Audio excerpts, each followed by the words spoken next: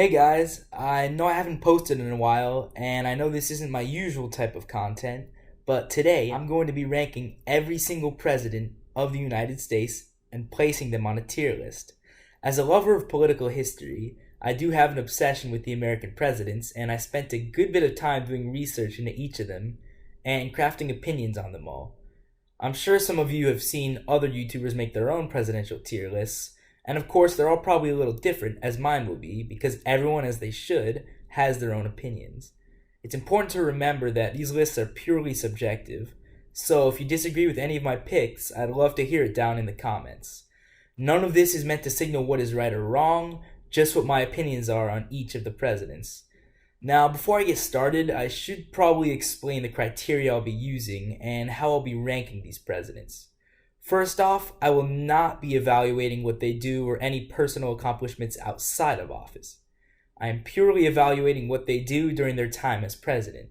Second, I will not really be taking into account how effective of a speaker or communicator they are, how good of a vision they had, how good of a person they are, or anything along those lines.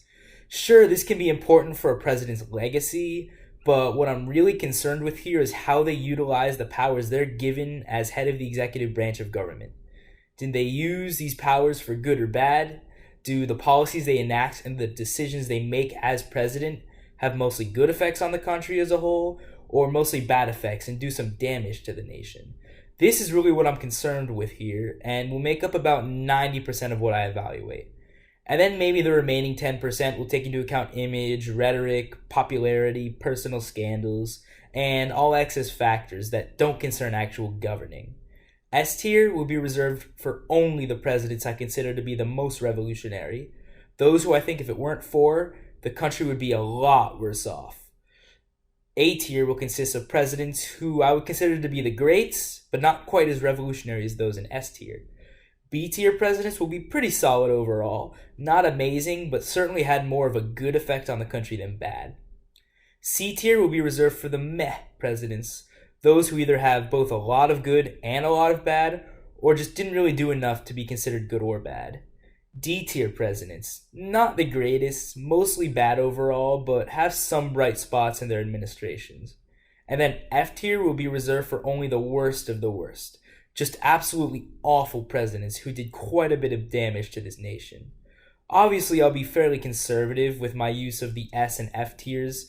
I'll definitely use them pretty sparingly because most presidents have at least some good and some bad, and probably fall somewhere in the middle. But with that out of the way, let's get to the ranking. So, as you might have guessed, I will be going in order of the presidents from the very first to serve in office, followed by his successor, and so on. So at first, we have the father of our country, George Washington. This is an easy one, of course. Washington is easily an S tier president, and will be only one of two to be placed in the top tier. Even without taking into account Washington's outstanding leadership in the Revolutionary War and the Constitutional Convention afterward, Washington as a president is still one of the best we've ever had. He presided over the founding of the nation and ratification of the Constitution and Bill of Rights, the establishment of the U.S. capital city, the creation of the first U.S. bank and currency, and the production of warships and expansion of the U.S. Navy. He also signed many other laws which helped to lay the framework for United States federal law. He signed a law prohibiting the trade of slaves from the U.S. to other countries. He signed the Jay Treaty to improve relations with Britain, Pinckney's Treaty to improve relations with Spain, an agreement with Algiers, the Treaty of Tripoli, and he suppressed the Whiskey Rebellion, the first real internal conflict in the U.S. since its founding, and one of the only armed uprisings in our country's history. Washington even led the charge on horseback like the courageous badass he was. Absolutely based. Really, Washington only had two considerable failures. One was that he presided over the failed Battle of the Wabash in what was the most decisive defeat in United States military history. It was also the largest defeat by Native Americans, as the U.S. lost at least 656 compared to just 21 on the Native American side. And secondly, relations with France began to deteriorate toward the end of his administration. But that's really it. Other than these two things, Washington was really the ideal president. He was intelligent, effective, humble, and quite possibly the least divisive president we've ever had. Not only was he the only president not to identify with any political party, but in his farewell address, he even warned of political parties and sectionalism, almost as if he predicted exactly what we're seeing today in American politics. He really was someone who could unify the country and truly did his best to represent all of America rather than a single faction. God, we need someone like him today. He's also one of the only presidents in American history to limit his own power. At the time, the people wanted him to be king, and he said no. Alexander Hamilton actually came up with the idea of having an elective monarchy, of course with Washington in mind, yet George rejected this idea. Despite this, he still had the ability to run for office as many times as he wanted, and instead, he stepped down after 2 terms. Washington is the one who set the 2-term precedent before the 22nd Amendment was ratified, which I think had a greater impact on this country than many people realize. We haven't had a president as humble as Washington, well, frankly, ever. Taking all this into account, Washington set the bar really high as the first US president, and honestly, I'm not sure it's ever been reached since. And then we move on to our second president, John Adams. John, I love you as a founding father, I love you as a philosopher, but as a president, you're D tier. To be fair, he's probably a D+, but I am not a huge Adams fan when evaluating just his presidency. He had a few reasonable accomplishments, including negotiating a few foreign treaties, establishing the Library of Congress, and his most significant accomplishment being ending the Quasi-War with France, an undeclared naval war between the two countries. However, despite his great leadership toward the end of the conflict, it was his administration that helped to escalate tensions in the first place in what became known as the XYZ affair. This is one of his 2 biggest failures as president. The other, of course, being the Alien and Sedition Acts, which is really the main reason why I have Adams so low. The Alien Acts made it more difficult for immigrants to become citizens and allowed the president to imprison and deport those who were deemed dangerous or deemed to be from a hostile nation.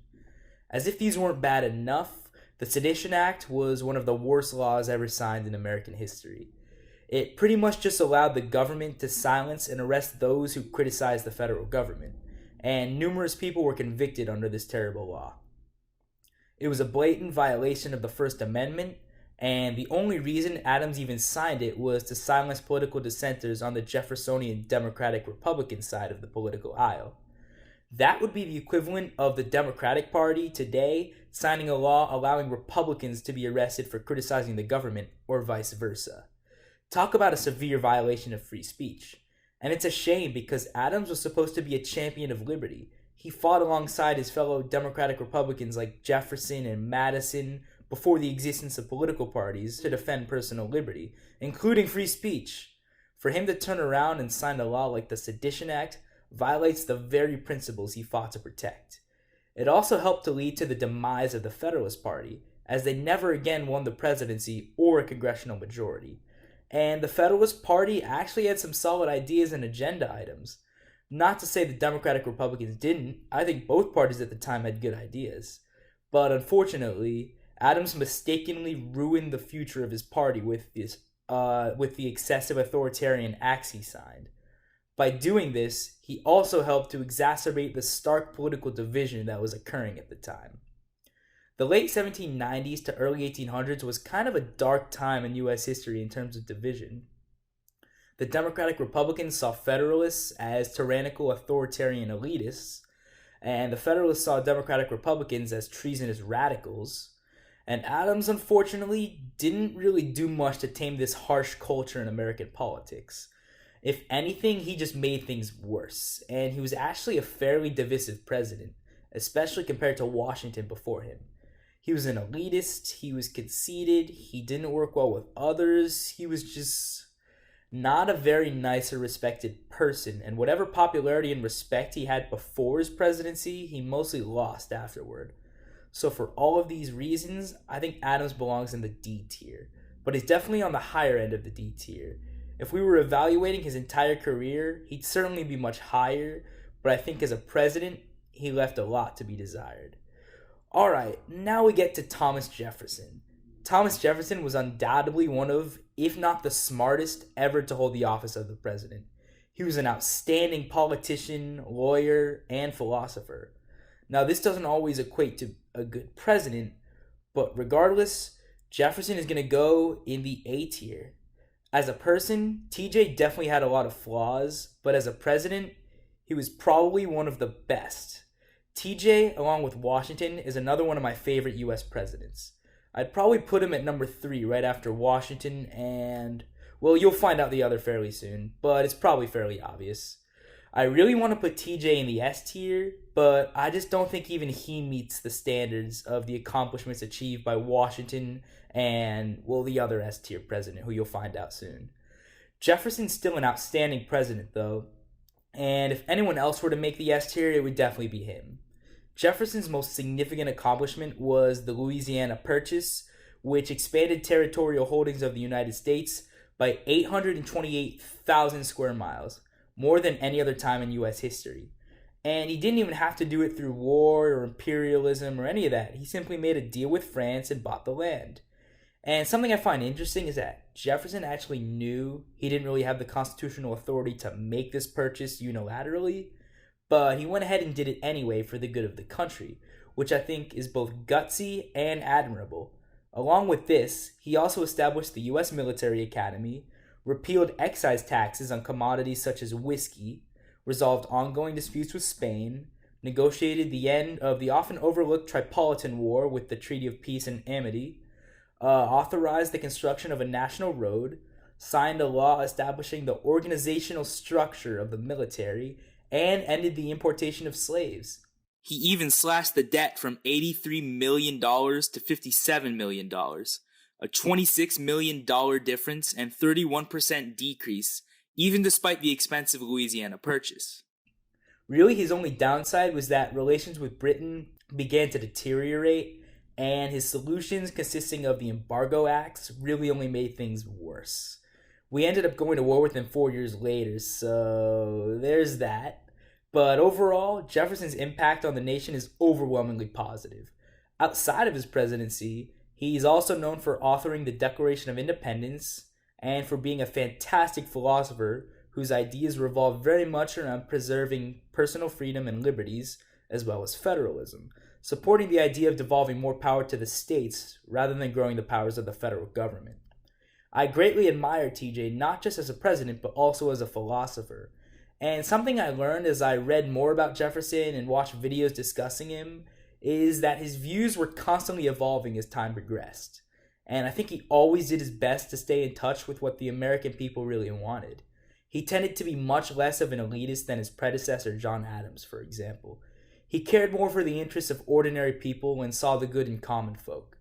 Out of all of the prominent founding fathers, he was one of the most supportive of democracy and exerting power to the people, and one of the most opposed to monarchist sentiments and elite interests. So, for all of these reasons, I am a huge Thomas Jefferson fan, and even without taking into account his beliefs and accomplishments outside the presidency, as well as the fact that he's one of the smartest ever to hold the office, he definitely goes into the A tier. And after TJ, we get to James Madison, who I would also put in the A tier. Like Jefferson, he was another founding father who understood the importance of preserving liberty.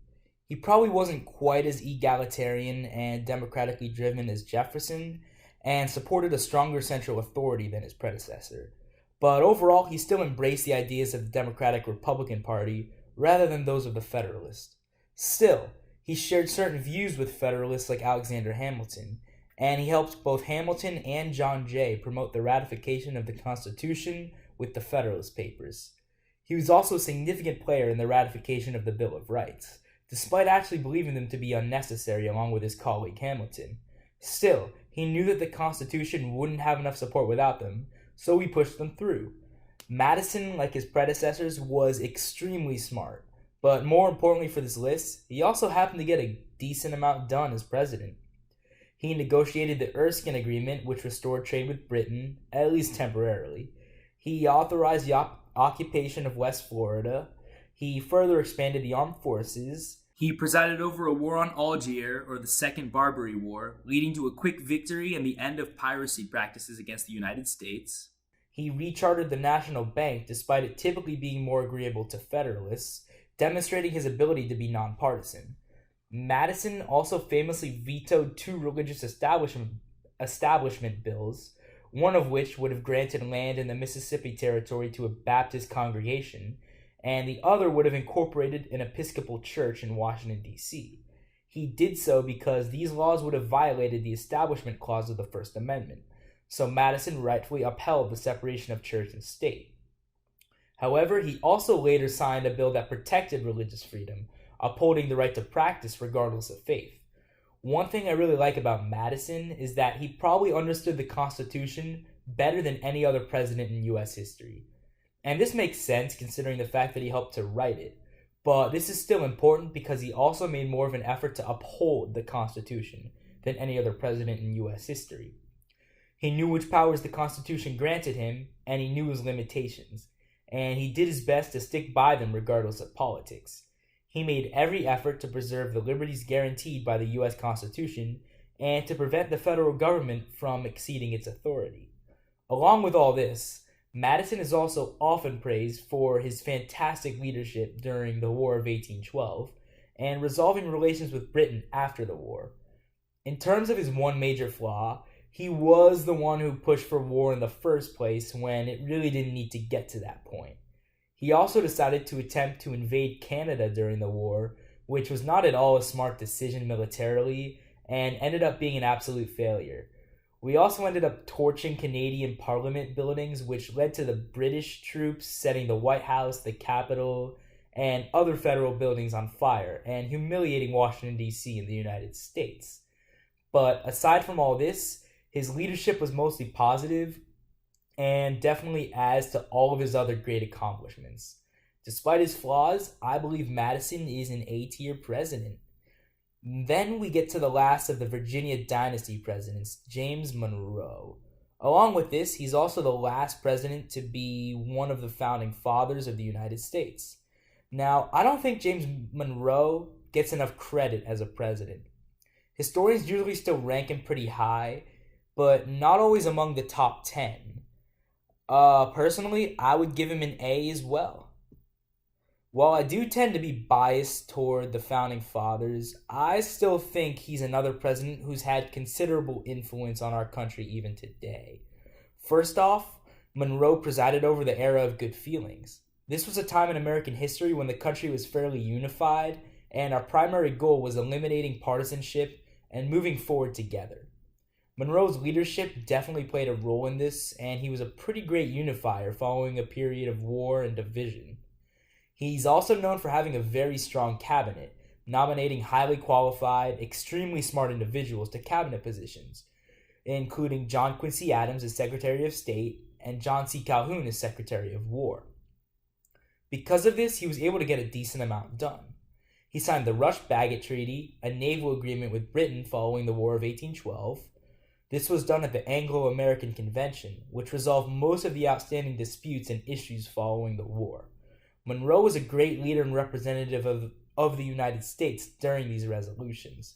He signed the Transcontinental Treaty, which allowed the transfer of the Floridas and Oregon Territory from Spain to the United States, along with presiding over numerous other new statehoods into the Union.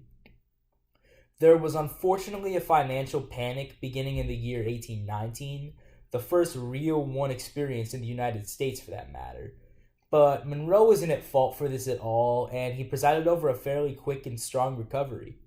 Along with all this, I would say Monroe had 3 significant accomplishments for which he's most often cited. He allowed for internal improvements such as roads and canals.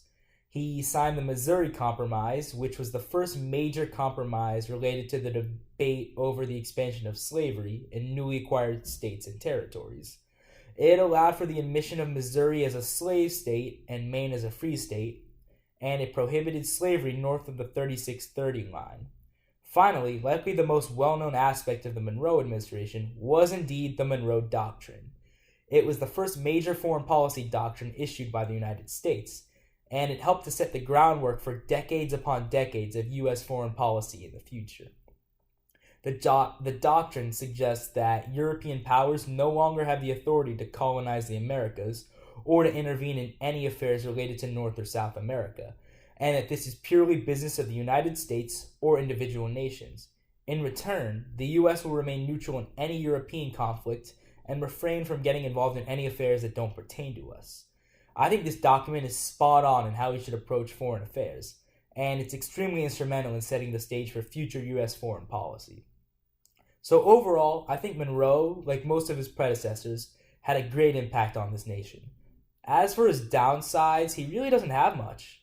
He did cut back on military personnel, but it turned out to be good for the budget as a trade-off. He originally vetoed some internal improvements such as the Cumberland Road Bill, but he ended up abandoning this opposition by the end of his administration. And finally, he signed the Tariff of 1824, a fairly high protective tariff meant to protect American industry from cheaper British goods. In general, protectionism has both positive and negative effects, and in this case, it benefited the northern economy, but not so much the south. And it helped to lead to a sectional divide over the issue of tariffs, which would grow worse and worse over the next few years after Monroe leaves office. And this divide increases during the next administration, with Monroe's successor being John Quincy Adams, son of John Adams. Now, Quincy Adams, like his father, is someone who had a much greater legacy outside of office than he did as a president. Before his presidency, he helped to negotiate the Treaty of Ghent, which ended the War of 1812. As I noted, he also served as Secretary of State under James Monroe, so he played a major role in negotiating the treaties I discussed before, as well as planning and drafting the Monroe Doctrine, which, as I noted before, was instrumental in setting the stage for decades upon decades of United States foreign policy decisions. After serving in office, Quincy Adams cemented his legacy as an outspoken critic of slavery, joining the United States Congress as one of the few abolitionists at heart, and leading the fight against the gag rule in Congress. All of these are pretty significant accomplishments, and as a whole, I believe Quincy Adams had an outstanding political career. He's also known as one of the smartest to ever hold the office of the president, along with Jefferson and Madison, and he supposedly had the highest IQ of any president. All of this would certainly qualify him for the A tier if I were evaluating his whole career. However, as a president, he didn't really accomplish all that much. And since I am purely evaluating what they do while in office, I'm gonna have to put Quincy Adams in the C tier. He didn't accomplish much while in office, but he didn't really do much wrong either, so he's somewhere in the middle. Even more so than his predecessor, Quincy Adams supported national planning and funding for advanced infrastructure, and during his tenure, internal improvements were made with regards to roads, rivers, harbors, and canals. Most notably, the Erie Canal was completed under his administration. And while this isn't really because of Quincy Adams specifically, he definitely facilitated its completion. So he deserves some credit. Along with this, he finalized a settlement with the British over unresolved damages caused during the War of 1812. He negotiated and signed the Treaty of Limits with Mexico, the first treaty between the two nations, in fact, settling the borders between the two nations, and he facilitated trade with numerous countries with commercial treaties of reciprocity. As for his failures, he had two that were most notable.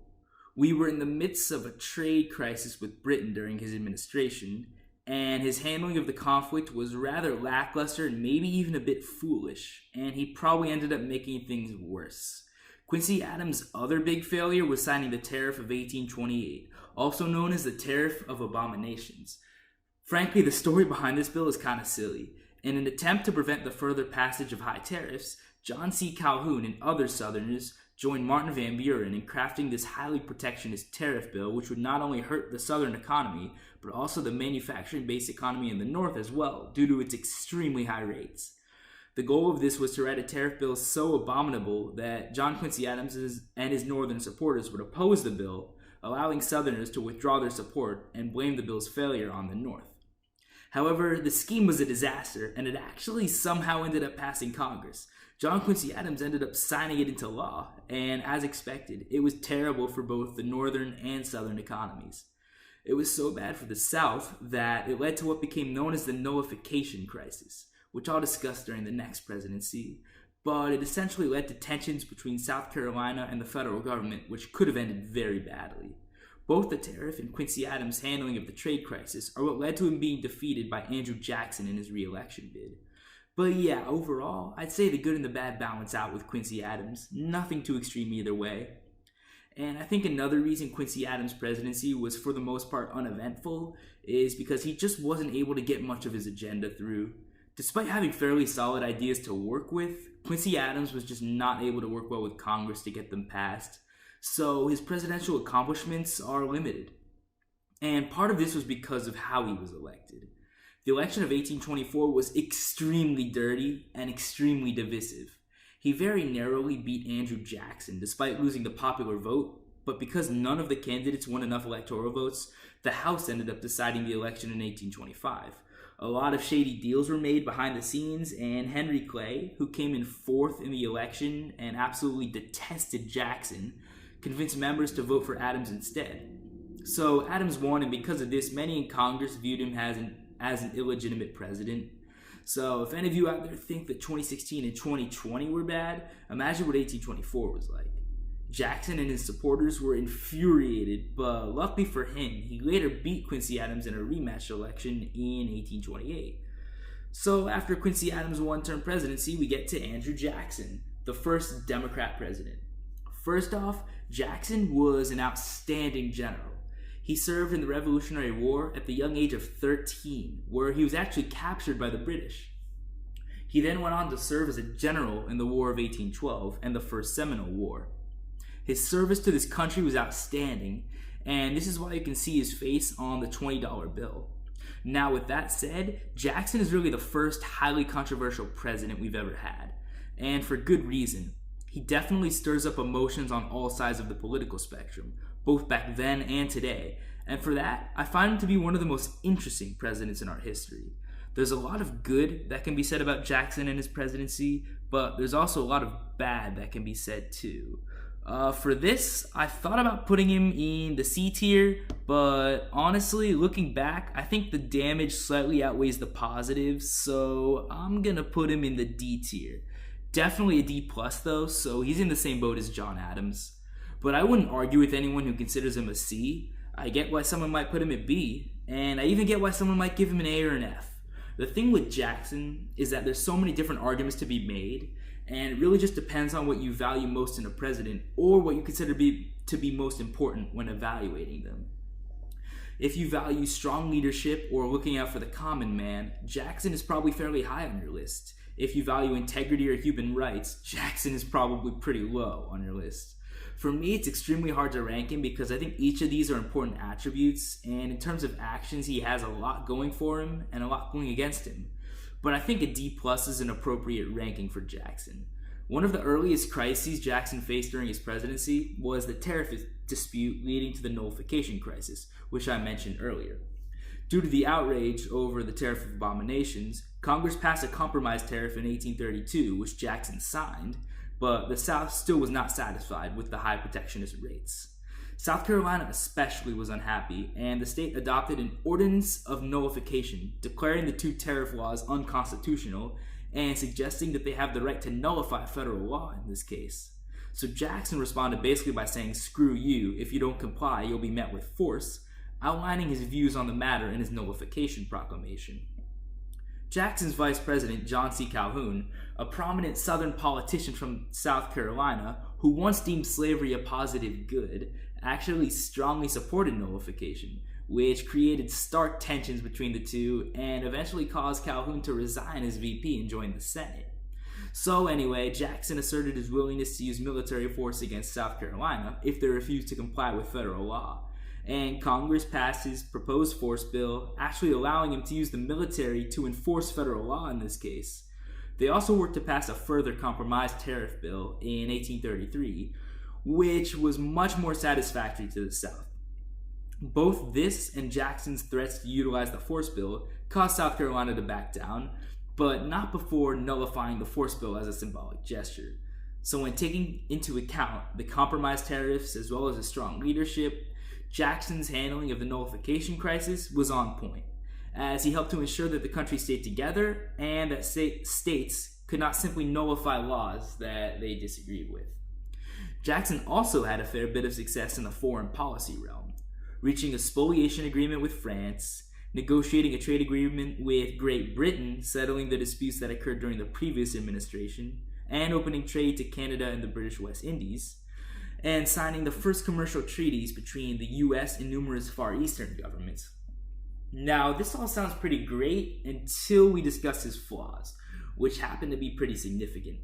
Often the one historians cite most is the Indian Removal Act, which forced Native Americans off their land and led to what became known as the Trail of Tears. About 60,000 Native Americans of the 5 civilized tribes were forced to migrate west of the Mississippi River, where they experienced disease and starvation and caused thousands to die on the way. Jackson asserted that he did this to protect Native Americans, but obviously he did not have their best interests in mind. The Supreme Court even ruled in Worcester v. Georgia that Native American nations were sovereign nations with inherent natural rights to land, but Jackson pretty much told the Supreme Court to screw off, saying John Marshall, the Supreme Court justice at the time, made his decision. Now let him enforce it. So Jackson pretty much ignored the Supreme Court in this case and proceeded with Native American relocation. Yet another example of Jackson, like with the nullification crisis, using the executive powers to expand his authority. However, this time it was not done for good and may even be considered unconstitutional. Along with this, Jackson's economic policy was terrible and led to one of the worst financial panics up until that point. He waged a war on the US Central Bank, which honestly with good intentions, considering he was fighting against elite interests and looking out for the common man, but his actions unfortunately had unintended consequences. The thing with Jackson is that he was really the first quote-unquote populist president in American history, unless you consider Jefferson to be populist in a sense, but I think most would consider it to be Jackson. He helped to encourage the expansion of voting rights beyond just property-owning males, and every state eventually allowed all white men to vote regardless of socioeconomic status. Of course, African Americans and women wouldn't receive the right to vote until much later, but suffrage was still expanded nonetheless. But again, despite Jackson's good intentions in this case, his economic policies still took a toll on the economic well-being of the American people. He vetoed a bill to reestablish the U.S. Bank, he withdrew federal funds and placed them into state banks, and he required that payment for the purchase of public lands be made only in gold or silver. All of this led to the Panic of 1837, again, the worst depression up until that point, causing wages to plummet and unemployment to skyrocket. The depression lasted over 5 years, which was devastating for the country. However, despite this major flaw, Jackson also happens to be the only president in U.S. history to completely pay off the national debt. The only one ever. Even though his economic policy was still overwhelmingly bad, this is still a worthy accomplishment for which he deserves credit. And finally, Jackson is also known for instituting the practice of the spoils system, a practice which revolves around the president appointing political supporters and friends to the federal government positions instead of appointing individuals based on merit. As you could probably guess, this essentially opened the floodgates for political corruption. So to recap on Jackson, he showed strong leadership during the nullification crisis and kept the country together. He negotiated numerous beneficial treaties. He encouraged the expansion of voting rights to the less privileged, and he remains the only president to pay off the national debt. But on the other hand, he caused a severe financial panic and mass unemployment, the suffering of thousands of Native Americans, and the beginning of the corrupt political practice known as the spoils system, along with blatantly ignoring the Supreme Court. Pretty overwhelming, huh? By now you probably understand why there's so many mixed feelings on Jackson. As a person, Jackson was probably the worst in presidential history. Definitely one of the worst. He was an absolutely deplorable human being. But as a president, he's much more complicated. I think all of the good and bad, for the most part, balance out. But I also think the negative effects of the financial panic and the Trail of Tears are significant enough to bring him down to a D+. Following the Jackson administration is Martin Van Buren, Jackson's second vice president after Calhoun. Van Buren is the main founder of the Democratic Party alongside Jackson, which was obviously a very different party than it is today. First off, Van Buren's hairstyle is absolutely fire. Often his badass sideburns are what people comment on when they see pictures of him. As for his presidency, it's kind of just a continuation of Jackson's policies, which at the time we really didn't need. He carried out Jackson's Indian removal policy and is often blamed for the Trail of Tears alongside his predecessor. He continued Jackson's economic policies, which, if anything, made the financial panic worse. His solution to the panic, establishing an independent treasury, didn't help at all in speeding up the economic recovery. To his defense, he did actually have some solid foreign policy achievements, but overall, nothing too landmark at all. I think he's going to be another D-tier president. Asserting neutrality and sticking with it during the Canadian rebellion against the British was the right thing to do. It wasn't a conflict we needed to get involved in by any means, and he even pressed General Winfield Scott to persuade Americans to restrain themselves from entering the conflict themselves. He negotiated an end to the Aroostook War, a rather small and brief conflict surrounding a border dispute between the US and Britain. The Webster-Ashburton Treaty would be formally signed by President John Tyler a few years later, but despite these being solid achievements and displays of leadership, they're not really impactful enough to bring him up to a C. Van Buren's legacy is mostly negative with a few hidden bright spots, so he rightfully fits the D tier. He also interestingly opposed the annexation of Texas, mostly to avoid the expansion of slavery and possibly war with Mexico. Just an interesting fact about him. And then comes the infamous William Henry Harrison. S tier, baby. Nah, I'm just kidding. He gets an incomplete grade. William Henry Harrison only served for 31 days before getting sick of pneumonia and dying in office. This pneumonia is sometimes attributed to his inaugural address, during which he was advised to wear a coat because of the cold, but declined and went on to give the longest inaugural address in US history at about 2 hours length. What's funny about Henry Harrison is that he was the guy who everyone kind of doubted, so he was basically like, screw you guys, I'm going to be president. And then he won and replicated these feelings in the longest inaugural address in history, and then he died 30 days later. A lot of people joke about William Henry Harrison and about putting him in the S tier because of all this, but in reality, he just didn't have enough time in office to get anything done. So it's impossible to really evaluate his presidency in full, considering it only lasted a month. I think Harrison did actually have some potential, but unfortunately we'll never really know. So he gets an incomplete grade. And then we get to John Tyler, Henry Harrison's vice president, who takes over for him upon his death, setting this new standard that the vice president takes over upon a president's death or incapacity, which at this time wasn't law yet. And John Tyler is going to be another D. He's just a very disappointing president. At the time, the Whig Party, which formed out of disdain for Jacksonian Democrats, had a platform revolving around protectionism, infrastructure, and the establishment of a national bank. These were all ideas held by one of the party's most influential leaders, Henry Clay, who unfortunately never became president despite several runs for office, but had all these ideas in what came to be known as Henry Clay's American system. Most of the Whig Party was on board with these ideas, especially the National Bank, as they were fed up with Jackson's economic policies. Yet, to their disappointment, John Tyler vetoed multiple bills to establish a national bank, leading to him being kicked out of the Whig Party. Rarely do you ever see American politicians be physically removed from their respective parties, especially not sitting presidents. Because of this, his legacy is often viewed as disappointing and embarrassing, and he actually managed to earn himself the nickname His Accidency. By the end of his administration, he managed to make most people in both major parties despise him. Now, Tyler did do some good during his administration. He signed a log cabin bill which allowed settlers to acquire western lands for reduced rates. He signed the Webster-Ashburton Treaty, which Van Buren and his cabinet began to negotiate. And he presided over the annexation of Texas as well as the statehood of Florida. However, he also signed the black tariff into law, which had a fairly negative effect on the economy. International trade declined significantly, with exports dropping by about 20% and imports dropping by nearly 50%. Overall, Tyler wasn't the worst president we've ever had, but his legacy is mostly negative, so he fits the D tier. He also made his sympathies towards slavery in the South very clear, and when the Civil War broke out 20 years later, he actually joined the Confederacy as a screw you to the United States. So after John Tyler, we have James K. Polk, returning the country to Democratic Party control. James K. Polk is often overlooked as a president, but in reality, he was pretty important historically. I think James Polk is one of the most underrated presidents in American history. He'll be one of 5 presidents I consider to be the most underrated. Polk, in my opinion, belongs in the A tier. Yeah, right there in between Jefferson and Madison.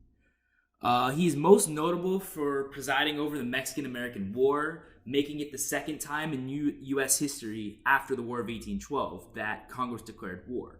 Polk was a huge proponent of the 19th century idea of manifest destiny, which suggests that the U.S. had the right to expand its territorial holdings across the American continents and that it was in fact inevitable. Many Democrats like Polk embraced this idea, and before the war even occurred, the U.S. annexed Texas after it won its fight for independence from Mexico. Congress declared war with Mexico after American troops clashed with Mexican troops on the Rio Grande. Although the U.S. lost 1,733 troops in the war, Mexico lost very decisively, and the Treaty of Guadalupe Hidalgo granted the U.S. parts of present-day Texas, New Mexico, Arizona, Colorado, Utah, Nevada, and California, accounting for over 500,000 square miles and expanding U.S. territory by about a third. This was the second largest expansion in U.S. history other than the Louisiana Purchase. Mexicans in these newly annexed areas were given the choice either to relocate to Mexico's new boundaries or to become American citizens. If all of this isn't enough to demonstrate the extent to which Polk maximized United States power, he also presided over Iowa and Wisconsin becoming states as well. And along with this, he also signed a treaty with the UK, granting us the Oregon Territory, which comprised present-day Oregon, Washington, Idaho, and Montana. This territorial expansion is undoubtedly Polk's greatest accomplishment, and the main reason I consider him to be an A-tier president.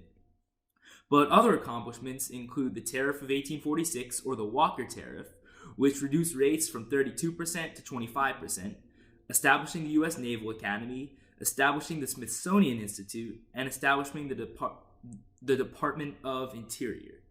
He also rechartered the independent Treasury, which can be seen as good or bad depending on your perspective.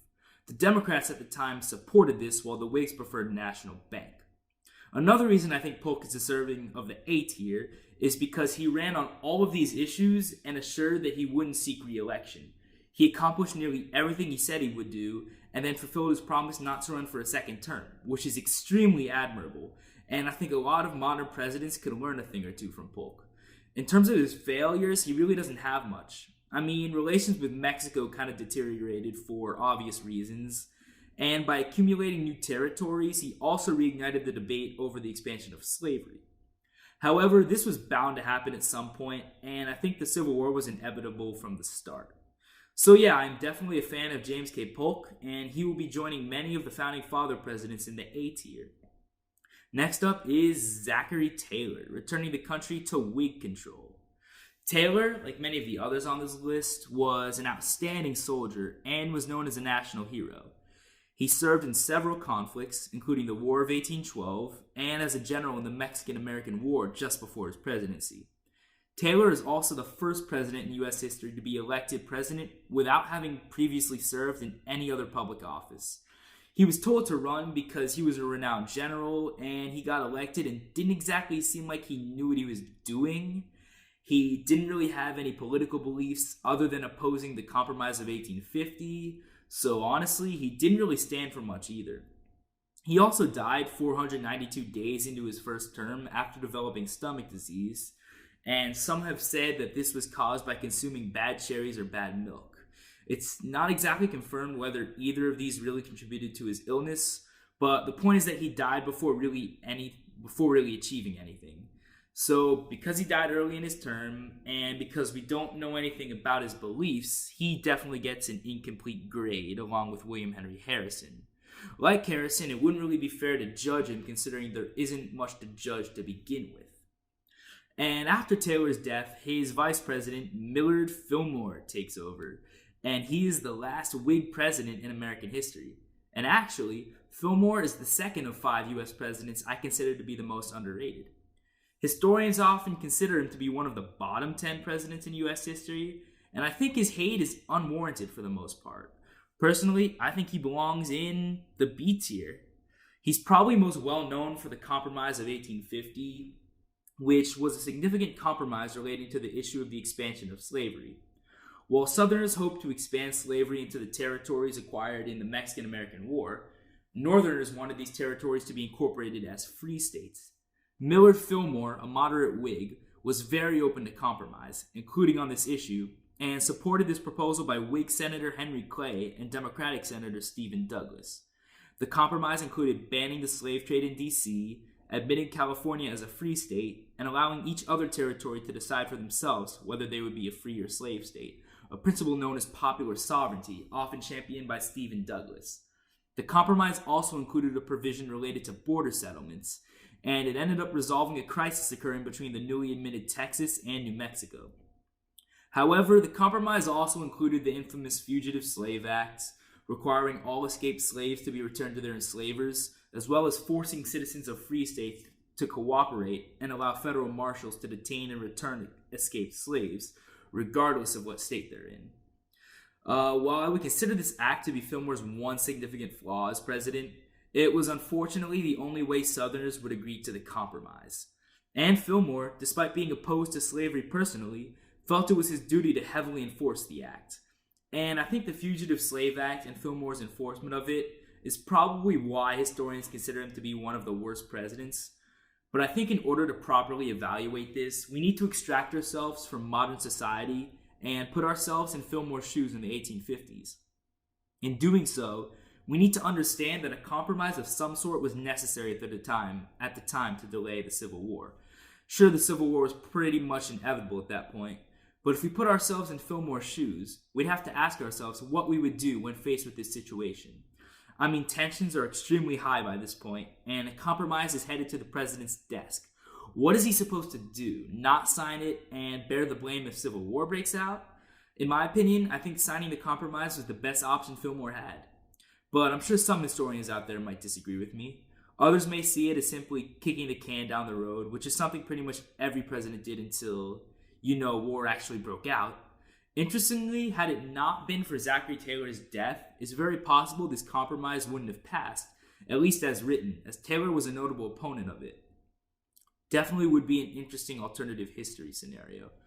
But anyway, along with this, Fillmore facilitated trade by opening the markets and negotiating deals internationally. For example, he signed a treaty with El Salvador, extended diplomatic relations with Mexico, and most notably, he signed a treaty with Japan, a nation which from all of its history remained fairly isolated from the rest of the world up until that point. So Fillmore helped to make them a more prominent international actor. Fillmore also appointed Brigham Young, the first ever governor of Utah, invoked the Monroe Doctrine against France, who attempted to impede on Hawaiian independence, and facilitated state sponsorship of railroads and surveying routes, eventually leading to the planning of the Transcontinental Railroad. For all of these reasons, I believe Fillmore is an underrated president and deserving of the B tier. I could definitely see arguments for C tier though, and I considered placing him there. His strict enforcement of the Fugitive Slave Act definitely hurts his legacy, and although his accomplishments were great, they were nothing monumental like those of Jefferson or Polk. And division in the nation was still as bad as ever, and he unfortunately wasn't able to do much about that. Still, I think his foreign policy achievements and his willingness to actually try to avert a civil war were solid enough to give him a low B. But now on to Franklin Pierce. And by this point, we're getting into one of the darkest and most divisive eras of U.S. history. Historians often regard Pierce as one of the worst presidents in American history. It's definitely safe to say this is true. But honestly, it's hard to blame him entirely. Pierce overall is a very sad story. All of his 3 children died young, and just before taking office, he watched his only living son die rather brutally. They were in a train accident on their way to Washington, D.C., and he watched his 11-year-old son get beheaded, which absolutely broke him. This also led to tensions with his wife, who despised politics to begin with and didn't like the fact that he ran for president at all. She saw their son's death as God punishing them for Pierce becoming president, and she pretty much lost her sanity. Because of all this, Pierce spent the entirety of his presidency depressed and drinking himself half to death. So while he was definitely an ineffective, incompetent leader during a time of crisis, It's hard to blame him due to everything he went through. Even still, Pierce is going to have to be the first F tier president on the list. Again, it's unfortunate that he went through what he did, and while we can't blame him for going down the path that he did, he was still president of the United States, and he really struggled. He showed poor leadership during a time of crisis, in what helped to lead to the Civil War. The presidency really was just not for him. While he was drinking himself stupid, he kind of just went along with whatever Congress was doing and didn't really have any goals or values other than sympathizing with slavery in the South. At the time, they called people like him doughfaces, Northerners with sympathy toward institutional slavery in the South. He signed the Kansas-Nebraska Act, which created these territories and allowed those residing in them to decide for themselves whether they would allow slavery. Again, another example of popular sovereignty, but this time the results weren't so great. It led to a series of violent conflicts, which came to be known as Bleeding Kansas, in which many people were killed as a result. The estimated count varies, but the numbers most often cited, I believe, are somewhere between 55 and 63, or something like that. This is probably the greatest stain on Pierce's legacy, and understandably so. Along with this, he signed the Coinage Act of 1857, which helped to lead to the Panic of '57, and by this point, you probably all know how I feel about presidents who contribute to economic recessions. The economy is definitely one of the most important issues for me, as it is for most voters today. How the economy is doing is always the greatest indication of which party will win general elections. But anyway, yeah, Pierce's legacy was mostly a failure. His only accomplishments include appointing the first Catholic cabinet officer, signing the Canadian-American Reciprocity Treaty, and finalizing the Gadsden Purchase, in which we required parts of present-day New Mexico and Arizona from Mexico. Though these accomplishments are minuscule compared to Pierce's poor leadership, and despite the hardships he endured, he most definitely deserved to be in the F category. And then after Pierce comes James Buchanan, who is definitely another F tier. And it's pretty much for all the same reasons as Pierce, except much worse. And he also doesn't have the excuse of brutally losing a child at the beginning of his term. Buchanan was an extremely incompetent, ineffective leader, and he's generally considered to be the worst president of all time. For good reason, because his presidency pretty much led to the Civil War. Now, the war was definitely inevitable by that point, so he's not completely at fault for it, but he did absolutely nothing to stop it, and if anything, just made tensions so much worse. Firstly, Buchanan was another doughface, but one much worse than than Pierce. He endorsed and potentially influenced the Dred Scott v. Sandford Supreme Court decision, authored by Chief Justice Roger Taney, which ruled that African Americans, free or enslaved, were not citizens and therefore could not sue in court. The decision even went so far as to say that they could not become citizens, and that slaves were in fact property under the law. It's probably the worst Supreme Court decision in United States history, and is one of the key factors which led to the Civil War a few years later. As I noted while discussing Pierce, there was a financial panic that began in the year 1857 as a result of his policies. Buchanan presided over this economic downturn and handled it very poorly, and the economy didn't really begin to rebound until closer to 1861, when the Civil War was already ongoing. Buchanan ordered the removal of Brigham Young from his position as governor of Utah, which led to a series of violent attacks known as the Mountain Meadows Massacre, leading to the deaths of between 120 to 140 people. In a way, this was Buchanan's Bleeding Kansas, but it tends to be very overlooked, even by historians, since it doesn't have to do with slavery or North-South tensions.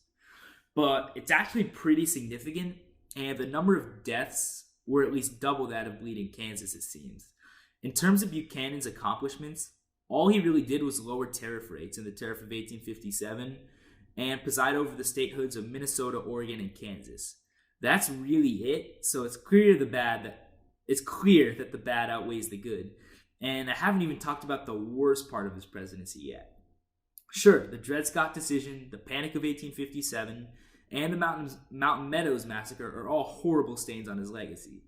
But then in 1860, Abraham Lincoln is elected to the presidency, making him the first Republican president in American history. And despite the fact that he assured he wouldn't take away slavery in the South, the southern states found him to be threatening enough that they began to secede from the Union. 7 states seceded before Lincoln's inauguration and 4 seceded after, all forming the Confederate States of America. And during this secession crisis, when the country was breaking apart, Buchanan did absolutely nothing. He made no effort to stop secession. He made no effort to keep the country together. He showed absolutely no leadership during this crisis. All he did was sit back and act like there was nothing he could do. He stated that although he opposed secession and did not believe the states had a right to do so, he believed that he did not have the constitutional power to stop them. This was pathetic. This was disgusting. This was the reason that our country split apart. And as I said, the Civil War wasn't all Buchanan's fault since it was pretty much inevitable, but it's clear he made tensions worse and made absolutely no effort to stop it when it was beginning. So for all of these reasons, I would agree with the historical consensus that Buchanan is in fact the worst president in American history and rightfully fits the F tier. But on a lighter note, one fun fact about Buchanan is that he's the only president in American history never to be married, which has now caused speculation that he might have been gay. And he did in fact have a close relationship with former Senator and Vice President William Rufus King. But despite this, there's really not enough evidence to say for sure that he was gay. Still, it's fun to speculate. So, who comes to the rescue after 8 years of absolutely poor leadership and the outbreak of secession and eventually civil war? It is indeed Abraham Lincoln. Honest Abe, the guy on the penny and the $5 bill.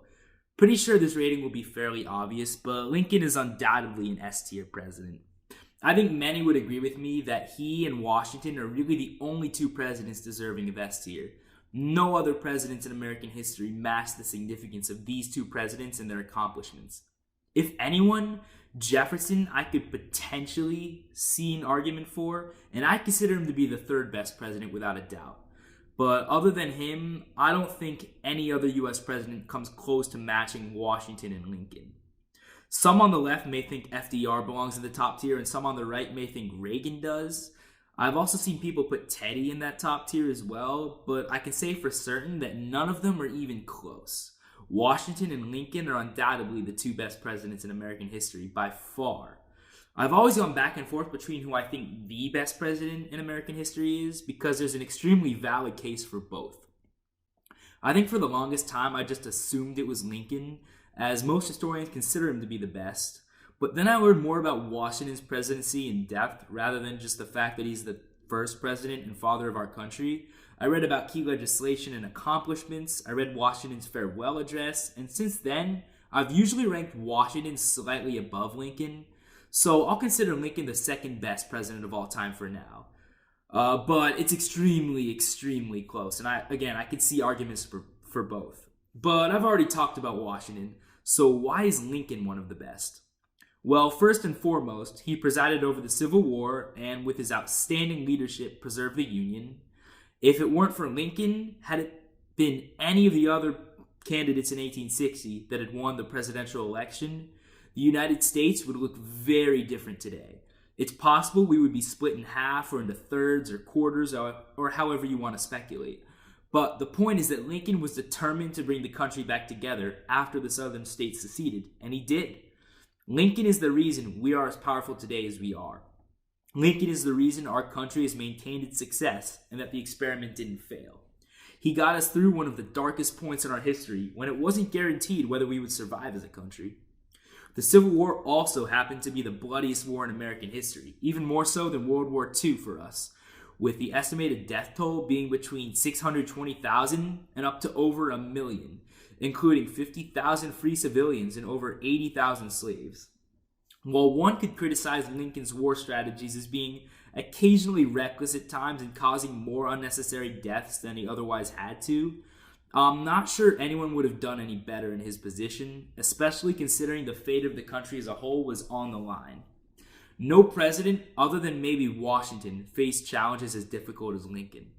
Along with his handling of the war itself, I believe his handling of the end of the conflict was also on point.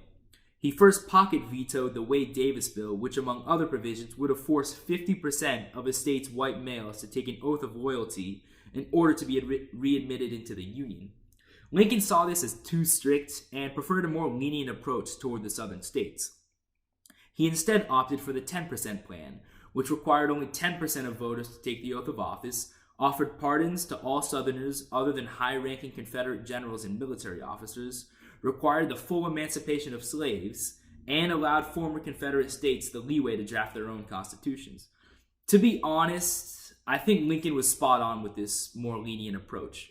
He wanted to bring the country back together in a way that unified us, rather than punishing both aggressors and those who unfortunately happened to fall onto the wrong side of history. Lincoln wasn't stupid. He knew what he had to do in order to reunify the country. Lincoln, along with being a strong leader, was an extremely shrewd politician and easily one of the smartest ever to hold the office of the president. In many ways, Lincoln was just the right man at the right time, and he knew how to get things done. Along with preserving the Union, his other greatest accomplishment includes expanding civil rights and liberties to African Americans. Of course, he presided over the abolition of slavery, first in Washington, D.C., then symbolically with the Emancipation Proclamation, and then completely with the ratification of the 13th Amendment. And it's important to remember that Lincoln didn't have to do this. He could have appeased the southern states by agreeing to end the war and allowing them to maintain their slaves, but he opted for liberty and justice. Lincoln also presided over the establishment of the Freedmen's Bureau to assist newly freed African Americans. Unfortunately, as we all know, Abraham Lincoln was assassinated shortly after he was reelected, and only 6 days after the Confederacy formally surrendered. It would have been great to see what Lincoln would have done had he lived out a second term. In my opinion, Reconstruction would have gone much more smoothly, and he would have advanced civil rights much more so than we did. It's devastating that Lincoln didn't get to live out his term, because I think this country would have been much better off. But we'll get to his successors shortly. In order to finance the war effort, Lincoln presided over the Morrill Tariff to expand protectionism, as well as the first income tax, neither of which I usually support, but in unprecedented times of war such as this were arguably necessary in this case to raise revenue. He also kept the nation out of financial ruin through his Secretary of Treasury, Salmon Chase, with the Legal Tender Act of 1862, which issued greenbacks as legal currency and encouraged people to accept it at face value. He also presided over the National Banking Act to create a new national bank system. And finally, also in the realm of economic policy, Lincoln signed the Contract Labor Law of 1864, which encouraged companies to hire cheap labor through immigration at a time when it was greatly necessary. The law was temporary as well, so any anti-immigration advocates who would critique him for this can rest assured. And finally, one other landmark accomplishment of the Lincoln administration that many people often forget about is that he allowed for and paved the way for the construction of the Transcontinental Railroad, which was eventually completed after his death. So to recap, Lincoln preserved the Union, helped to abolish slavery, expanded civil rights and liberties, managed the economy well in a time of turmoil, and allowed for the construction of the Transcontinental Railroad. Along with all of this and the fact that Lincoln was one of the smartest ever to hold the office, Lincoln was also likely the greatest orator in American presidential history, authoring some of the greatest speeches, including his famous Gettysburg Address. So it's no wonder historians often consider him to be the greatest. But even still, Lincoln was by no means perfect. One of Lincoln's greatest critiques is that he suspended habeas corpus, allowing him to imprison political dissenters and those who spoke out against the government. Some would argue that it was necessary at the time, others would argue it wasn't, but regardless, it's part of his legacy and we have to acknowledge it. It's important to remember that although he's now seen as the greatest, at the time, Lincoln was extremely controversial, and many called him a tyrant for his actions and suggested that he greatly overstepped his powers and consistently bent the Constitution. And actually, it's very possible that he did. But while I think these are valid critiques, we also have to remember that this was an unprecedented time period in which the life of our country was on the line. So the argument could be made that some of these rather authoritarian actions were justified. Finally, one other major downside I would cite is that Lincoln presided over a 2,700% increase in debt, which is larger than under any other president, but it definitely makes sense considering the circumstances. Wars are expensive, especially when they're as extreme as the American Civil War, so I can't hold this against him too much, if at all. Plus, he's often left out of the rankings in terms of adding debt, since he was president before the creation of the Federal Reserve and inflation became more rampant anyway. But really, these are his two biggest flaws, both of which can be justified, as I noted. And like I said earlier, some have also criticized him for acting rather recklessly as commander-in-chief and could have done more to prevent so many needless deaths. but I do think that the circumstances were much more complicated, and we can't criticize him too much for this either. I've also heard some suggest that he egged on the South and provoked them into firing the first shots of the war.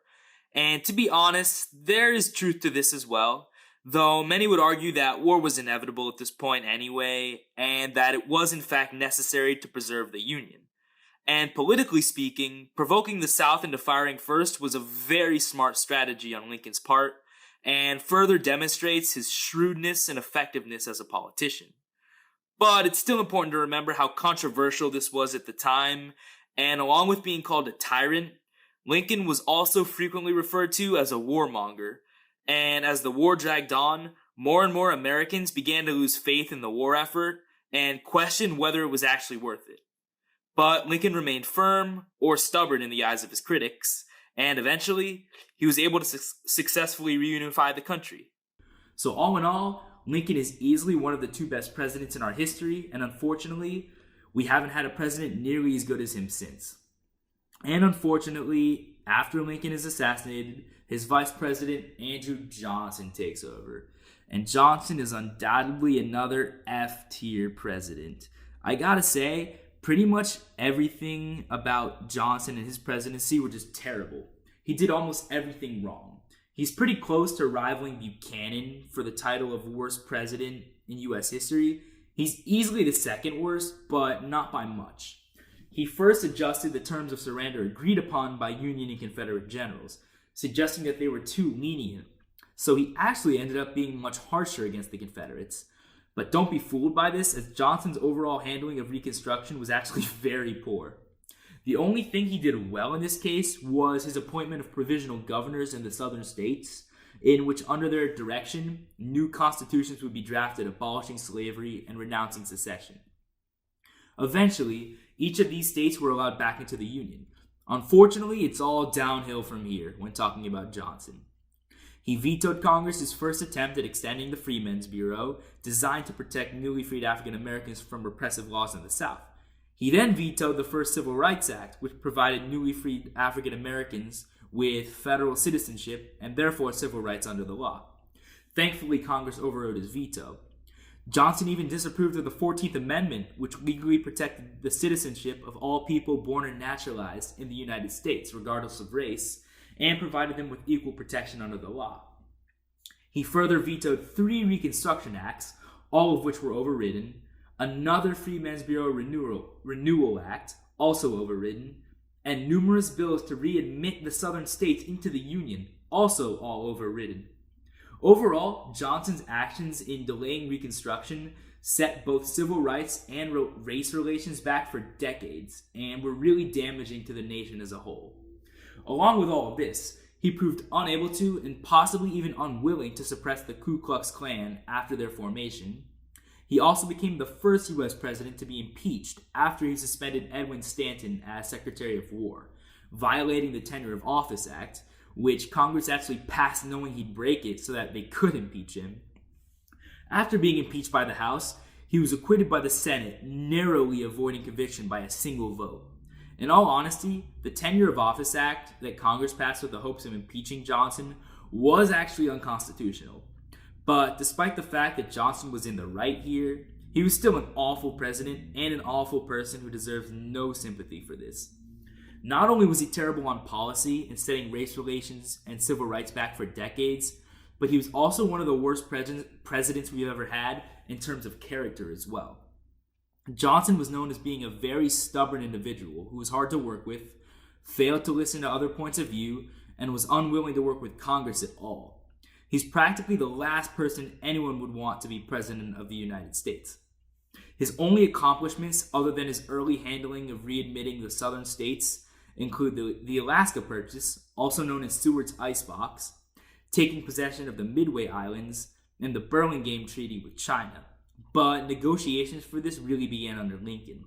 So overall, a mostly murky legacy for Johnson, who did great damage to this country in many ways, and who I would consider to be the second worst president in our history next to Buchanan. And then after a very disastrous Andrew Johnson presidency comes Ulysses S. Grant, who can be seen today on the $50 bill. First off, Grant was a fantastic general. Grant's leadership in battle is one of the reasons the Union was able to win the Civil War. Sure, Grant was daring and he certainly wasn't as hesitant as McClellan to lead his troops into battle. But while this certainly didn't minimize the number of deaths that occurred during the war, it definitely still worked to the Union's advantage in the long run. But we're not here to talk about Grant's legacy as a soldier. We're here to talk about his presidency. And actually, Grant is the third president I consider to be the most underrated. And I think he's going to go in the B tier, definitely above Millard Fillmore. I really want to put him in A, actually, but he just wasn't a very smart leader or politician. He was also slammed with multiple corruption scandals, and because of all this, historians used to view him pretty unfavorably, but over time, he's definitely been raised to a much higher standard. Grant's cabinet was extremely corrupt, and so he often ended up bearing the blame for things that weren't really his fault at all. Grant's biggest problem was that he was just too trusting of his cabinet and too oblivious to see what was really going on behind the scenes. One of the biggest scandals that occurred was the Black Friday gold scandal, leading to the Black Friday financial panic. Two Wall Street investors, Jay Gould and James Fisk, attempted to corner the gold market in what was one of the greatest financial schemes in American history. They essentially manipulated Grant and made shady dealings with his cabinet without his knowledge, and they successfully drove up the price of gold significantly. Once Grant discovered he had been manipulated, he retaliated by telling his Treasury Secretary to sell off vast amounts of gold, flooding the markets and causing prices to drop significantly. One thing leads to another, and the market crashed, speculators were screwed, foreign trade halted, and farmers were left in ruin. Now, despite the fact that Grant does bear some blame for how he handled the whole situation, I think it's unfair to blame him for being unaware of the scheme. His corrupt cabinet is certainly to blame, but simply being oblivious and incompetent is not worthy of blame. Another major scandal that occurred was the Whiskey Ring, which involved a tax evasion scheme conducted by government agents, politicians, whiskey distillers, and distributors. One of Grant's cabinet members, General Orville Babcock, turned out to be involved, and although Grant cooperated with the prosecution at first, Babcock eventually persuaded him to become hostile toward them. When Special Prosecutor John B. Henderson, who was actually appointed by Grant, started accusing Babcock of obstructing justice and raising questions about Grant's involvement, Grant decided to fire him. So this is clearly an example of the corruption within Grant's cabinet and his incompetence in not being able to see the obvious. But again, I think it would be unfair to blame him for this because he really wasn't actually involved in the ring. Unfortunately, the administration was plagued by at least 10 other major scandals, including the Credit Mobilier scandal, for example, and this is the main reason why historians used to look down upon him, other than the fact that they saw him as a drunken idiot. Personally, I would consider his greatest flaws to be his incompetence and the two financial panics during his presidency. While I already discussed the first one, the country also experienced a panic in 1873. But although his Coinage Act partly led to the economic collapse, it really occurred mostly due to external and uncontrollable factors. Finally, Grant presided over the failed Battle of the Little Bighorn, in which the U.S. faced an embarrassing defeat to the Native American tribes. But I think it's safe to say his other failures were more prominent and direct. Now, you may be asking how I could have a president who presided over two disastrous financial panics and was oblivious to the corruption of his cabinet as high as the B tier. So now I'll get into the good of his administration, which is a lot more than he's usually given credit for. He presided over the readmission of the southern states after Andrew Johnson botched that completely. He established the U.S. Weather Bureau as well as the Department of Justice, which still exists today as one of the most important presidential cabinets. He established the first Civil Service Commission. He established Yellowstone National Park and signed an act to protect it. He repealed the income tax after it was established to fund Civil War efforts. He suppressed the Fenian raids by issuing a proclamation detailing threats against the Irish Republican group orchestrating the attacks. The group attempted to invade Canada, which could have greatly damaged relations with Britain. Grant dealt with this when he negotiated and signed the Treaty of Washington with Britain. He also signed the Hawaiian Reciprocity Treaty to establish free trade with Hawaii. He signed the Specie Resumption Act, which assisted in the economic recovery following the Panic of 1873. And even despite this economic disaster, this period was followed by years of economic boom. And finally, if all of this isn't enough, And what was most likely Grant's most significant accomplishments were his actions in presiding over Reconstruction. He greatly supported, advocated for, and even facilitated the ratification of the 15th Amendment, which granted black men the right to vote. He passed the Enforcement Acts, which made it a federal crime to deprive anyone of their civil or political rights by interfering with the right to vote. They also allowed for the federal government to take action against extremists such as the Ku Klux Klan when they attempted to suppress black people from voting, or when local authorities failed to prosecute hate crimes. And speaking of the KKK, Ulysses Grant fully suppressed them and forcibly put an end to their activity, and they didn't reform again until about 44 years later. He also sent troops into Louisiana to suppress the White League, another terrorist group like the KKK, who attempted to intimidate black men into not voting. They, like the KKK, were dissolved during Grant's presidency. And finally, he signed the Civil Rights Act of 1875, which prohibited racial discrimination in public places and facilities. Now, I know what you're thinking. While all this sounds really good, black Americans were still oppressed by Jim Crow laws in the South after Grant's presidency.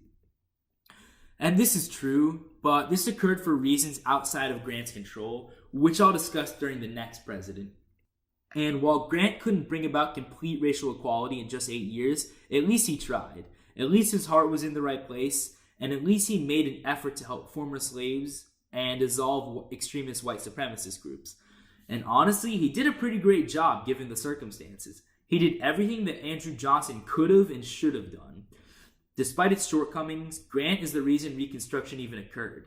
So for all of this, he definitely deserves recognition and credit where it's due. Grant also knew that history would judge him rather harshly for the corruption scandals and economic troubles, and he actually expressed remorse in his farewell address, which is very respectable. You don't often see many presidents do this, especially nowadays. In terms of character alone, Grant is probably in the top 5 presidents of all time. In terms of his humility, his good-hearted and caring nature, his pursuit of justice and equality, and his ability to get along with anyone. Frankly, if it weren't for his major flaws, I would have put Grant in the A tier, but I think the higher end of B is an appropriate place for him. Also, one other thing to note about Grant was that he also passed the first restrictive federal immigration law in American history. However, those that succeeded in the coming years were much more restrictive, and the trend really didn't begin until the Arthur administration a few years later, which I'll get to. But first, after 8 years of Grant, we get to Rutherford B. Hayes. Now, Hayes didn't really do too much, and nothing really notable occurred during his presidency, so his rightful place is in the C tier. Now, he did do a fairly solid job guiding us on a path toward economic recovery after a brief era of financial panic, and he also signed a few foreign relations treaties, notably one with China and one with Samoa. But other than that, his presidency was fairly insignificant. His most notable accomplishment was his attempts at civil service reform, advocating for merit-based appointments rather than ones based on political loyalty. But results weren't really seen until changes were made under the Arthur administration a few years later. Because nothing really notable happened while he was in office, Hayes is really more well known for how he got elected rather than his actual presidency. The presidential election of 1876 was one of the craziest, dirtiest, and most shady elections in U.S. history. Hayes ran against Democrat Samuel J. Tilden, who actually beat Hayes in the popular vote. However, the Electoral College wasn't initially decided because 4 states, Florida, Louisiana, South Carolina, and Oregon, were still in contention. There were a lot of controversies surrounding the tallies in these states. There were accusations of fraud on both sides. There were instances of voters, especially black voters, being suppressed. And as a result of the contention, state representatives got involved in each of these states. Each of the states eventually went to Hayes, but there was significant debate over how this dispute would be resolved. Many Democrats suggested Congress as a whole should decide. Some Republicans suggested only the president pro tempore should decide, and others suggested the Supreme Court.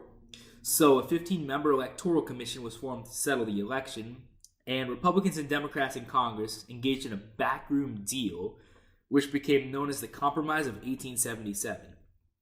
In exchange for allowing Hayes' electoral certification and inauguration to proceed, Republicans, among other things, would withdraw federal troops from the South, which resulted in the end of Reconstruction and the beginning of Jim Crow laws.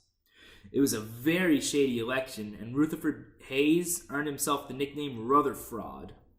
Now, is Hayes actually at fault for the beginning of Jim Crow? Not really. I think discrimination in the South would have occurred anyway, as Democrats control most of the southern states already. And public support for Reconstruction was in the gutter, unfortunately. Could he have done more to suppress Jim Crow and enforce civil rights the way Grant did? Probably, yeah. But at the same time, it's hard to blame something on just one individual that every single president and almost every federally elected official at the time was at fault for. Hayes was actually a proponent of civil rights legislation as part of his agenda. But unfortunately, he was unable to get much passed thanks to a Democratic-controlled Congress. He did also veto a bill which would have prohibited the use of federal troops at polling stations, a provision which would have allowed Democratic southern states to prevent black people from voting. However, Hayes likely did this more so for political reasons rather than with the intent of protecting black voting rights. Plus, Jim Crow states found other ways to disenfranchise African Americans anyway. Overall, Hayes got a few good things done while in office, but other than that, he was a little disappointing and looking back, just kind of irrelevant. No wonder he's one of the least known presidents by name. However, one thing I do like about Hayes is that he followed Polk's one-term standard and refused to run for re-election, but this was likely because of how controversial his election was. Regardless, a very respectable decision, and I'd love to see more of that today. And then after Hayes is James A. Garfield. Garfield, unfortunately, was assassinated pretty early on in his presidency and only served for about 200 days. And for half of that time, he was incapacitated because he was shot about 120 days in. He could have easily survived his gunshot wound, but unfortunately he died due to incompetence, believe it or not. First, after Charles Guiteau shot the president for not awarding him a political position, numerous doctors stuck their dirty, unwashed fingers into Garfield's bullet wound in an attempt to fish the bullet out. And this was at a time when people didn't really believe in germs at all. So he ended up getting really sick with an infection, but the doctors still attempted to get the bullet out. So inventor Alexander Graham Bell came by with his metal detector to help out. So first off, the chief physician, Dr. Willard Bliss, was extremely arrogant and stubborn, and only allowed Bell to inspect Garfield's right side, where he thought the bullet was lodged. Turns out it was on his left side. Secondly, the metal detector continued going off, so the doctors made multiple incisions into Garfield's body, only to realize after that the metal detector was being triggered by metal springs in the bed that Garfield lay on. So yeah, if anything, Garfield really died due to incompetence rather than the bullet itself. But because he died so early on and wasn't able to get anything done, he's going to be the third and final president I give an incomplete grade. Something historians often say about Garfield is that he had the potential to be one of our greatest presidents, which is probably true. Garfield was an extremely smart guy, probably one of the most intelligent presidents in our country's history. He supported civil rights for African Americans, believing the key to their success would be quality education. He also made a name for himself as someone who would fight corruption and cronyism, and likely would have pursued the same civil service reform that his predecessor, Hayes, as well as successor, Arthur, both did. And speaking of Arthur, after Garfield is assassinated, his vice president, Chester A. Arthur, takes over. Now, like Hayes, chances are you've probably never heard of Chester Arthur unless you're into presidential history. An interesting fact about Arthur is that shortly before he died, he ordered most of his letters, journals, and private papers to be destroyed, so it was pretty difficult for historians to track him for a while. But regardless, Arthur, like Hayes, didn't really accomplish too much during his presidency and rightfully fits the C tier as well. As I noted while talking about Hayes, Arthur's most significant accomplishment is civil service reform, specifically the Pendleton Act. Arthur also hoped to lower tariff rates, establishing a commission and signing the Monroe Tariff Act, but in general, rates weren't actually lowered that significantly, and certain rates ended up being raised thanks to division on the issue in Congress. Arthur also significantly increased naval funds and built up the U.S. Navy, which I would consider to be a pretty solid accomplishment. But this is really as far as his achievements go, other than a few international treaties. Arthur was also notably very strict on immigration laws, being the first president to usher in a new era of anti-immigration in the United States, by signing what was really the first batch of federal immigration laws in the country's history. The Immigration Act of 1882 imposed a 50-cent tax on all non-citizens who entered American ports and banned convicts, those deemed mentally insane, and some people with disabilities from immigrating to the United States. And then comes the infamous Chinese Exclusion Act, which Arthur was the first to sign, but was then continuously renewed for decades. And then there's the Foreign Act, which prohibited companies from importing foreign labor to replace striking workers and drive down wages. Now, all of this can be debated as a matter of personal opinion, but I would say most would agree that the Chinese Exclusion Act is wrong. I also personally disagree with the Foreign Act, not necessarily only because it's anti-immigrant, but mainly because it's strongly anti-business. If American workers strike and refuse to work, I think employers should undoubtedly have the right to replace these workers with immigrants who wish to make a living in the US. Luckily, this act wasn't very enforceable on a federal level, so its effects were very minimal. But overall, I personally wouldn't hold this batch of anti-immigration laws against Arthur too much, especially considering they were reflective of American sentiment at the time, and were likely to be passed regardless. Every other president at this time did the exact same thing. So all in all, nothing too drastic either way in the Arthur administration. Definitely embodies the C tier. Okay, next would be Grover Cleveland. And Cleveland is an interesting one because as of now, he's the only president in American history to be elected to 2 non-consecutive terms. He served 4 years from 1885 to 1889, lost his re-election bid barely in an extremely close election, and then won again in 1892 in a rematch election with Republican Benjamin Harrison. He's also one of only 2 Democrats to serve as president in the span of about 64 years from 1869 to 1933. This obviously was an era of American politics in which the Republican Party dominated for the most part. But anyway, how would I evaluate Grover Cleveland's performance as a president? Well, I would probably give him a B. I don't like him quite as much as Grant, but I definitely like him better than Millard Fillmore. Cleveland, despite not being outstanding by any means, was actually pretty solid. But Cleveland is also interesting in that views on him seem to be very polarizing among the YouTube president tier list community. While I think most people, including historians, would put him either in B or C, I've seen people put him all the way up in A, even going so far as to calling him a top 3 president, while I've seen others put him all the way down in F. So the range of opinions on Grover Cleveland tends to be pretty large, but personally I think B tier is an appropriate placement for him. He made a name for himself fighting and rooting out corruption and cronyism similarly to Garfield. He opposed excessive government intervention as well, including intervention in the economy, interventionism in terms of foreign affairs, and growing the power of the executive branch. He opposed all of these in most cases, which lends credence to his success as a president.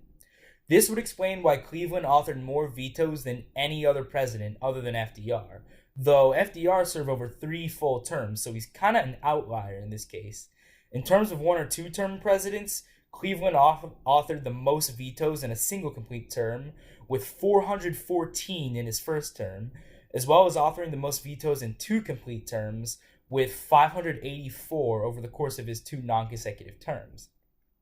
Some of his most famous vetoes include a military pensions bill for Civil War Union veterans, with many of their claims turning out to be bogus, a dependent pension bill also directed at military veterans, with Cleveland arguing again that it would have encouraged fraudulent assertions, a Texas seed bill directed at Texas drought relief for farmers, with his argument being that it was unconstitutional in overstepping the powers of the federal government, and a bill which would have banned illiterate immigrants.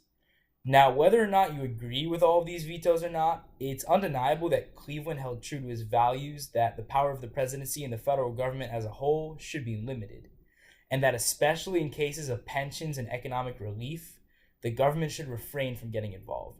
Very respectable on his part.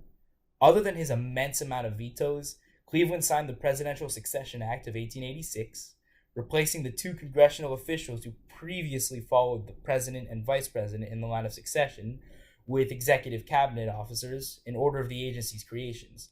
However, this was eventually flipped back to its original order in the Act of 1947. Cleveland established the Department of Agriculture. He signed the Enabling Act of 1889, allowing 4 new states to enter the Union. He challenged the constitutionality of the Tenure of Office Act, the act which resulted in Andrew Johnson's impeachment, leading to its repeal. And good on him, because it definitely was unconstitutional, and practically any scholar today would agree. He also repealed the Sherman Silver Purchase Act, an extremely destructive piece of economic legislation, which I'll get to when I discuss Benjamin Harrison, the man who served in between Cleveland's 2 terms. But basically, this act led to an extremely severe financial panic, and Cleveland had to bear the brunt of it when he began his 2nd term. So he spent a great deal of his 2nd term guiding the country on a path toward economic recovery. Also in his 2nd term, Cleveland suppressed a railway strike organized by the Union's president, Eugene V. Debs. The strike did great damage to a weak and recovering economy, so Cleveland's actions were instrumental in assisting their recovery. In terms of foreign policy, Cleveland signed a treaty of arbitration with Britain resolving a dispute over Venezuela. Despite being mostly isolationist, Cleveland sent troops to Panama and Brazil to quash 2 separate rebellions. However, Cleveland maintained a policy of neutrality toward the Cuban Revolution against Spanish rule, which I actually agree with as well. However, American sympathy lied with the rebels as they saw Cuba as fighting for their freedom the way the U.S. did against Britain. So during the next administration with William McKinley, there are some policy changes which I'll get to. Cleveland also withdrew from the Hawaiian Annexation Treaty, which can be debated as a matter of personal opinion, but this again changed during the next administration. And interestingly, Cleveland also was the one to accept France's gift of the Statue of Liberty, commemorating their alliance during the Revolutionary War. So overall, Cleveland had some pretty solid accomplishments, but what about his failures? He established the Interstate Commerce Commission to regulate railroad rates, which kind of goes against his belief in limited government and free markets. While he did admit that he had doubts about the agency, he went about its creation anyway, and it eventually led to issues that occurred during the Roosevelt administration a few years later. He renewed the Chinese Exclusion Act, and its effects are pretty self-explanatory. And finally, he signed the General Allotment Act, or the Dawes Act, which regulated land rights on tribal territories and allowed the president to divide Native American tribal communal land holdings into allotments. Obviously, despite claims that this would be beneficial for Native Americans, it actually did great harm to their communities. And while this was certainly awful, and while it does bring Cleveland down a bit on my list, it would be unfair to hold this against him too much, because every president at this time signed a law negatively impacting Native Americans. Some were worse than others, of course, but even still, some sort of actions were inevitable by this point. Like with slavery, the early presidents pretty much kicked the can down the road when it came to dealing with Native Americans, so eventually something was going to be done regardless. Even some of the most admired presidents, including Teddy Roosevelt, were terrible toward the Native Americans. But anyway, other than these 3 failures, Cleveland didn't really have much else weighing him down. The only thing I can think of are his batch of sex scandals, which definitely bring him down in terms of his character. For one, when Grover Cleveland's law partner died, Cleveland was left to take care of his estate. He became a father figure to the man's 11-year-old daughter, and sort of raised her like his own child. But as soon as she turned 21, he married her, while serving as president of the United States. But that's not all. Along with this scandal, he was also accused of rape by a widow named Maria Halpin, who ended up going to a mental asylum after having her child taken away from her after being accused of alcoholism and mental illness. So despite the evidence being questionable and the circumstances surrounding all this being very complicated, it was a very shady situation for Cleveland. If we were evaluating him in terms of his character, yeah, he'd probably be pretty low, especially adding on the fact that since he was a Democrat, he sympathized with Jim Crow segregation and tended to oppose civil rights. But it would be unfair to do so when evaluating his presidency, as many of the presidents at the time possessed racist tendencies. Many throughout history experienced sex scandals, and practically all of the modern-day presidents have had sexual assault allegations brought against them. For Cleveland, like with all of the others on this list, I'm mainly evaluating his job as president. When taking everything into account, Cleveland was mostly good, but there was nothing too drastic either way, so I think the B tier is the perfect placement for him. And in between Cleveland's 2 terms is Benjamin Harrison. And Benjamin Harrison is actually the grandson of William Henry Harrison, the president who died after a month. Along with Hayes and Arthur, Benjamin Harrison is probably one of the least well known presidents in American history. In fact, a 2012 New York Magazine article labeled him the most forgotten president. And this makes sense considering not much actually happened during his presidency. However, I might surprise a lot of people when I say I think he belongs in the F tier. He's definitely the highest one in the F though, so I guess an F plus, but still an F nonetheless. Despite not much of significance actually happening during his tenure, and despite only being a one-term president, I still think he left a very bad legacy. First off, he seemed to lack any true values or vision. He was extremely inconsistent in terms of his policies, and overall, he seemed to be someone who was much more concerned about establishing a legacy than he was looking out for the good of the country.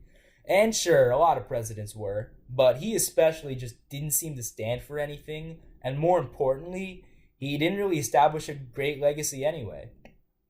Really, his greatest accomplishments were establishing the Circuit Court of Appeals and presiding over 6 new statehoods. He also attended the Berlin Conference on Samoan Affairs and the first Pan American Conference as well. He attempted to annex Hawaii, which many people criticize, but when looking at the rest of his failures, which I'll get to, it doesn't even come close to comparing to them. The annexation wasn't even completed until William McKinley's presidency, who served after Cleveland's second term. But anyway, Harrison signed the Sherman Antitrust Act, a law designed to limit the power of monopolies and allow the government to intervene and ensure free and fair competition. The act had good intentions, and I support it in writing, but it would go on to be abused by future presidents, who I'll get to very shortly as well. But Harrison's signing of this law also demonstrates his inconsistency as someone who otherwise had very flawed, outdated views with regards to the economy. He signed the McKinley Tariff, which raised average duties on manufactured goods from 38% to 49.5%, as well as greatly expanding the power of the presidency over foreign trade. He signed the Dependent Pension Bill, formerly vetoed by Grover Cleveland, eventually costing the government over $1 billion in welfare benefits. He signed an anti-lottery bill in 1890, which I'm not particularly a fan of either. But his worst piece of economic policy legislation was the Sherman Silver Purchase Act, which eventually led to the Panic of 1893. Harrison, despite often catering to big business interests, wanted to appease the free silver movement comprising farmers and miners, who wanted more inflation so that they could pay off their debts with cheaper dollars. The act increased the amount of silver the federal government was required to purchase, but this resulted in a significant expansion in the amount of circulating dollars without a proportionate growth in the gold stock, leading to a crash in the silver dollar's value and public anxiety over the ability to convert their silver dollars and banknotes into gold. All of this, of course, led to the Panic of 1893, which negatively affected every sector of the economy, all in the name of appealing to populist interests without the thought for how it could affect the economy. Again, really inconsistent on Harrison's part, who other than this catered to business interests with his high tariffs, which I also don't like. Instead of catering to the needs of big business or populist movements, Harrison should have thought more about the good of the economy and the American people as a whole. His failure to do so was instrumental in the economic depression which plagued the country at the end of his presidency. As if his terrible economic policy isn't bad enough, Harrison also presided over the Wounded Knee Massacre, a massacre of nearly 300 Native Americans in the Lakota tribe, most of whom were women and children. The soldiers who participated in battle were even rewarded with medals for their quote-unquote bravery. Along with this, he signed the Geary Act, which required all Chinese residents of the United States to carry a resident permit or be subject to deportation or forced labor. Sound familiar? And that's not all. He handled very poorly 2 violent strikes, one silver mine strike and one Homestead steel strike. While he did eventually get the silver mine strike under control, 30 men ended up being killed, and his attempts to mediate the steel strike were an absolute failure. And finally, he very nearly got us into a war with Chile. While Chile was experiencing a civil war, Harrison mistakenly got us involved after the U.S. seized a rebel ship at the request of the Chilean government. However, the rebels ended up winning the war, significantly increasing tensions between the U.S. and Chile. A brawl between Chilean nationalists and American sailors in Chile resulted in 2 American deaths and many arrests. Harrison came close to declaring war, as most of his cabinet supported going to war, but luckily, Chile eventually backed down and paid a $75,000 indemnity. So to recap, Harrison caused the Panic of 1893 with his awful economic policy. He presided over the murder of nearly 300 Native Americans, most of whom were women and children. He forced Chinese residents to carry a permit to prove their residence or citizenship. He poorly handled 2 violent strikes, and he almost got us into a war with Chile. And to add insult to injury, Harrison was the first president to preside over a budget greater than $1 billion. And his accomplishments are very minuscule compared to all of this. Despite only being a one-term president, and despite often being a forgotten president, I'd say all of this definitely qualifies him for the F tier. Alright, and then after Grover Cleveland serves a second term, William McKinley is elected. Now, McKinley is a really interesting one, as I feel like he's often overlooked by a lot of people. Not necessarily by historians, because they often actually understand the significance of his presidency, but among the average American, McKinley is not typically one of the more well-known presidents by name. And in reality, he was actually a pretty major president. 2 of the main reasons he's been overlooked is because he was assassinated about 6 months after beginning his second term, and the other being he was greatly overshadowed by his successor, Teddy Roosevelt. But anyway, McKinley as a president probably goes to the B tier, and I think most scholars and historians would agree with this. Though I'm actually going to put him at the top of the B tier, so I guess a B+. Now, I've seen some people put him down toward the bottom, like D or F tier, most often because he's one of the most imperialist presidents we've ever had. Imperialist in an American sense, I mean. Imperialism would be defined much differently in a European context. His most notable action was leading us into the Spanish-American War, the third of only 5 occasions the U.S. declared war. Technically it was 11, but the world wars contained declarations against multiple nations, so it was really 5 wars we entered by declaration.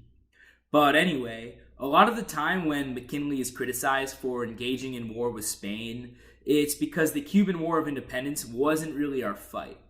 However, American sympathy for Cuba was high at the time, and many in the US saw Spanish control over Cuba as similar to the British control over the American colonies.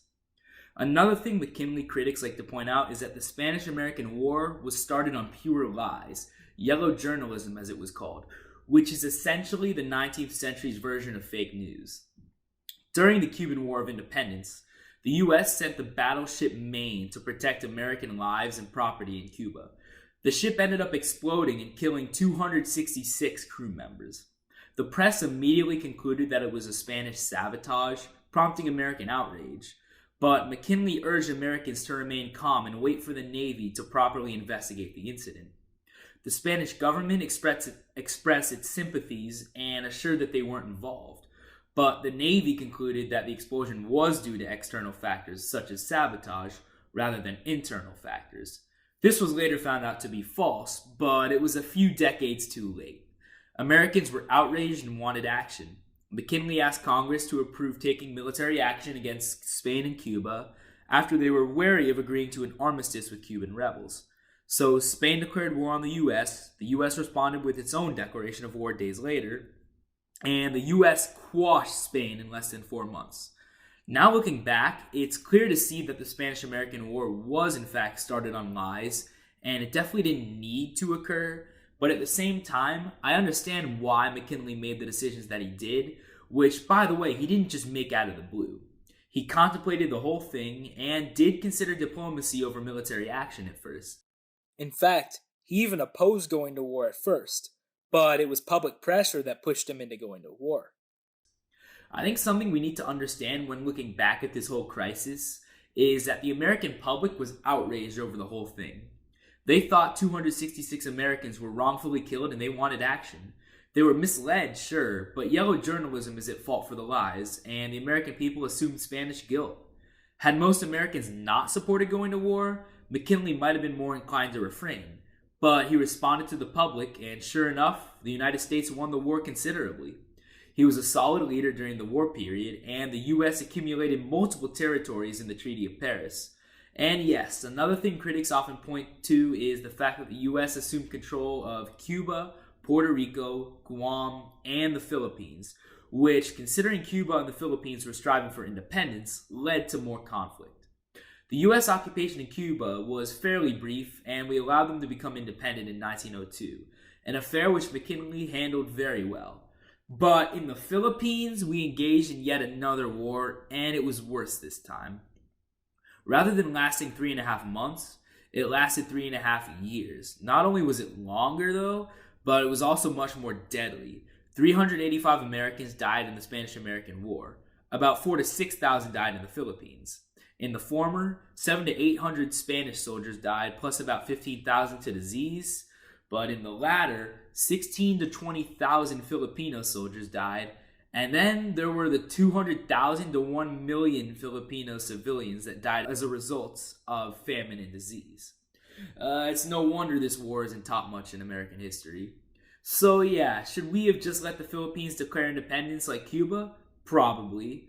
It would have saved a lot of lives. But again, I understand the complexity and nuances of the whole thing, and I understand the thought process behind engaging in the war. While the Philippines saw it as a continuation of their struggle for independence, the United States saw it as an insurrection.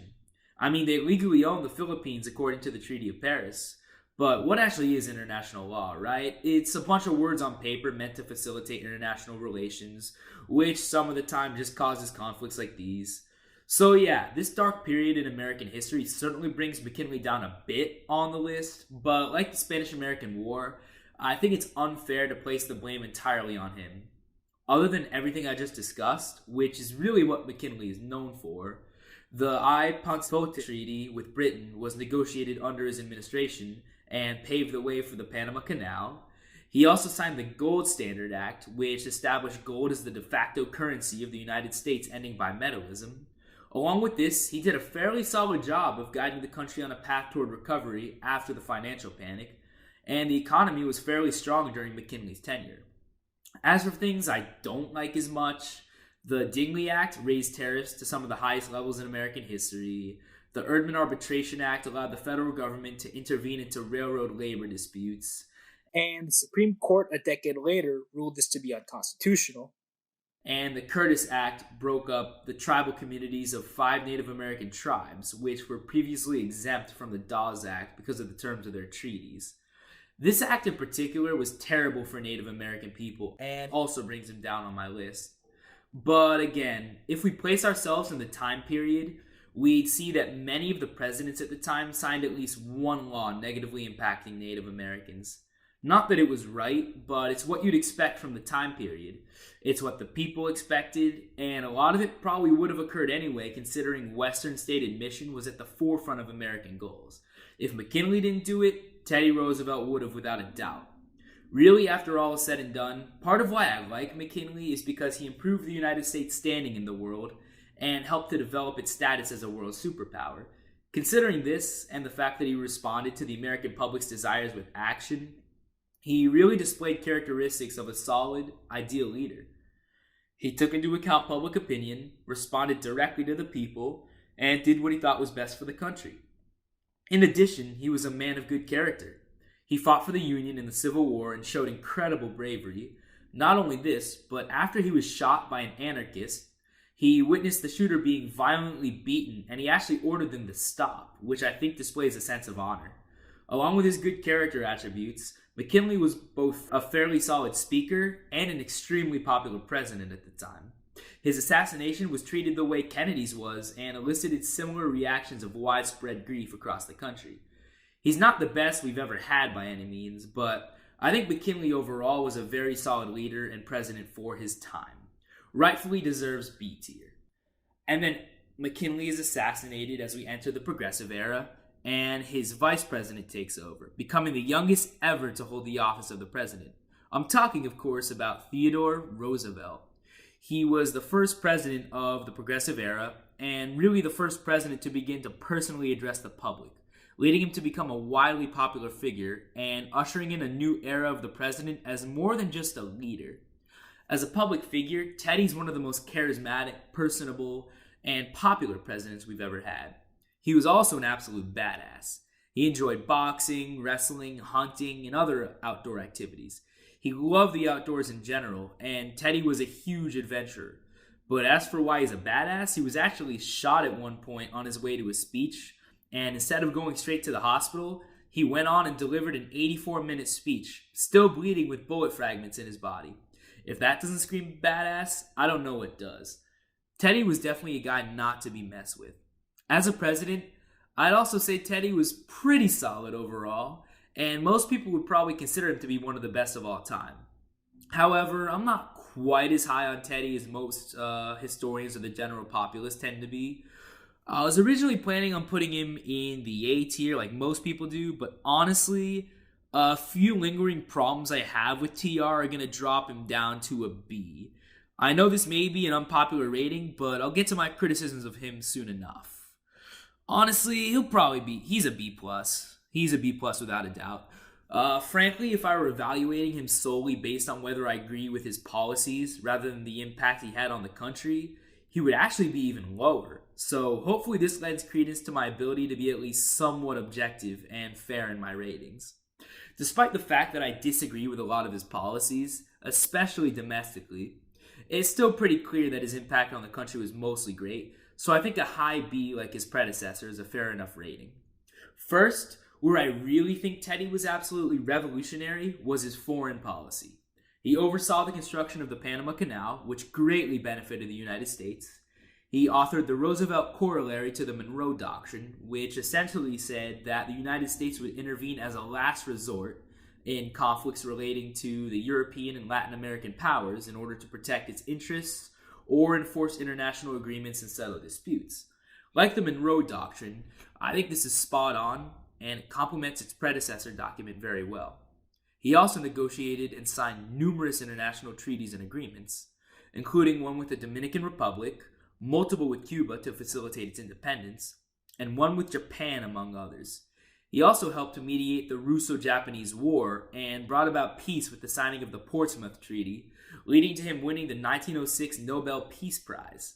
After this, he mediated another dispute, this time between France and Germany, during the Algeciras Conference, and also happened to improve relations with France while doing so.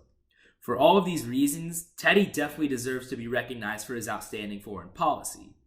Now, I know he gets some hate today for governing as an imperialist, and I understand these criticisms, but personally, this is not one of my lingering problems with him. In fact, I think overall, these policies were great for the United States, and I don't see much evidence of them negatively affecting too many people or countries abroad. The only example I can think of is that he presided over the end of the Philippine-American War, but I think the damage was already done during the previous administration, and most of what occurred was out of his control at this point. But it is fair to point out that Roosevelt had a huge influence over our continued presence in the Philippines, both as Assistant Secretary of the Navy and later as Vice President under McKinley. And it was his view that we had an interest in maintaining a presence there. So I guess he was just as aggressive as McKinley regarding the Philippines. And it's fair to criticize him for it as well, but he did eventually seek to end the conflict as quickly as possible. Further, he wasn't nearly as much of an imperialist as his predecessor, McKinley. Rather, he was a moderate, pragmatic interventionist, and I definitely think Roosevelt's foreign policy is one of the best in American history. Now, what about Teddy's domestic policy? To me, it's a bit of a mixed bag, and this is really where I have problems with him.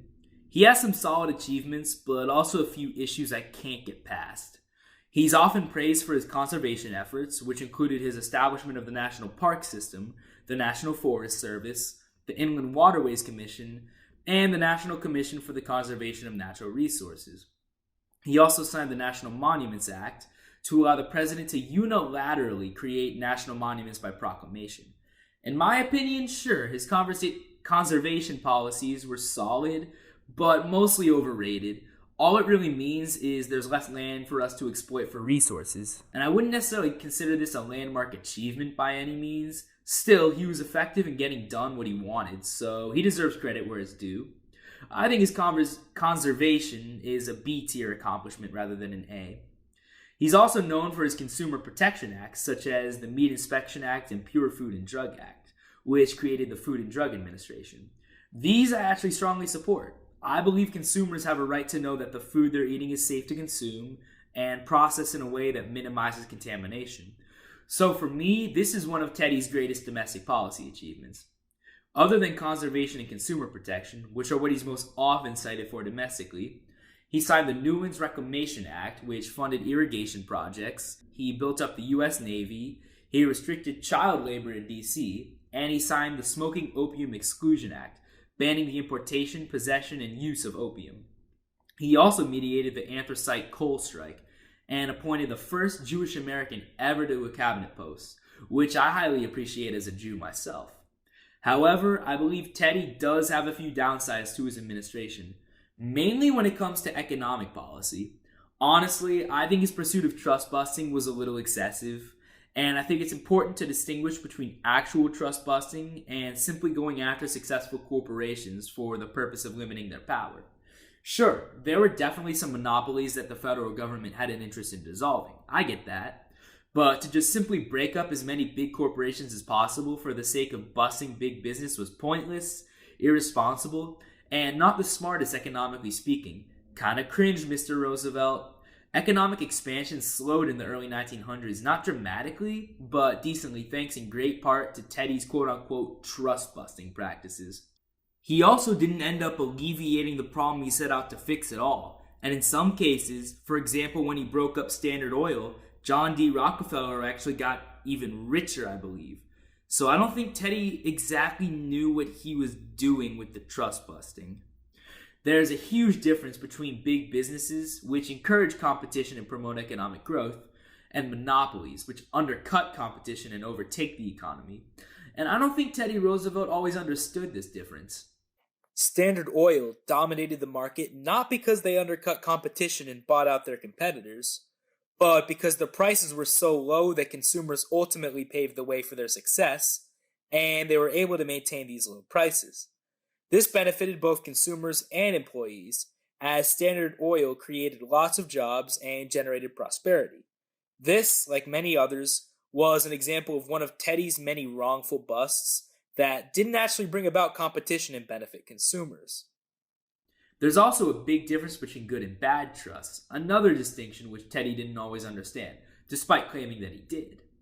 I think when he busted actual predatory monopolies, it was definitely warranted.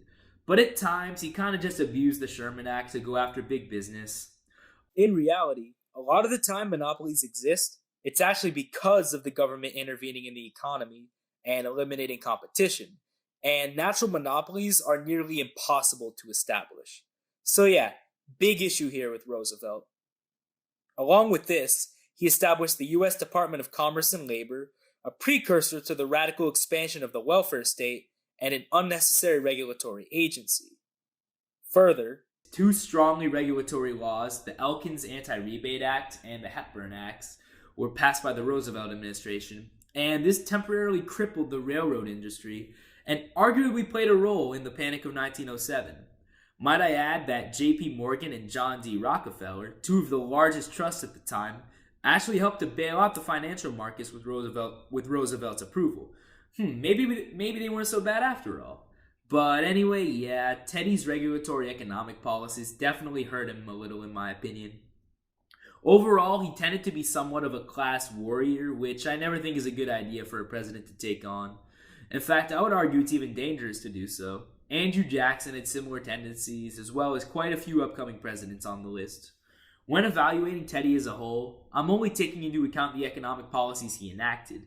If I were to have taken into account all of his personal beliefs regarding economic policy, he'd be much, much lower, possibly even in the D tier. But it'd be unfair to do so because that's not my criteria. But besides economics, I'm also not a fan of Teddy's approach toward the power of the executive branch. The immense power that the president today carries, compared to that of the 19th century, dates back to TR himself. Roosevelt is undoubtedly one of the reasons that the power of the executive has grown larger than it was supposed to be, much larger than the founding fathers ever envisioned. By the way, if you consider yourself a libertarian or on the libertarian axis of the political spectrum and you love Teddy Roosevelt, you're either not so much a libertarian or you should probably read more about Teddy and his policies. because I can assure you they were not libertarian in the slightest. He's definitely one of the more authoritarian presidents in our country's history. And if you consider yourself to be more authoritarian, but you weren't so sure about Teddy before, I'm sure you probably love him now. But anyway, had it not been for his interventionist economic approach, expansive view of the presidency, and just his over-the-top attitude, he definitely would have been an A-tier president. But as he stands, I'll put him on the higher end of the B tier, a B plus to be fair, just like McKinley. Oh, and to add insult to injury, he signed the Burke Act, which broke up Native American tribal lands, but like McKinley and all the others, every president did something like this at the time. Teddy was also fairly strict on immigration, extending the Chinese Exclusion Act and passing 2 immigration restriction laws, one of which banned immigration of anarchists, people with epilepsy, beggars, and importers of prostitutes, while the other doubled the tax required to immigrate, restricting immigration from Japan and regulating those with disabilities and diseases. However, similarly to the past 2 presidents, I don't think it's fair to hold these against him too much, considering this was simply reflective of American sentiment at the time, and many other presidents around this era passed similar laws. And obviously, if you support very strict immigration laws, and some of these may be just more reasons for you to love Teddy Roosevelt. On the other hand, if you find these laws to be abhorrent, then it lends further credence to me not putting him in the A tier, despite them not being why I did so. But overall, I believe Teddy is a B-plus president with many great accomplishments, especially on foreign policy, with his most significant flaws being his economic policy, expansive view of the federal government, and nasty policy toward Native Americans. And after nearly 2 full terms of Teddy Roosevelt comes William Howard Taft. An interesting story about Taft and his predecessor is that Taft actually looked up to Roosevelt, and the two were really close friends during his presidency. Roosevelt even groomed and mentored Taft to be his successor in the presidency. However, stark disagreements arose between the two when Taft aligned himself more with the conservative wing of the Republican Party during his presidency, causing Teddy to split and form his own progressive party known as the Bull Moose Party. I'll talk a little about this more when I discuss the election of 1912. So I used to have Taft in the B tier actually, but honestly I think I'm going to have to put him in the C tier. He really wasn't that impressive of a president overall, so he's probably in the same boat as Rutherford Hayes and Chester Arthur. Though I'd say he's probably a little better than these guys, but not by much. At first, Taft's presidency was pretty much just a continuation of Teddy Roosevelt's policies for the most part, just with a slightly more restrained, less over-the-top attitude with regards to executive power, which in part I actually like. But at the same time, because of this, he also doesn't have as many notable accomplishments as Roosevelt. Despite striving for tariff reform and calling on Congress to lower rates, debate over the matter between free traders and protectionists resulted in the Payne-Aldrich Tariff Act, which lowered rates on some goods but raised others. Despite originally threatening to veto any tariff bill with insufficient reductions, Taft signed the bill, claiming it to be the best tariff bill Congress ever passed.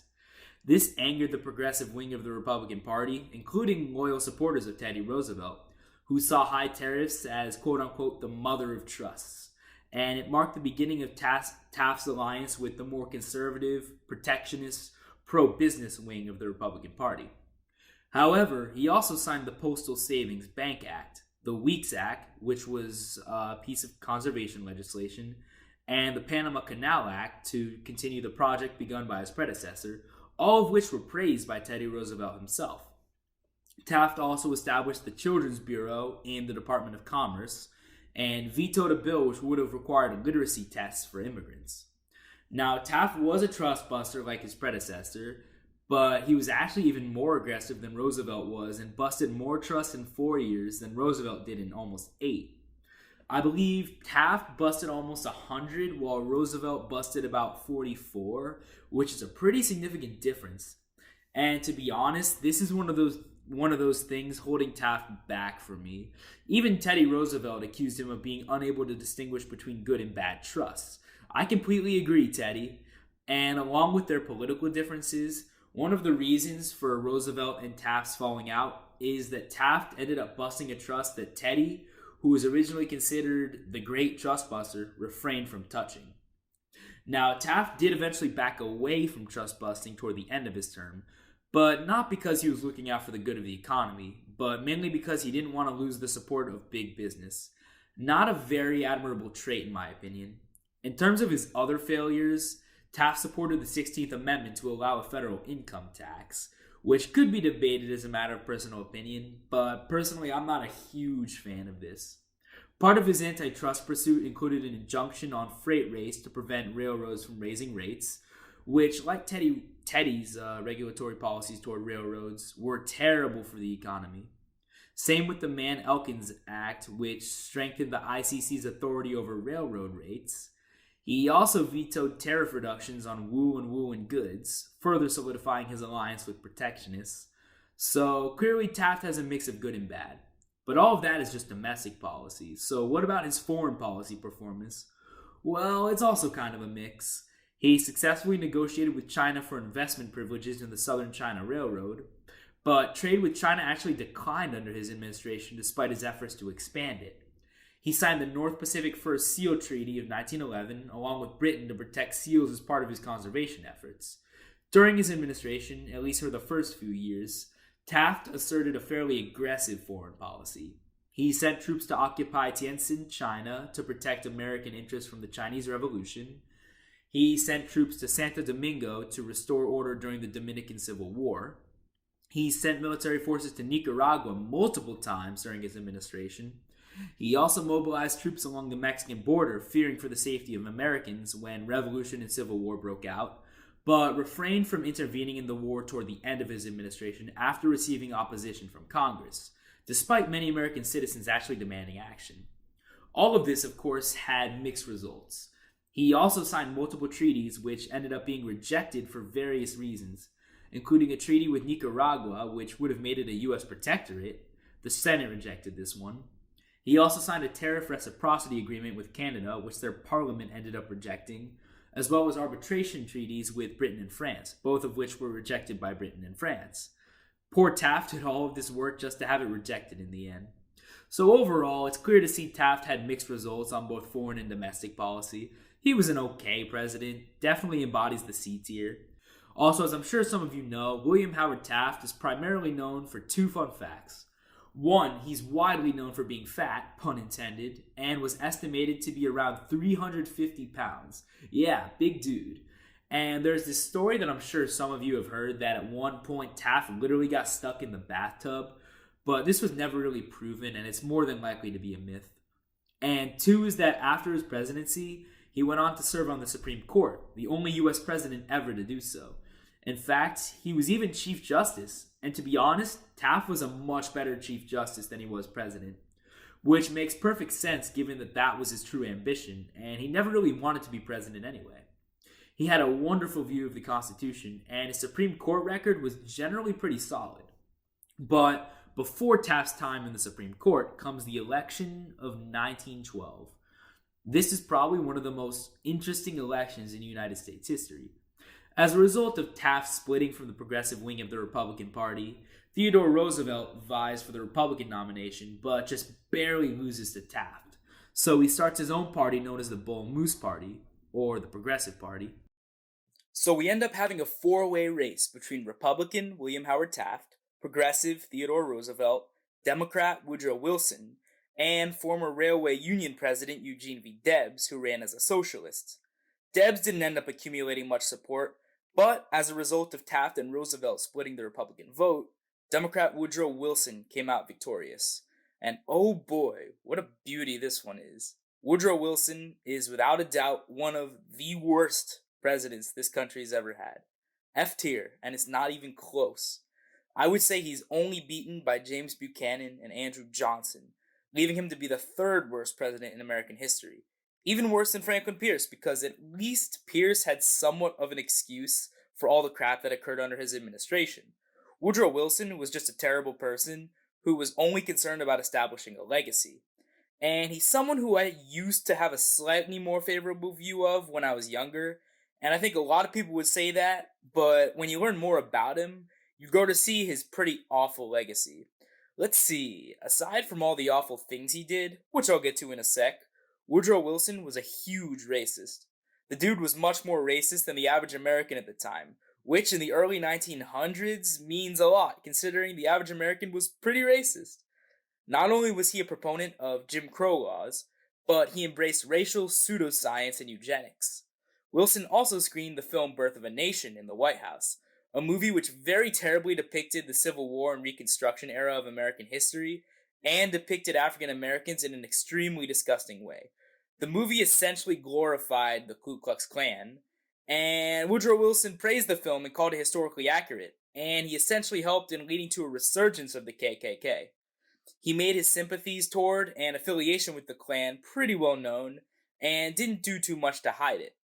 So already Wilson is a pretty terrible dude, even aside from all the awful legislation he signed and decisions he made. But before I discuss all of his failures, I should mention his successes, because he does have quite a few, and historians for a long time considered him to be one of the greatest presidents in our history.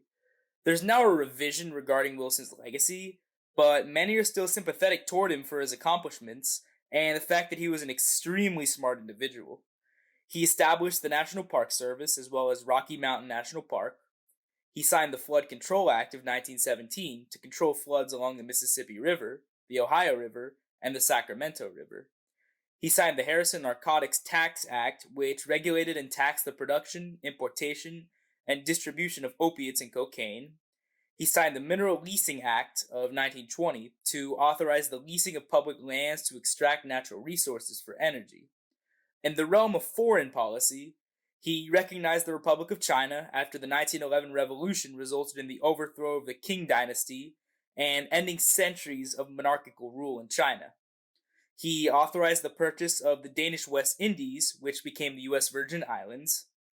He signed the Thompson-Urrutia Treaty, which resulted in Panama's independence from Colombia.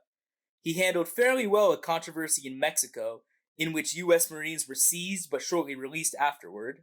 Wilson ended up sending troops to the region, and Mexican President Victor Huerta, who was seen as an illegitimate leader, was forced to resign. Along with Mexico, Wilson also sent troops to Haiti and the Dominican Republic to restore order when both countries were struck with severe political instability. You could make the argument that this was an excessive display of force and that it wasn't our right to intervene, but regardless, the results did prove to be positive. Wilson signed the National Defense Act of 1916, which expanded the Army and National Guard and created the Reserve Corps and ROTC. Going back briefly to domestic policy, he interestingly proclaimed Mother's Day as a holiday, and finally, he nominated the first Jewish American, Louis Brandeis, to serve on the Supreme Court. So Wilson actually had a fair deal of accomplishments, but don't let this fool you, because the cons significantly outweigh the pros. Along with his outrageous racism and resurgence of the Klan, he segregated the federal government and erased practically any progress that had been made since the end of Reconstruction. It's very ironic that Woodrow Wilson is considered a progressive president, huh? Along with his views on race, his economic policy was beyond awful. He established the first federal income tax, other than the one established to fund the Civil War, and this time, unfortunately, it's here to stay. And the federal income tax has done practically nothing but keep people in poverty and hinder job growth, along with becoming a tool for the elites to maximize their power over average Americans. Wilson signed the Adamson 8-Hour Act, creating harmful regulations and mandates for railroad workers, and marking the first time in United States history that the federal government regulated the hours of workers in private businesses. Not only was this terrible for the economy, but it began a slippery slope of allowing the federal government to unrightfully interfere in the affairs of private companies. So this law was definitely one of the biggest mistakes in American economic legal history. He also signed the Clayton Antitrust Act, which was much less fair to businesses than the Sherman Antitrust Act, and was a blatant overreach of federal power. It determined what would be considered predatory and discriminatory business practices in a way that was completely unreasonable, and I would consider it to be yet another one of the worst pieces of economic legislation passed up until this point. He established the U.S. Federal Trade Commission, an extremely regulatory bureaucratic agency designed to enforce antitrust regulation such as the Clayton Act. Perhaps even worse than this, though, was his establishment of the Federal Reserve. along with the fact that the Fed's ability to just print as much money as they want has resulted in significant inflation, which is essentially just another tax on Americans in that it raises prices and devalues the dollar. The Federal Reserve is extremely corrupt. I could go on an entire rant about the corruption of the Federal Reserve and the way in which they cater to elite interests at the expense of average Americans, but that's a video for another day. The point is that while Woodrow Wilson was a reformer, he pushed for reforms that really just didn't make sense. The income tax, the Federal Reserve, and his harmful regulations were by no means necessary or reasonable reforms at all. He could have pushed for reforms in the realm of women's rights, equal rights for African Americans and other minority groups, better treatment of Native Americans, anything along those lines. But of course, Wilson turned a blind eye to each of these issues and instead chose to expand the administrative state, drastically expand the size of government, pursue a radical economic agenda, and maximize the power of the elites. So now that I've discussed Wilson's awful economic policies and history of racism, let's turn now to foreign policy. So during Wilson's first term in office, World War I began, and at first, Wilson pursued a policy of neutrality, which was absolutely the right idea. The war was not our fight, and we had no business whatsoever getting involved. And during his bid for re-election in 1916, Wilson promised to keep us out of the war if he won.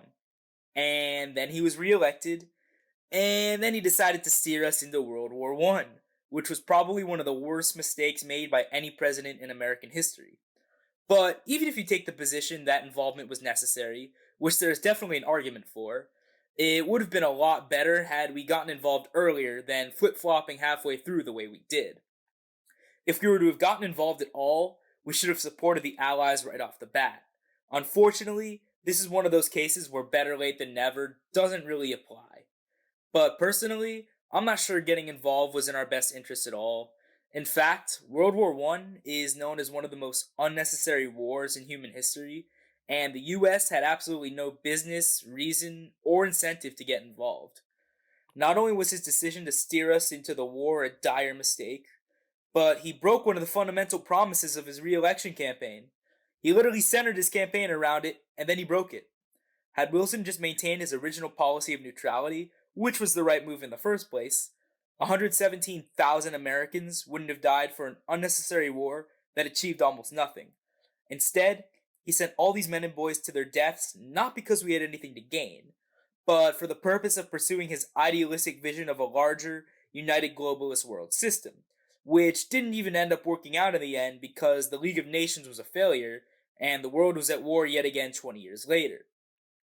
Then there's also the Treaty of Versailles, which is at the very least in part what led to the rise of the Nazi regime in World War II. So if it weren't already bad enough that Wilson allowed 117,000 Americans to die for the sake of pursuing his failed world vision and establishing his own legacy, he also played a pretty significant role in what eventually led to World War II by creating an absolute geopolitical mess. Even if he didn't agree with all of the treaty's punitive measures against Germany, he kind of just let it happen anyway.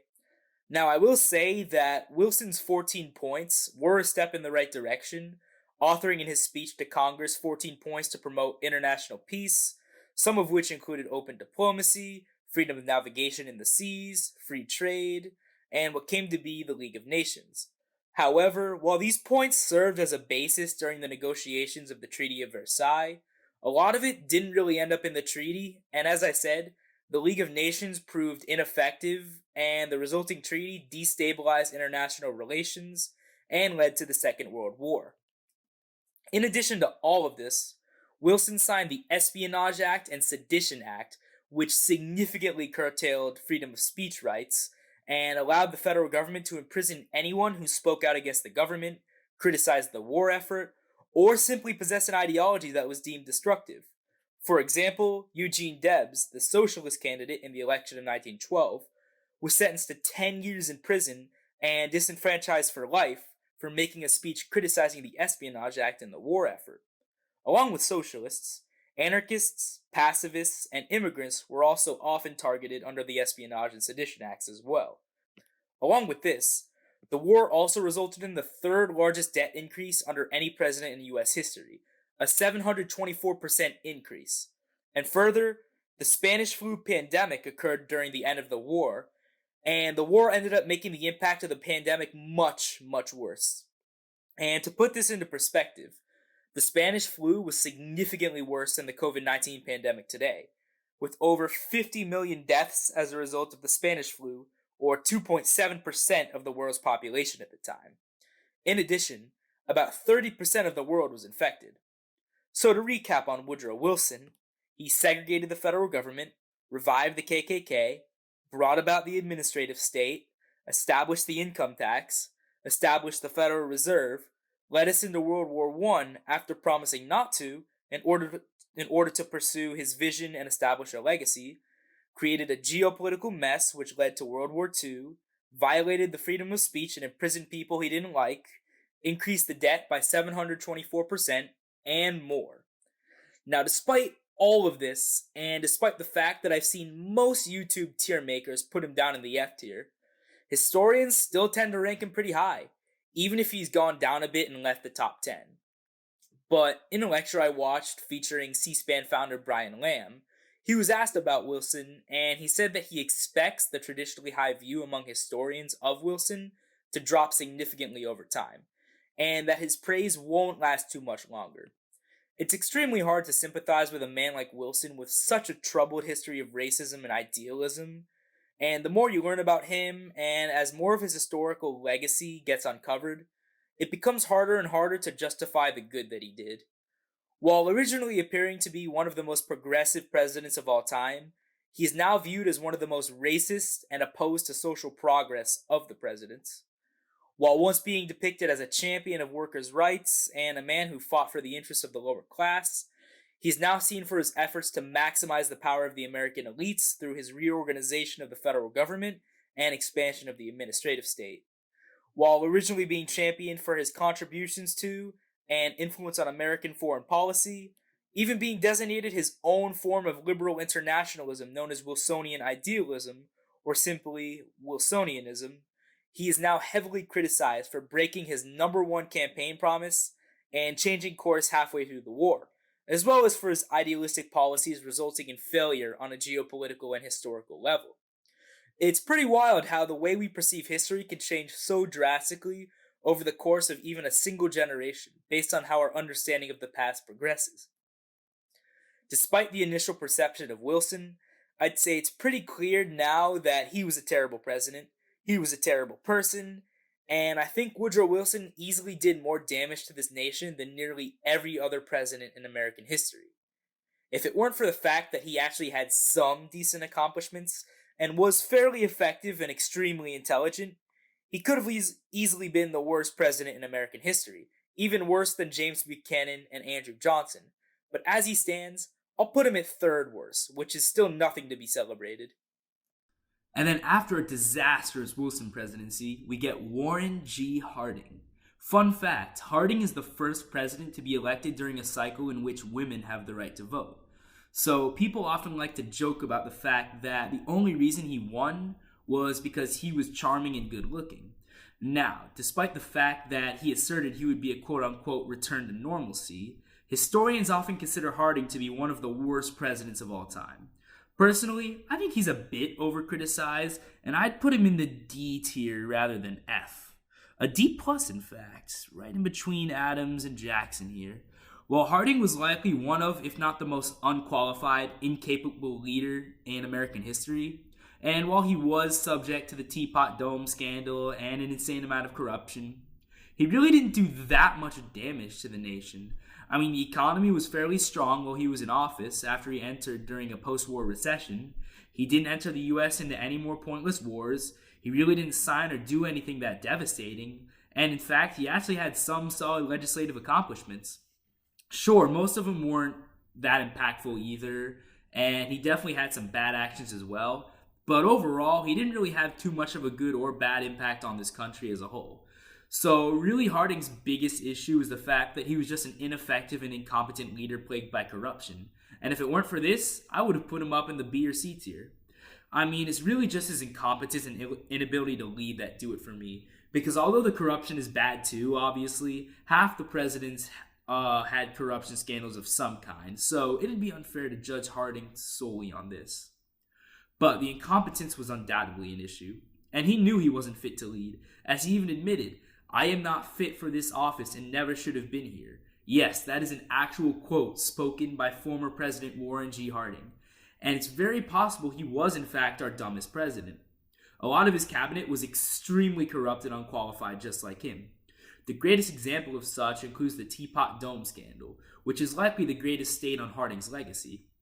At the request of the U.S. Navy, the Teapot Dome oil reserves were set aside to ensure that there would be enough oil in the event of a war or emergency.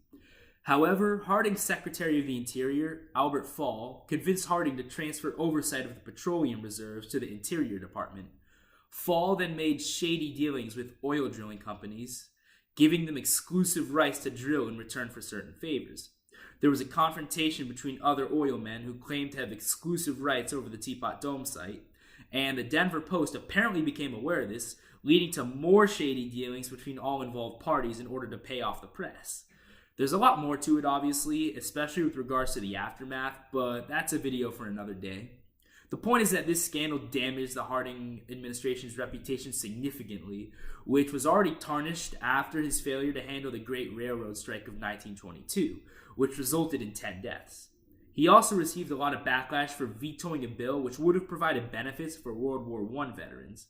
Along with these, other legislative failures include his Emergency Tariff Act and Fordney-McCumber Tariff, which raised rates and destabilized an already unstable international market.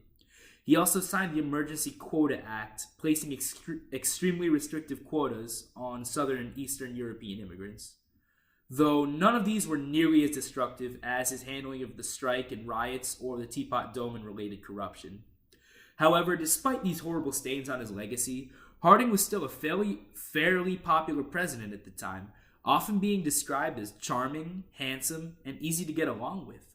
But these don't always equate to a good leader. Along with his corruption and incompetence, Harding often held liquor parties at the White House during Prohibition. And while this may sound absolutely awesome, it was extremely irresponsible for a sitting president. Sure, Harding was a social guy, but he often prioritized this over doing actual work. Along with this, Harding loved his poker and gambling, so much so that he once irresponsibly gambled away the White House china collection. So all of this probably makes him sound like one of the worst presidents in our history. So why do I cut him a bit of slack? Well, some of his accomplishments include the Budget and Accounting Act, which established the Bureau of the Budget and the General Accounting Office under the Treasury Department, creating a much more organized and structured budgetary process. Political and legal scholars consider this a landmark piece of legislation, and the processes it outlines are still in place today. Along with this, he formally ended war with Germany and attended the Washington Naval Armament Congress, in which a treaty was signed to limit naval arms and formally recognize America's open door policy with China. Harding established the Federal Narcotics Control Board. He signed the Shepard-Towner Maternity and Infancy Act, which granted federal funds to states for maternal and child care in order to reduce the infant mortality rate. He also pardoned many of the individuals who were convicted under the disastrous Espionage Acts, including Eugene Debs. And finally, and what I would consider to be his greatest achievement, is his outstanding economic policies. When he entered office, we were in the midst of a post-war recession in which inflation and unemployment were sky high. His solutions to these issues were absolutely on point. He signed the Capper-Volstead Act, which, among other legislation, allowed farmers to buy and sell cooperatively without the risk of prosecution under disastrous antitrust laws. Farmers were struggling greatly during this era, and the act helped to mitigate the financial problems they faced. Unfortunately, it wasn't able to completely eliminate the issues, but it at least provided relief. And finally, Harding managed to simultaneously slash the federal deficit while cutting taxes as well, which is unheard of today. Harding slashed the top marginal income tax rate from 73% to 58%, as well as the corporate rate from 65% to 50%. Overall, Harding reduced taxes by about 40% and cut federal spending by about 50%, leading in part to a period of economic growth which came to be deemed the Roaring '20s. So for these reasons, I do tend to be a bit sympathetic toward Harding despite his flaws. But at the same time, I'd be extremely biased to let his incompetence and corruption slide because of a few legislative achievements. For this, I settled for a D+ rating. He may have had some great policies, but he was not a good leader and not the type of person who should be president of the United States. So Harding was pretty much an even less effective, less competent Ulysses Grant without the military experience, without good character, and without the landmark civil rights achievements. Though speaking on this, I feel it's also important to mention that Harding was a supporter of civil rights for African Americans, but unfortunately wasn't able to get any significant legislation through. But don't be fooled, because he was also a huge womanizer, and along with corruption scandals, faced both infidelity and sexual scandals, as well as fathering a child with at least one of his mistresses. But like I said with Cleveland, it would be unfair to judge his presidency based on these, because then we'd have to do the same with Jefferson, FDR, JFK, Bill Clinton, and every other president who committed the same sexual offenses. But it does equate to being a disgusting person for sure. So that's Harding for you. Aside from a few accomplishments, he pretty much spent his presidency having sex with mistresses, turning the White House into a gambling ring, and throwing liquor parties. And before he finished out his term, he ended up dying in office suddenly of unknown causes. So his vice president, Calvin Coolidge, takes over. Also known as Silent Cal, there's a famous story in which a woman sitting next to him at a dinner party said to him, "I made a bet today that I could get more than 2 words out of you." And his response to her was, "You lose." So Coolidge was known as a man of few words, but don't be fooled by this because he was also extremely popular at the time. And Coolidge is, in my opinion, the most underrated president in American history. An easy A tier and deserves to be considered one of the greats. Coolidge replicated a lot of the same policy achievements as Harding, but to an even greater extent and without the accompanying corruption and incompetence. Coolidge is also likely the most humble president in American history other than George Washington, and Coolidge is even often ranked as high as Washington in terms of humility. Coolidge is arguably the last president in American history to lead with such humility, and in a lot of ways, he's also the last truly small government president we ever had in this country. And by that, I mean he believed the power of the presidency should be limited rather than expanded. He believed the power of the federal government should not exceed what the Founding Fathers intended. I think today, he'd probably be described as a classical liberal or a libertarian in some sense. He believed in laissez-faire capitalism, he had a humble, fairly isolationist foreign policy, he supported civil rights for African Americans, women's rights, and a much fairer treatment of Native Americans. And in general, he was a staunch supporter of guaranteed civil and economic liberties and keeping the government out of people's lives. Calvin Coolidge once said, "Perhaps one of the most important accomplishments of my administration has been minding my own business." He was really the last president we've had not to have a lust for power or to expand the powers of the presidency. His greatest domestic policy achievement definitely falls in the realm of economic policy, which I would consider to be one of the best in United States history. Coolidge pursued deregulation to open up the markets, as well as cuts to social spending and significant tax cuts like his predecessor, both of which led to the outstanding economic boom of the Roaring '20s. He slashed the top marginal income tax rate from 58% to 24%, an even greater cut than that of Harding. And like Harding, even despite the tax cuts, he still managed to achieve a budget surplus, and Coolidge actually slashed the national debt by 25%. Coolidge was in fact the last president to preside over a decrease in the national debt, the last one. Because of all this, Coolidge presided over what was likely the greatest economic boom in U.S. history, with the market returns approximating 26.1% annualized gains, which is practically unheard of. Along with this robust growth, unemployment never rose above 4%, inflation remained fairly low as well, and wages rose. All of this came to be called the Coolidge Prosperity. Also in the economic policy realm, Coolidge signed the McFadden-Pepper Act, which allowed a national bank to operate branches to the extent permitted by state governments for state banks in each state. In terms of other domestic policy achievements, he signed the Indian Citizenship Act of 1924, granting citizenship to any Native Americans born in the U.S. and therefore guaranteeing them civil rights and equal protection under the law. He created the United States Foreign Service, merging the low-paid, high-prestige diplomatic service with the higher-paid, middle-class consul service, which provided a merit-based career path. with guaranteed rotations and better pay. He signed the Clark-McNary Act, which increased and facilitated protection of forests, especially in fire control and water resources. He also signed the River and Harbors Act of 1927 to prevent obstruction of waterways, as well as the Mississippi River Flood Control Act to construct projects for the control of floods. He signed the Anti-Heroin Act of 1924, banning the importation and possession of opium, while also signing the Narcotic Farms Act of 1929 to provide a place of care for those developing an addiction to narcotic drugs. He signed the Air Commerce Act, which is considered landmark and essentially sets the rules necessary to make air travel safe, such as enforcing air traffic rules, licensing pilots, certifying aircrafts, and establishing airways, among other things. He signed the Public Buildings Act of 1926, which authorized funding for federal buildings after Congress for years had not provided any such funding. Interestingly, he also signed a bill funding and authorizing the construction of Mount Rushmore, so we actually have Coolidge in part to thank for this great monument. And the list goes on, of course. In terms of foreign policy, Coolidge was relatively isolationist, but still negotiated a few monumental treaties. The Dawes Plan was formulated during the Coolidge administration, a plan which ended a European diplomacy crisis by resolving the issue of World War I reparations Germany had to pay as a result of the Treaty of Versailles. He established diplomatic relations with Canada, independent of Britain, and negotiated with Mexico for subsoil rights. In what was likely Coolidge's one example of interventionism, he sent Marines to Nicaragua to calm an ongoing revolt, and some troops remained there until 1933.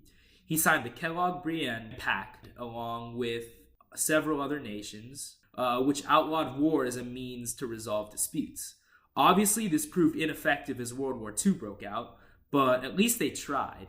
And finally, Coolidge formally recognized Chiang Kai-shek's KMT nationalist government of China and signed a tariff treaty with them, which became extremely important in establishing an allyship with them as World War II began to brew. So clearly, Coolidge actually got a lot of good done as president, despite being extremely overlooked. In terms of failures, there isn't really much to say. The Mellon-Beranger Agreement was an agreement regarding France's debt to the U.S. after World War I, but they never really paid much of it back, especially once the Great Depression happened, so it could be considered a failure in that respect. He signed the Radio Act of 1927, establishing the Federal Radio Commission, one of Coolidge's only instances of supporting increased economic regulation and bureaucratic expansion, but this was a pretty minor change in a relatively small sector at the time. And finally, Coolidge also made significant cuts to the military budget, but again, this was complemented by a budget surplus and cuts to the national debt, so it worked out in the end.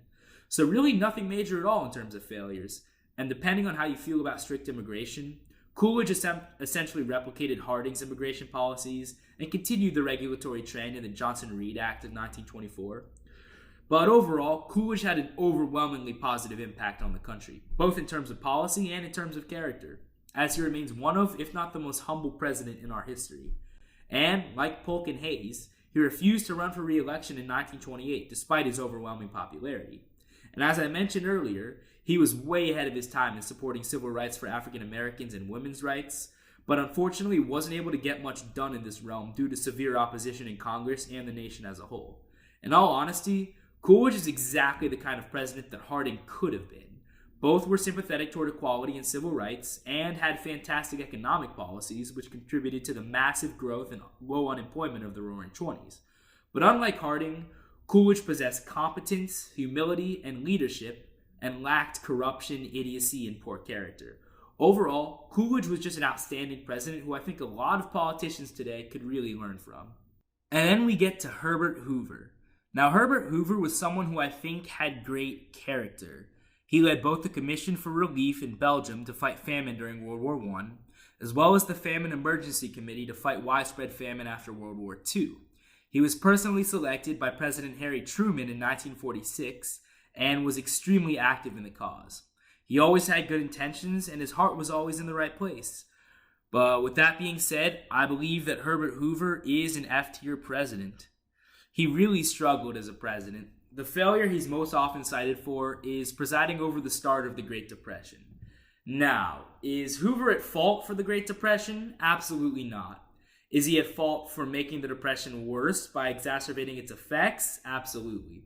Had it not been for his awful leadership and policies, the effects on the US would have been reminiscent of a typical recession rather than a full-scale depression. The stock market crash began on what became known as Black Thursday, and even wealthy investors JP Morgan and John D. Rockefeller, who began furiously buying stock, weren't able to save the market. As the economy crashed, Hoover signed the Smoot-Hawley tariff, which was quite possibly one of the most destructive pieces of legislation signed in United States history. Numerous leading economists at the time warned Hoover not to sign it, but he did so anyway, and the effects were devastating.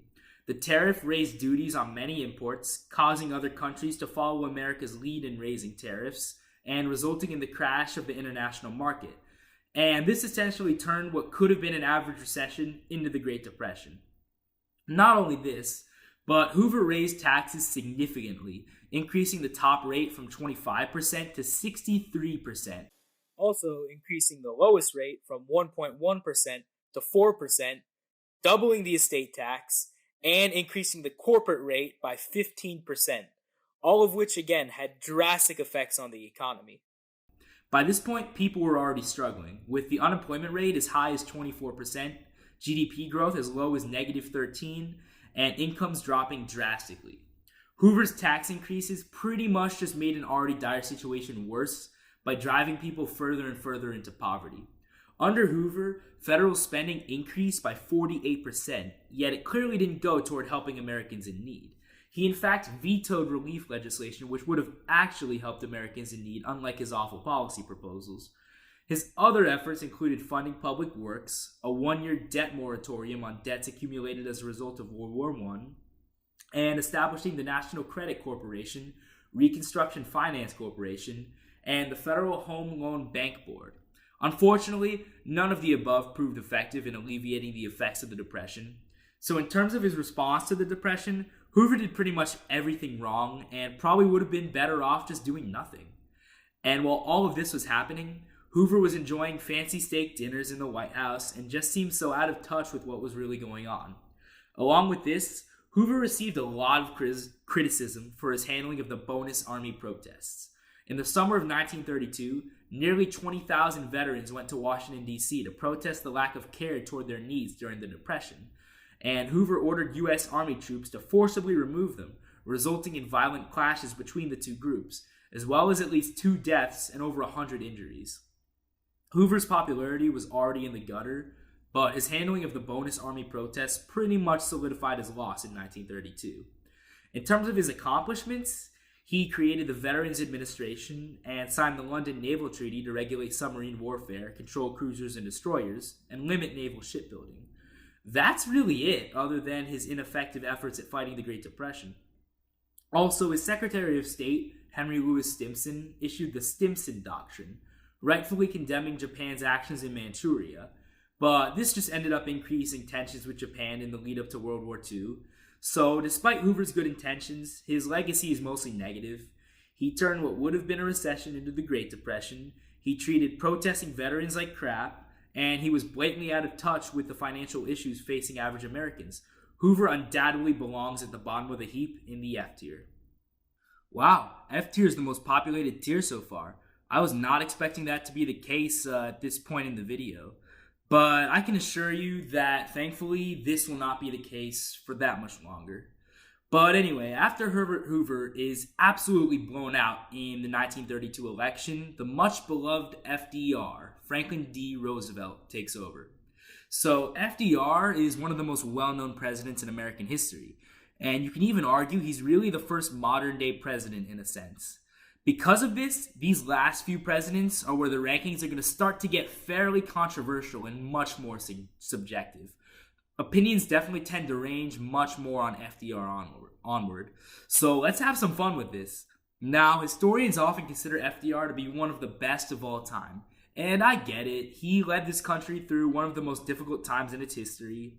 He served during 2 major crises, so I get the historical approval. But I know not everyone agrees when it comes to FDR. Democrats and left-wing scholars often like to call him a top 3 president of all time, while some Republicans, libertarians, and small government conservatives sometimes dismiss him as a bad president because of his big government ideologies. Personally, I disagree with both of these assessments, and I'd probably put him somewhere in the middle. Yeah, he's a C tier president in my opinion. And I know this might be a fairly controversial opinion of mine, considering many would call him one of the best presidents of all time. But I think FDR is a president who did a lot of good, but also a lot of bad as well. So he evens out to about a mid-tier president for me. He was definitely better than Hoover, and I think this is one of the reasons he's viewed so positively. But there were still a lot of problems, many of them which are often overlooked.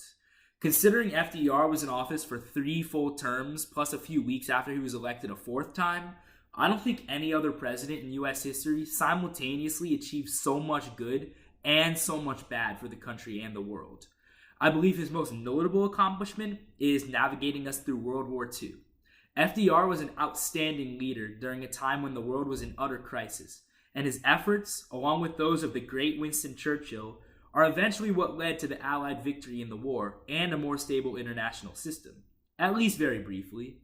Now, although FDR did die at the beginning of his 4th term before the war really ended, he did preside over nearly the entirety of the war period, so I think it's reasonable to give him due credit.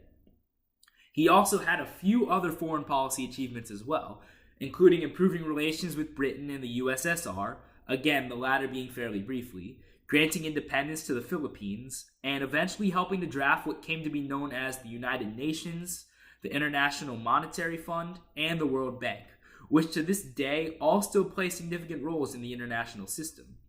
He also had a few domestic policy achievements as well, including paving the way for the end of Prohibition with the Beer and Wine Revenue Act, the Food, Drug, and Cosmetic Act, the Indian Reorganization Act, or the Wheeler-Howard Law, which decreased federal control over Native American affairs, and the Servicemen's Readjustment Act, which provided veterans of the Second World War funds for college education, unemployment insurance, and housing. He also established the Soil Conservation Service and the Federal Communications Commission, which people often forget about. He had a lot more, obviously, considering he served longer than any other president in U.S. history, but the list is way too long to discuss.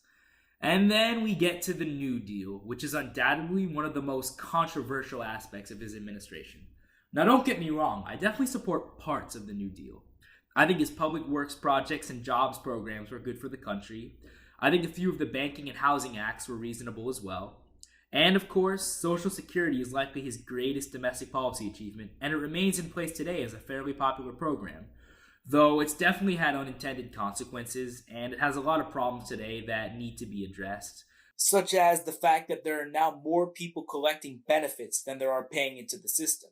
To be honest, while I think at the time Social Security was a good program, I think it was a mistake not to make it a temporary program.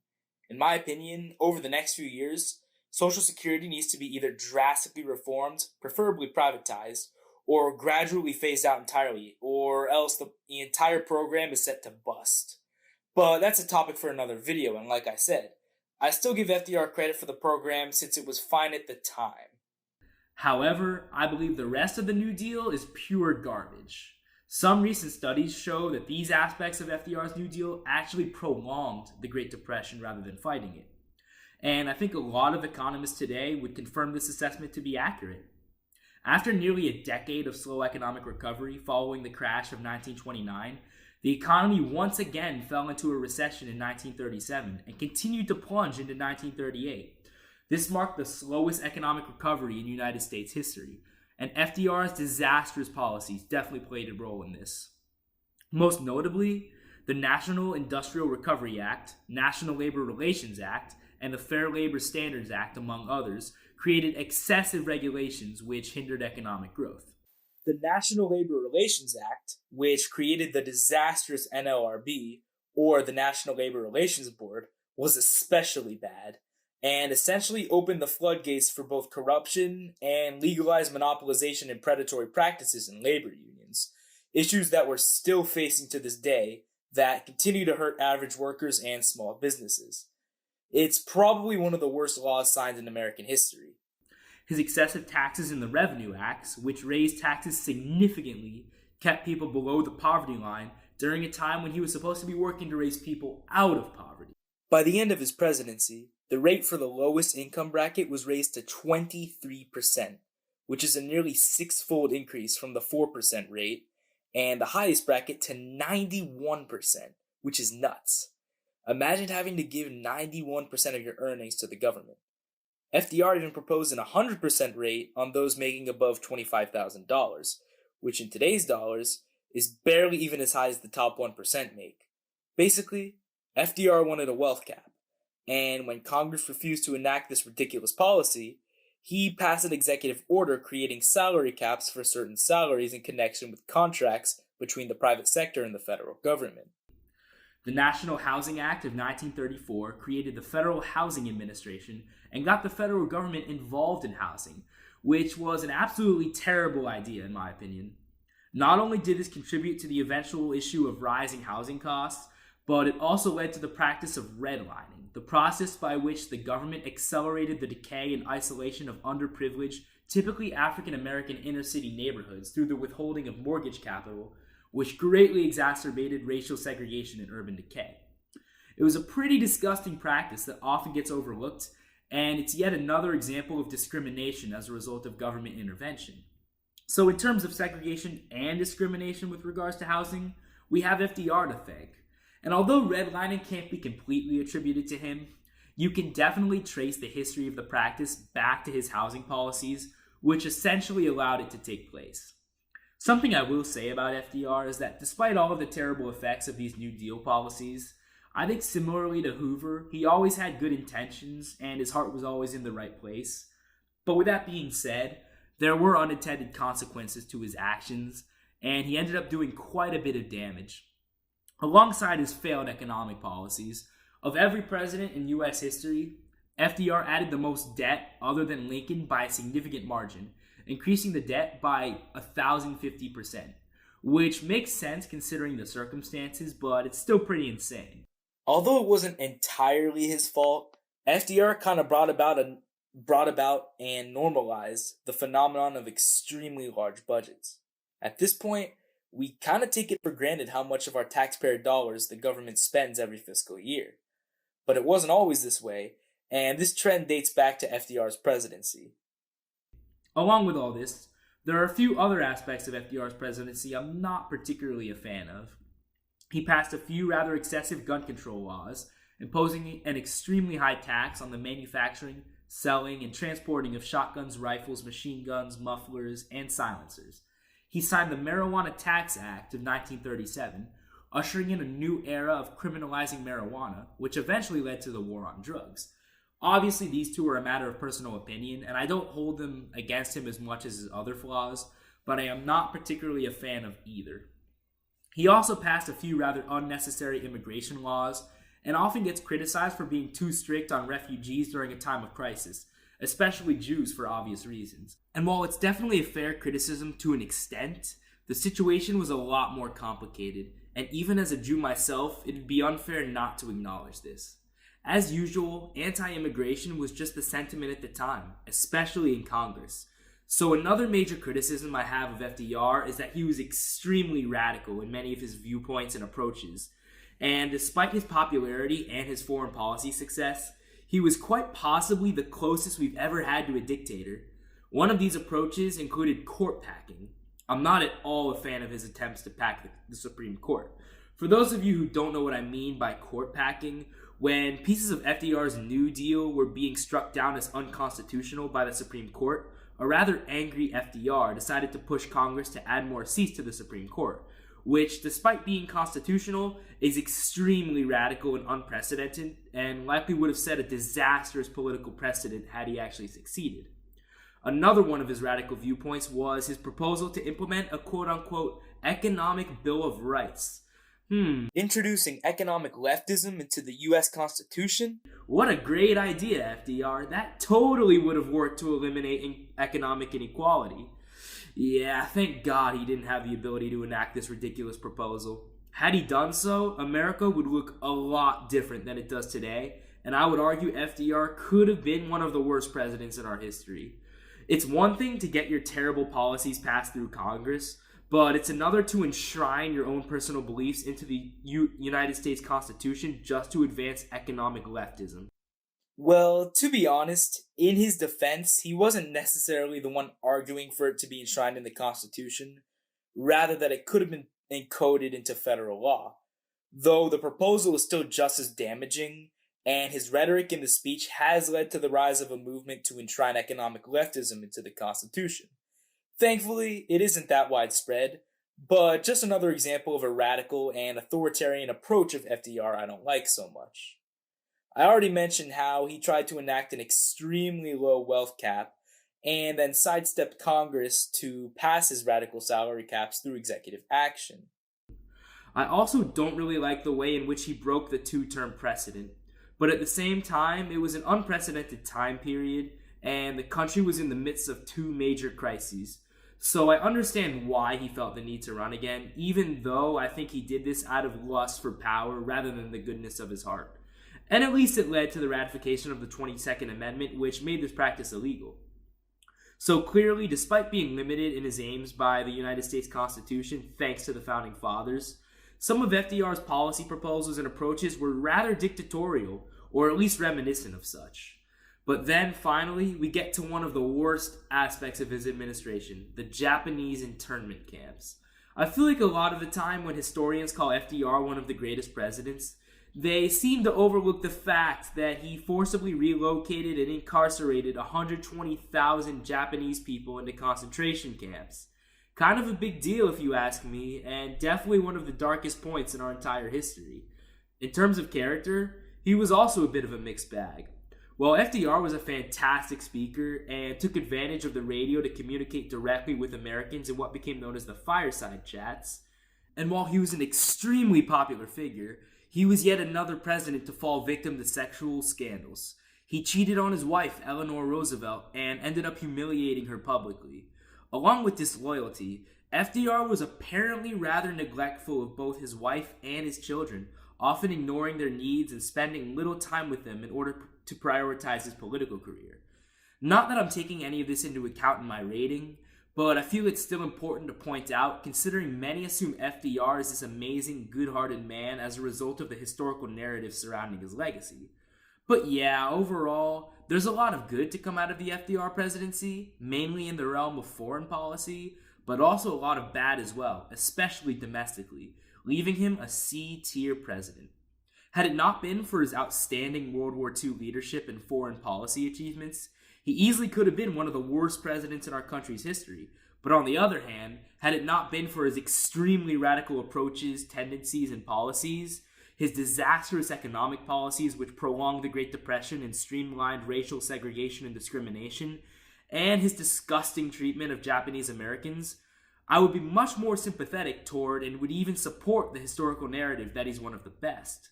But when taking everything into account, I think the C tier is the perfect place for a president with such a mix of good and bad. And then after FDR dies during his fourth term, Vice President Harry S. Truman takes over. And like FDR, while he gets a lot of credit from historians and is often considered to be one of the greatest, I think there's both good and bad to come out of his presidency. However, I definitely prefer Truman to FDR overall, as I don't think his mistakes were quite as catastrophic as his predecessor. At this point, I think I'd give him a solid B. I'd put him, not quite as high as Grant, but higher than Cleveland and Fillmore. I think Truman was a solid leader and president overall, but just suffered from a few big mistakes. It's hard to blame him considering the extremely difficult decisions he was faced with, but like FDR, there were unfortunately unintended consequences to his actions and inactions. One of his actions that Truman is most often cited for is his controversial decision to drop the atomic bombs on Hiroshima and Nagasaki. The bombings resulted in an estimated death toll of between 129,000 and 226,000, both soldiers and civilians, and they also resulted in long-term health defects in Japan. Despite historians still considering Truman to be one of the greats, he does get a lot of criticism today for this fateful decision. But regardless of how you feel about this decision and its repercussions, I personally don't think it's fair to hold this against him too much. It was an extremely difficult decision to make at a time when soldiers were still dying in World War II. And since Japan surrendered immediately after the bombings, there is an argument to be made that they actually prevented more deaths than they caused by provoking an end to the war. So while I get the criticisms, I definitely sympathize with his decision and don't think it's fair to judge him too harshly based on this. I would say I even err on the side of supporting the decision, but regardless, it'd be extremely difficult to put myself in this situation, and I'm not sure it's fair to blame him one way or the other. Another thing Truman is often criticized and blamed for today is the beginning of the Cold War and ushering in a new era of United States interventionism in foreign affairs. Critics of Truman like to trace our involvement in the Middle East and our tensions with Soviet Russia back to Truman's presidency, suggesting that our role as policing the world is a result of his policies.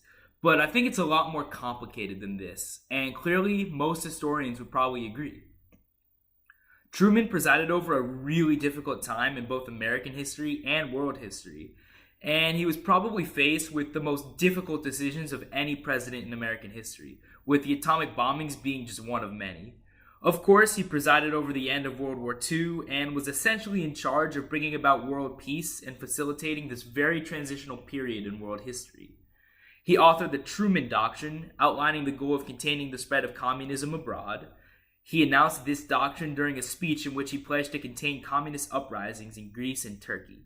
The Truman Doctrine, while I consider it to be an important piece of American foreign policy, is cited as marking the beginning of the Cold War, but the conflict was likely inevitable due to the international power structure between the United States and the Soviet Union. This was a period of dual hegemony in the international system, meaning there were two dominant powers in the world, and according to the hegemonic stability theory, the period in which there is the most stability in international relations is when there is a single hegemonic power, such as when the United States was the leading power. For example, we can now see stability decreasing today as a result of China's growing power and ability to compete with the United States on a global scale.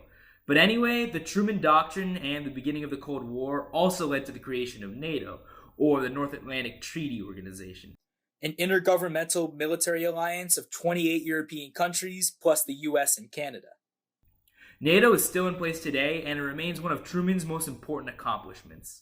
Now, before I continue on with foreign policy, I'll add that in addition to containing communism abroad, Truman sought to eliminate communism at home as well.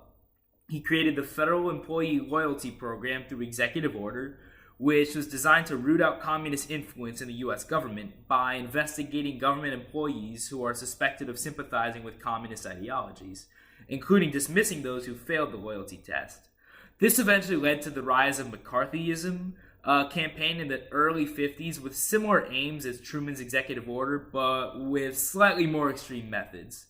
But anyway, going back to foreign policy, Truman unveiled the European Recovery Program, or the Marshall Plan, which is a program to provide aid to Western European nations after World War II devastated their economies and infrastructure.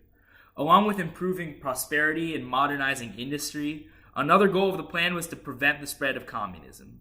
Another similar program was the Mutual Security Act, which was designed to help poor countries develop, often in exchange for their alliance with us in the Cold War. Like the Marshall Plan, one of the primary goals of this program was to contain the spread of communism. Along with this, once the Soviet Union first began their blockade of West Berlin in 1948, Truman was quick to signal support and airlifted supplies to the region. Another act of recovery was the Displaced Persons Act of 1948, which would allow for a limited period of time the admission of a select group of European refugees who were left displaced as a result of the war. All of these recovery programs and initiatives were significant achievements of the Truman administration, and I would consider them to be the greatest aspect of his legacy. Another huge accomplishment for the Truman administration was signaling support for the State of Israel, facilitating its establishment and further recognizing it as a legitimate state. Now, I know this has led to a controversy today, but I think regardless of personal feelings, this was undoubtedly the right thing to do for both moral and international reasons. So in terms of foreign policy, Truman had quite a few landmark successes. However, he also had some missteps as well. But before I get to these, Truman has two more achievements I should mention. The National Security Act reorganized the U.S.'s military and intelligence agencies, as well as establishing the National Security Council and the CIA. the Presidential Succession Act of 1947, which reversed the changes I mentioned in the Act of 1886 under Cleveland. He signed the Presidential Succession Act of 1947, which reversed the changes I mentioned in the Act of 1886 under Cleveland. So the Speaker of the House is set to take over for a president after the Vice President, followed by the President pro tempore of the Senate. And finally, in what was likely Truman's greatest domestic achievement, he signed an executive order finally desegregating the armed forces. But despite Truman's successes, especially in the realm of foreign policy, he is not without his flaws. I believe Truman's biggest gaffe is his handling of the Korean War. The State Department's failure to signal that it would support South Korea in the event of an attack was a big reason why North Korea felt that it could invade. Had we signaled our support, North Korea, who was supplied and supported by the Soviet Union, would have been much less inclined to provoke war. Along with this, the way Truman handled the conflict once it heated up also left quite a bit to be desired. To name a few examples, there is absolutely no reason why the US should have provided 90% of UN personnel in the war. I have no idea why the Truman administration would have agreed to something like this, and he should have made it clear that unless other UN countries shared the burden, the US would curb back our involvement in the conflict. Along with this, during the conflict, Truman declared a state of emergency and imposed wage and price controls, which were terrible for the economy. His actual strategies during the war also left quite a bit to be desired, but again, that's a video for another day. So the war ended up being extremely bloody, with over 200,000 dead and missing on the US, UN, and South Korea side, including nearly 40,000 American troops, as well as about 400,000 to over 1 million dead and missing on the Soviet Union, China, and North Korea side. In addition, an estimated 2 to 3 million civilians perished as well. Not much was achieved as a result of the war either, which ended in a military stalemate. So although it was an extremely complicated situation, this is definitely a bit of a blunder on Truman's part. In addition, China's support for North Korea leads me to my next biggest criticism of Truman, which is his failure to intervene in the second phase of the Chinese Civil War to support Chiang Kai-shek against the communist revolutionary Mao Zedong. His failure to do so led to the rise of communist China, quite possibly the most brutal dictatorship regime in all of human history in terms of death toll. Along with this, it also ruined the chances of establishing what could have been a crucial allyship with China against the Soviet Union, which would have not only mitigated the effects of the Korean War, but also led to a slightly more stable international system by leveraging US power over that of the Soviet Union. The Cold War could have been much less tense than it turned out to be. So I think intervening in Korea but not China was a big mistake on Truman's part, and it would have been much more beneficial had we changed the outcome of China than anything we could have gotten out of Korea. So those are Truman's greatest domestic policy flops, but he also has one significant flaw in the realm of domestic policy, and that is his handling of the major steel strike that occurred toward the end of his presidency in 1952. In order to stop an impending strike by steelworkers, he seized control of the steel industry, worrying that the strike would result in drastic problems considering steel was a necessary sector in the Korean War effort. While I support the idea of breaking up the steel strike to prevent economic slowdown, the way he handled it by just nationalizing the steel industry was not only bad for both steel producers and the steelworkers unions, but it was beyond unconstitutional. The Supreme Court even ruled this to be the case, so Truman's actions definitely left a dark stain on his legacy. He also had a few other domestic policy actions I don't support. He signed the Employment Act of 1946, laying the responsibility of economic stability and unemployment on the federal government, which as usual was a terrible idea. The Housing Act of 1949 presented most of the same problems as FDR's Housing Acts. He also raised taxes and eliminated certain tax reductions, but they were relatively minor tax increases, especially compared to the FDR tax increases not long before. And he also vetoed the Taft-Hartley Act to curb the power of corrupt unions, but thankfully Congress overrode his veto. So to recap on Truman, he presided over the end of World War II by forcing Japan to surrender, facilitating the creation of NATO, providing relief and support to war-devastated countries, and outlining his goals of containing communism both at home and abroad. He also signaled support for and recognized the State of Israel, reorganized the United States military and intelligence agencies, and desegregated the armed forces. On the other hand, he presided over the Korean War and handled it poorly, failed to provide support to Chiang Kai-shek to counter communist influence in China and defeat Mao Zedong, and intervened illegally in the steel industry in a way that harmed both steel producers and steel workers. So overall, while Truman was a solid leader with a lot of great ideas, he definitely made his fair share of mistakes, so I think a B is an appropriate placement for him. And then we get to Dwight D. Eisenhower. Eisenhower, like his two predecessors, is yet another president who historians often credit as one of the greats. But this time around, I would probably agree with this consensus for the most part, and I much prefer him to his two predecessors. At first, I was torn between putting him at the bottom of A or at the top of B tier like Teddy Roosevelt, because while he was mostly good, he certainly wasn't perfect. But after careful evaluation, I think I'm going to put Eisenhower in the A tier.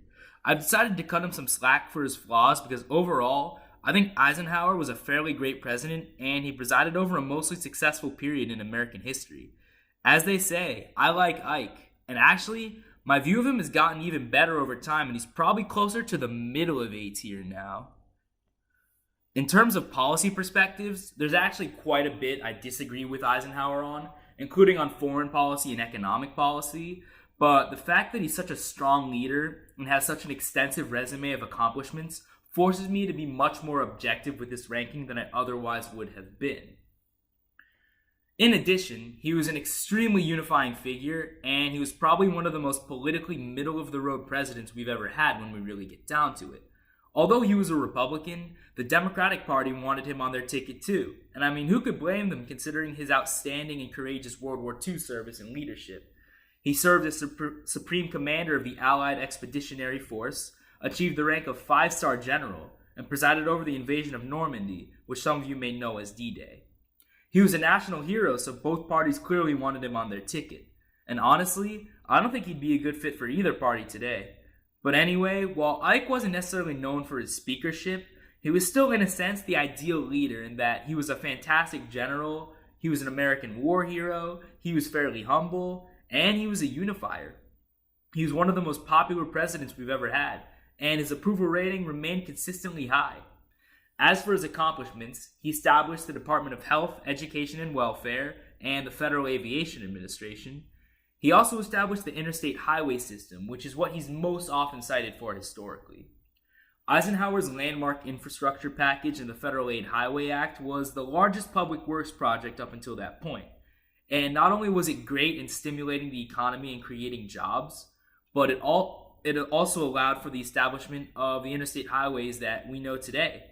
He presided over an expansion of our space programs and military capacity, presiding over the launch of the first artificial satellites, and greatly expanding our nuclear arsenal as well as the Navy.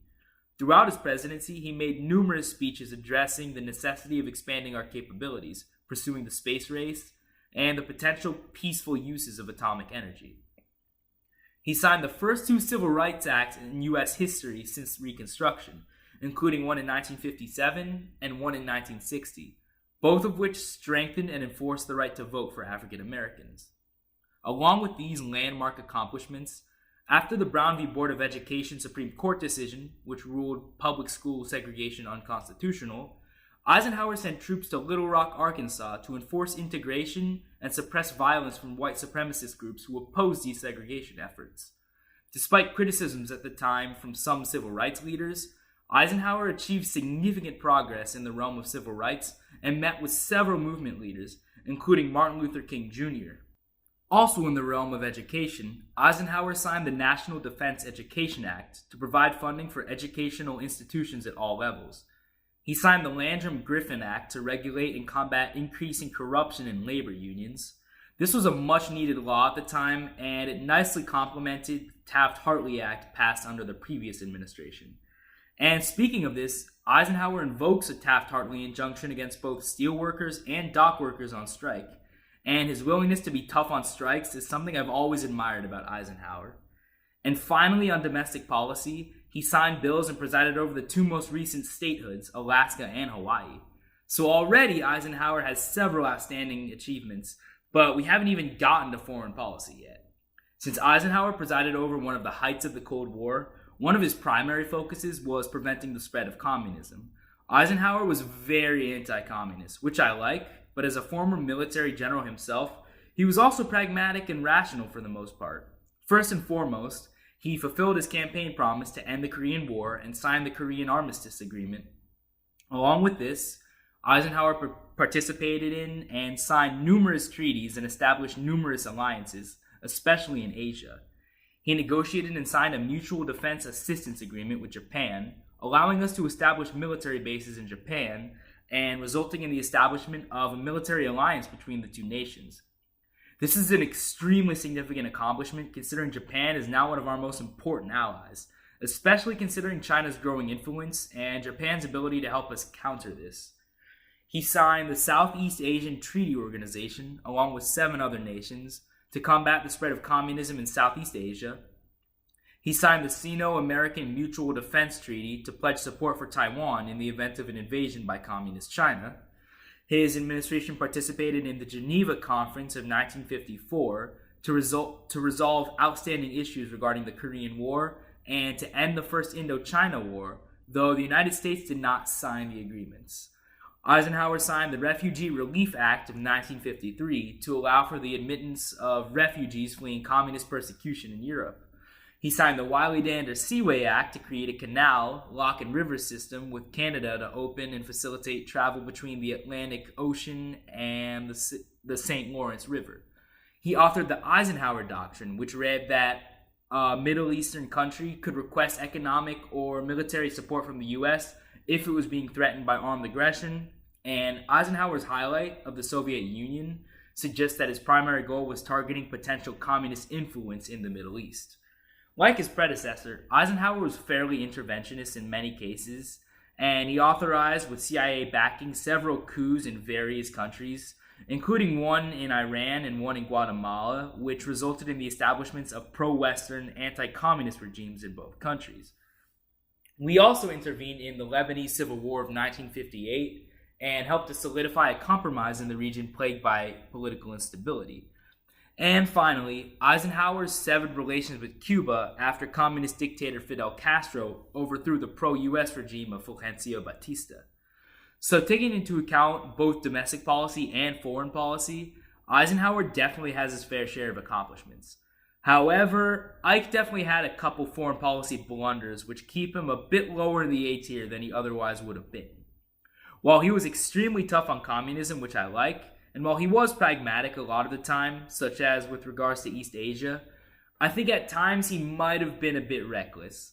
Unlike the Iranian coup 1 year prior, the Guatemalan coup did not sail quite as smoothly. While it did result in the establishment of a United States-friendly regime, American soldiers died in the coup, and it also resulted in severe instability in the region, including nearly 4 decades of civil war and eventually the disturbing Maya genocide. I also think his handling of the Suez Canal crisis was rather poor. It was a conflict between Egypt and 3 of our allies, Britain, France, and Israel, and Eisenhower foolishly refused to back our allies and even threatened them with sanctions if they refused to back down to Egypt, which I think was a mistake. Egypt's seizure of the canal led to problems later in the Middle East, and Eisenhower's refusal to support our allies, while it didn't permanently damage relations with them, was definitely a misstep in American foreign policy. Another stain on Eisenhower's legacy was the U-2 spy flight incident. In 1956, Eisenhower approved U-2 spy flights over the Soviet Union to collect secret intelligence, and 4 years later in 1960, the Soviet Union shot down a spy plane and took the pilot hostage. Eisenhower was forced to admit that the CIA had been conducting spy flights over the Soviet Union, but refused to apologize for the incident at the Paris summit. So Soviet Premier Nikita Khrushchev refused to meet with Eisenhower further. Not only did the Paris summit end in failure, but Eisenhower's actions caused tensions with the Soviet Union to rise significantly into the 1960s, leaving his successors to deal with the height of the Cold War.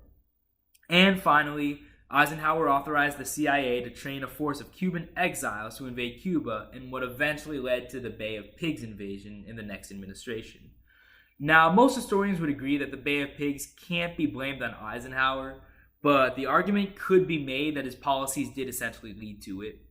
Though I do believe that had Eisenhower been in charge of the invasion, it probably would have gone much better considering he was an outstanding general with a lot of military strategic smarts. And I think he also would have been smart enough to know that once Castro became aware of the plot, going through with it would have been disastrous. I'm still not exactly sure why Eisenhower's successor didn't get this, but we'll get to that soon. But anyway, of course, there's no way of ever knowing how the operation would have gone under Eisenhower's control, so that's a conversation for another video.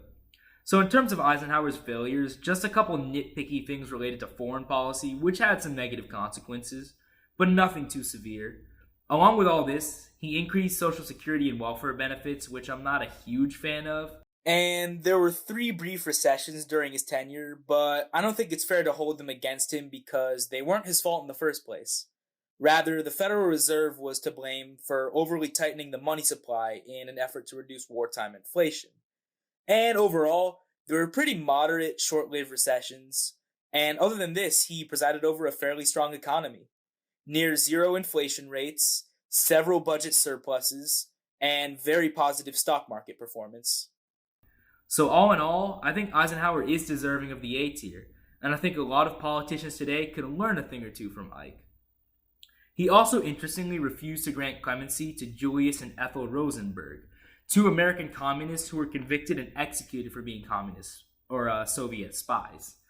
There was controversy surrounding whether they received a fair trial and whether there was enough evidence to convict and execute them, but at the height of anti-communist sentiments in the US, he felt the punishment was appropriate.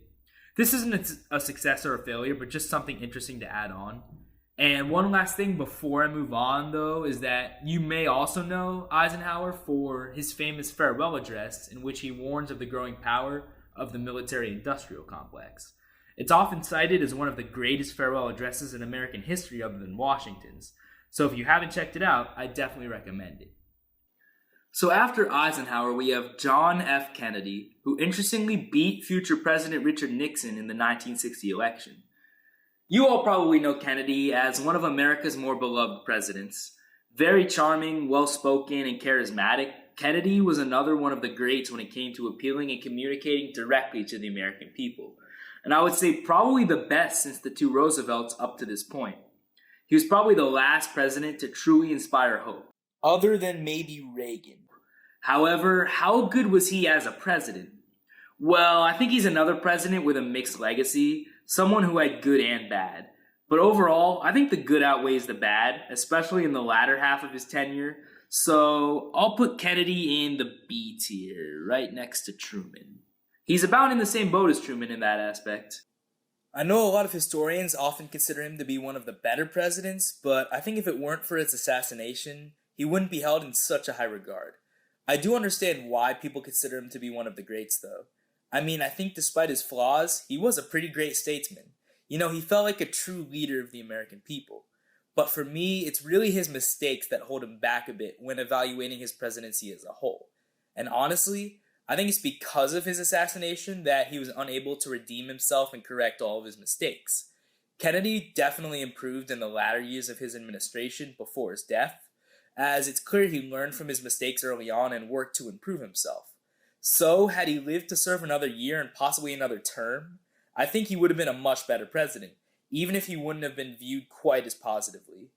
His accomplishments fall especially in the realm of domestic policy. He's often credited with expanding the US space program, and it's in part because of him that we eventually landed a man on the moon. It was one of his visions, and unfortunately, he didn't live long enough to see it happen. His other great domestic achievements included civil rights. He first ordered the Army to enforce desegregation in the University of Mississippi, or Ole Miss, when the Circuit Court ruled that a black student could not be denied admission on the basis of race. He then signed the Equal Pay Act of 1963, which prohibited discrimination on the basis of sex in the payment of wages, and I think this act is often overlooked when discussing Kennedy's accomplishments. He also pushed for the ratification of the 24th Amendment, which forbade a poll tax requirement for voting in elections. And finally, he worked to pass the landmark Civil Rights Act of 1964, which unfortunately was defeated as a result of a filibuster before Kennedy's assassination, but ended up being passed later under Lyndon Johnson's administration. Similarly, Kennedy also worked to lower taxes, and the Revenue Act of 1964 cut federal income taxes by about 20% across the board. But it wasn't fully passed until after his assassination in 1963. So clearly his domestic policy record is outstanding, But how about his foreign policy record? Well, it's a bit more of a mixed bag. Starting with the good, he established the Peace Corps, established a military alliance with Israel, reduced import duties to encourage international trade, and signed the Foreign Assistance Act of 1961 to aid in the economic development of the world by creating a series of foreign assistance programs, all of which are solid accomplishments. However, with all that said, I think his handling of the Cold War left quite a bit to be desired. He's first responsible for the infamous Bay of Pigs debacle, which was a disastrous effort at overthrowing the communist regime of Fidel Castro in Cuba. As I mentioned earlier, while the US tried to keep the operation covert and only sent in Cuban exiles to fight rather than American forces, Cuba became aware of the plot and it ended up being a disaster. So Kennedy likely should have either withdrawn the plot and revised it, or sent in American forces, especially in the form of air support, to back the Cuban exiles. Not only did the invasion go horribly wrong, but it also ended up increasing tensions with Cuba, leading to our expanding the trade embargo against them, but much more importantly, it increased tensions with the Soviet Union. Our drastic failure in this mission also exposed a sense of weakness on our part and further emboldened the Soviet Union. In addition, Cuba remaining communist forced us to redirect many of our resources toward dealing with threats that they perpetuated that otherwise would not exist, as Castro's communist regime funded and supported communist governments and revolutionary forces abroad. If not for this, we would have been able to turn our attention to other areas of the world with more resources at hand. Kennedy's failure to overthrow Castro's communist regime was disastrous and was instrumental in leading to the Cuban Missile Crisis a year and a half later. In general, tensions with the Soviet Union escalated significantly under Kennedy, dating back to the Bay of Pigs, and I don't think he really took the right approaches until it came to the Cuban Missile Crisis. That was really his turning point for me as a president. Before this, his foreign policy was a mix of him being too reckless in terms of action, but also appearing too weak in terms of demeanor and approach, which is why Soviet Premier Nikita Khrushchev felt he could take advantage of us in the first place. The Vienna summit to resolve conflict over the status of Berlin ended in failure, as did the Geneva conference in which the US, UK, and Soviet Union sought to reach an agreement on nuclear weapons testing. But after a series of debacles and failed diplomatic efforts, Kennedy did redeem himself with his handling of the Cuban Missile Crisis, and props to him because it was an extremely tense conflict which could have easily ended in disaster. For those who don't know, the Soviet Union deployed ballistic missiles in Cuba in response to the US deploying similar missiles in Italy and Turkey, and it was quite possibly the closest the Cold War came to turning into a nuclear war.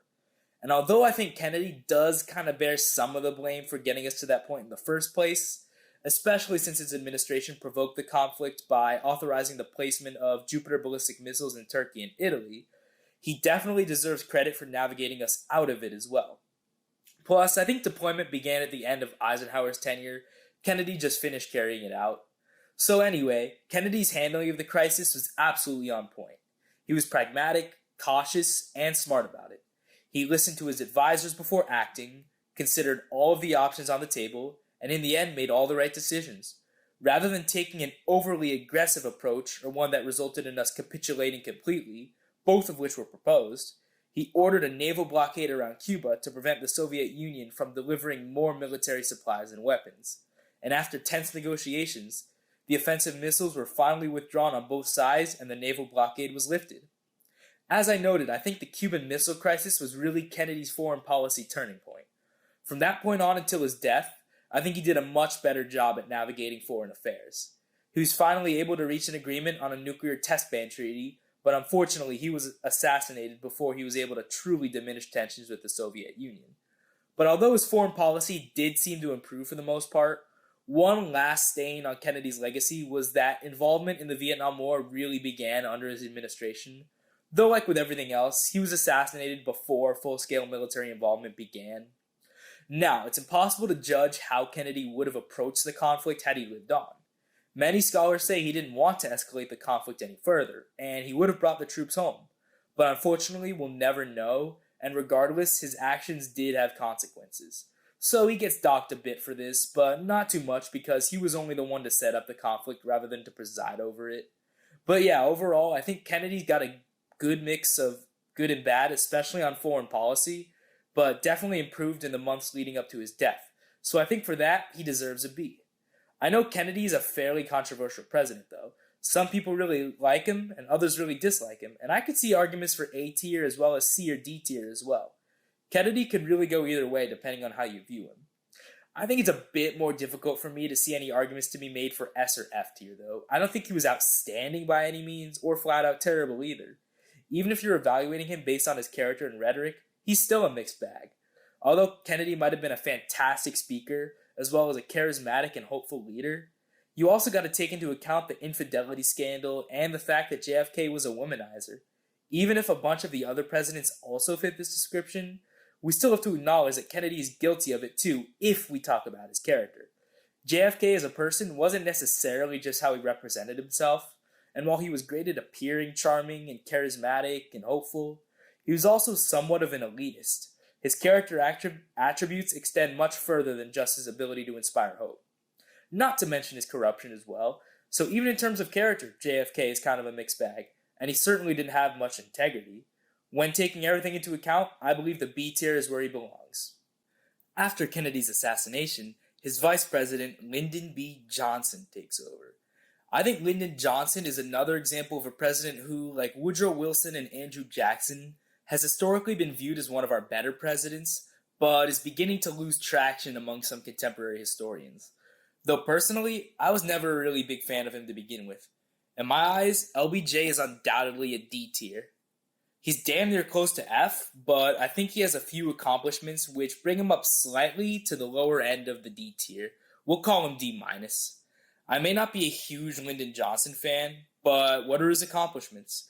Well, he signed Kennedy's tax cuts into law. He signed Kennedy's Civil Rights Act into law. But while I do think these are positive aspects of LBJ's presidency, I think Kennedy really deserves most of the credit for them. LBJ also signed the Voting Rights Act, another piece of civil rights legislation, which he deserves more credit for considering it was actually drafted under his administration, unlike the previous one. He signed the Freedom of Information Act, which I think is a pretty underrated law. It requires the US government to turn over unreleased info or documents upon request, with certain exceptions, of course, to protect matters of national security.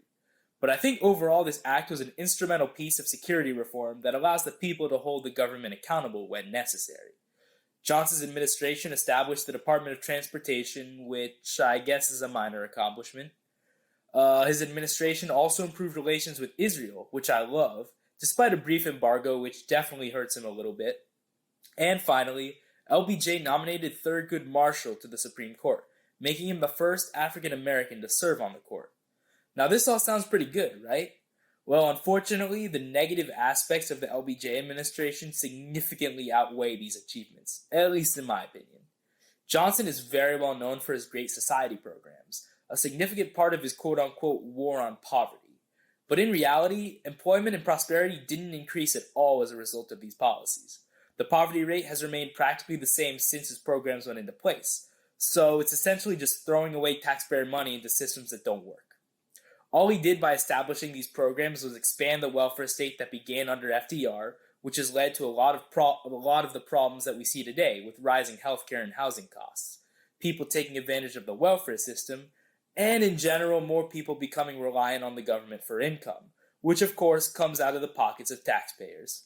He accelerated the racially discriminatory practice of redlining, which I discussed earlier with his awful housing policies. He created a nationalized healthcare system, which is a big reason why costs continue to skyrocket today. Medicare and Medicaid both drastically destabilized the healthcare industry and caused massive price increases. And similarly to Social Security, Medicare is on track to becoming insolvent unless it's privatized or reformed drastically. Along with Johnson's irresponsible Great Society programs, he also pursued the war on crime, which I don't actually have a problem with in theory. I strongly support cracking down on criminal activity and enforcing law and order, but the way he went about it was absolutely wrong. His Omnibus Crime Control and Safe Streets Act of 1968 and Gun Control Act of 68 greatly expanded the federal government's authority to infringe on personal liberties and did absolutely nothing to lower crime rates. Over the next decade, crime actually skyrocketed, especially in big cities like New York. Not only this, But both Johnson's war on poverty and war on crime led to what became known as mass incarceration, the phenomenon in which our prison population rapidly expanded as a result of more people being locked up for rather harmless crimes, also known as victimless crimes. Since 1970, our prison population has increased by 500%, and as a result of this, the United States now has the largest prison population in the world, as well as the highest incarceration rate per capita. Now, all of these failures combined with his achievements would probably land him somewhere in the C range next to FDR. However, LBJ has one huge stain on his legacy, which brings him down to one of the worst of all time. And that is, of course, his escalation and handling of the Vietnam War. And this is the main reason why modern historians are beginning to reconsider Johnson's legacy. He first signed the Gulf of Tonkin Resolution, giving him broad powers to use military force in Southeast Asia without congressional approval or a formal declaration of war. So, of course, Johnson then significantly increased the number of ground troops in Vietnam to begin engaging in ground warfare. By 1968, the end of Johnson's term in office, the United States had 548,000 troops in Vietnam. Along with the fact that full-on involvement was probably a mistake to begin with, his strategy in pursuing the war was absolutely garbage and probably destroyed any chance we had at actually winning the war, even though many historians have deemed it unwinnable from the start. Not to mention that American involvement in the war actually led to France withdrawing from NATO's military command in fear of another world war. For a smart guy, Johnson was a pretty foolish and incompetent commander-in-chief. Looking back, many historians now rank him the worst president of all time in terms of foreign policy, which is certainly a well-deserved ranking. Overall, the Vietnam War costed 58,281 American lives. Along with this, 849,081 Vietnamese soldiers died, as well as an estimate of between 405,000 and 2 million Vietnamese civilians. And this is in addition to all the other countries and regions who got involved as well.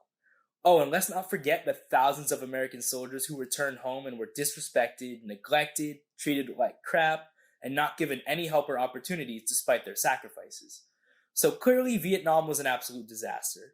And all of these deaths were in the name of a mission we didn't even fulfill because North Vietnam achieved victory over South Vietnam after the fall of Saigon in 1975. To be honest, I would have cut Johnson a bit of slack had he shown quality leadership during the war, but he didn't. Not at all. He lied, he withheld information from the public, he showed no courage or empathy like his predecessor, and he essentially stepped down when he no longer wanted to handle the conflict. He dug himself into such a deep hole that he refused to run for re-election in 1968. Very cowardly and irresponsible of him. And if all of this isn't bad enough, Johnson was also known for being kind of a bully. He was not a good person by any means. Johnson was a big dude, of course, and he used this to intimidate people into getting his way by backing them into corners or standing over them monstrously. He was also weirdly obsessed with his dick. He would constantly brag about it to whomever, and apparently he would also occasionally unzip his pants and pull it out in broad daylight in an expression of dominance and intimidation to show people that he was serious and that he had the power to do what he wanted. He was just a very vulgar human being all around, to say the least, and not a very likable dude at all. In addition, despite signing civil rights because he had to, he made no effort to hide his blatant racist attitudes, and like his predecessor and his successor, who we'll get to in just a few seconds, was evidently fairly corrupt. So after all is said and done, LBJ belongs at the bottom of the D tier, only to be saved from the F tier by a few significant accomplishments. And after LBJ refuses to run for re-election, Richard Nixon, who previously lost to JFK, reigns victorious over LBJ's vice president, Hubert Humphrey. Now, Nixon is one of the most controversial and highly debated US presidents of all time, and for that, I find him to be one of the most complex and interesting. Some would consider him to be one of the worst presidents or toward the bottom, while others would consider him to be one of the greats. Scholars to this day continue to debate his legacy. To me, Nixon is the perfect example of a president with fantastic foreign policy and terrible domestic policy. I think in terms of foreign policy, Nixon would probably be somewhere in the A or B tier. In terms of domestic policy, on the other hand, he's much closer to an F. So all in all, Nixon is probably somewhere in between the C and the D tier. I almost wish there was another tier in between the two because I think he's definitely better than most presidents in the D tier, especially LBJ, but he also doesn't belong in the same tier as FDR. You know what? I'm gonna put him as a D plus and then switch him out with Adams because now that I think about it, he also really doesn't belong in the same tier as someone like LBJ or John Tyler. We'll call him a C minus now. Plus, I was probably a bit unfair regarding his handling of relations with France. The XYZ affair isn't entirely on him. But anyway, back to Nixon. I'm a fan of Nixon overall as a historical figure, but not as much so as a president. I think like FDR and JFK, Nixon was a pretty great leader, but just gets held back by his mistakes and some of his flawed policies. He was undoubtedly one of the smartest to ever hold the office, which he used to his advantage. As I noted, Nixon was outstanding on foreign affairs, and he had several landmark accomplishments. He authored early on in his presidency the Nixon Doctrine, which said that the United States would continue to assist and support its allies, but would not act as the world's police force and undertake all the defense of free nations. He affirmed his plan to withdraw from Vietnam, and suggested that individual nations should bear more responsibility for their own security. And this eventually led to what was his greatest foreign policy accomplishment in ending U.S. involvement in the Vietnam War. He wanted to bring the troops home, and although it took some time, he eventually fulfilled his promise to do so. In addition, his strategies in Vietnam were on point, or at least significantly better than those of Lyndon Johnson. His strategy to end American involvement in the conflict, known as Vietnamization, was fantastic. The idea was to train and equip South Vietnamese soldiers to take over leading combat roles and gradually reduce the number of American ground troops and slowly withdraw forces from the region altogether. It was a great strategy which ended up working to our advantage. In addition, he pursued bombing campaigns and targeted North Vietnamese ports and military targets. While Nixon pitched a well-thought-out 5-point peace plan, it unfortunately did not appease the communists and they rejected it. However, he did eventually preside over and sign the Paris Peace Accords in 1973 to end the Vietnam War, which is probably the greatest aspect of his legacy. Now, many have certainly made the argument that the amount of time it took Nixon to actually withdraw American troops from Vietnam reflects badly on him. Specifically, not only that he may have been a rather reckless commander-in-chief, but that he may have been more concerned about his image and his legacy than actually bringing the troops home. Now, while I think it's very possible that there is some truth to this, I think it's also a little unfair to judge him in this way. While it may have taken him 5 years to finally withdraw all American troops from Vietnam, it's not really that simple to just pull 500,000 American troops out of an ongoing conflict in the span of a year. It's just not plausible. Nixon needed a plan, and I think those that his administration pursued were as solid as it could have been. So I think he deserves some slack for the amount of time it took. Likewise, I think it's also somewhat unfair to judge him as selfish here because nearly every president was concerned with their image and legacy, and likely made sacrifices to protect them. It's nothing new with Nixon. Though he wasn't much different than LBJ in terms of lying and withholding information from the public, and I understand criticisms related to this and his shady actions related to Cambodia.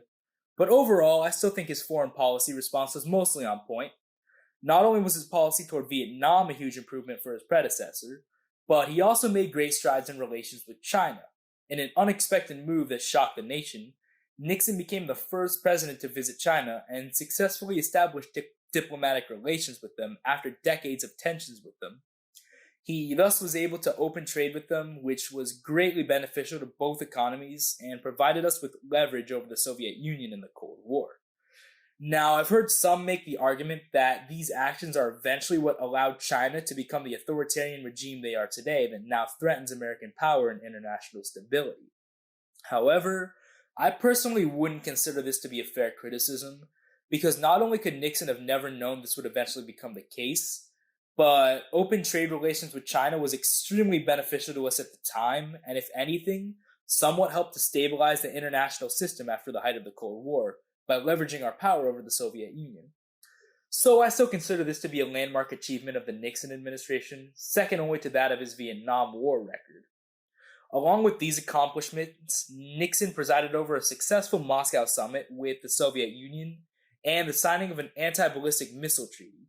He cut aid to Chile after they elected a Marxist socialist president, Salvador Allende, and backed a successful military coup to overthrow his regime.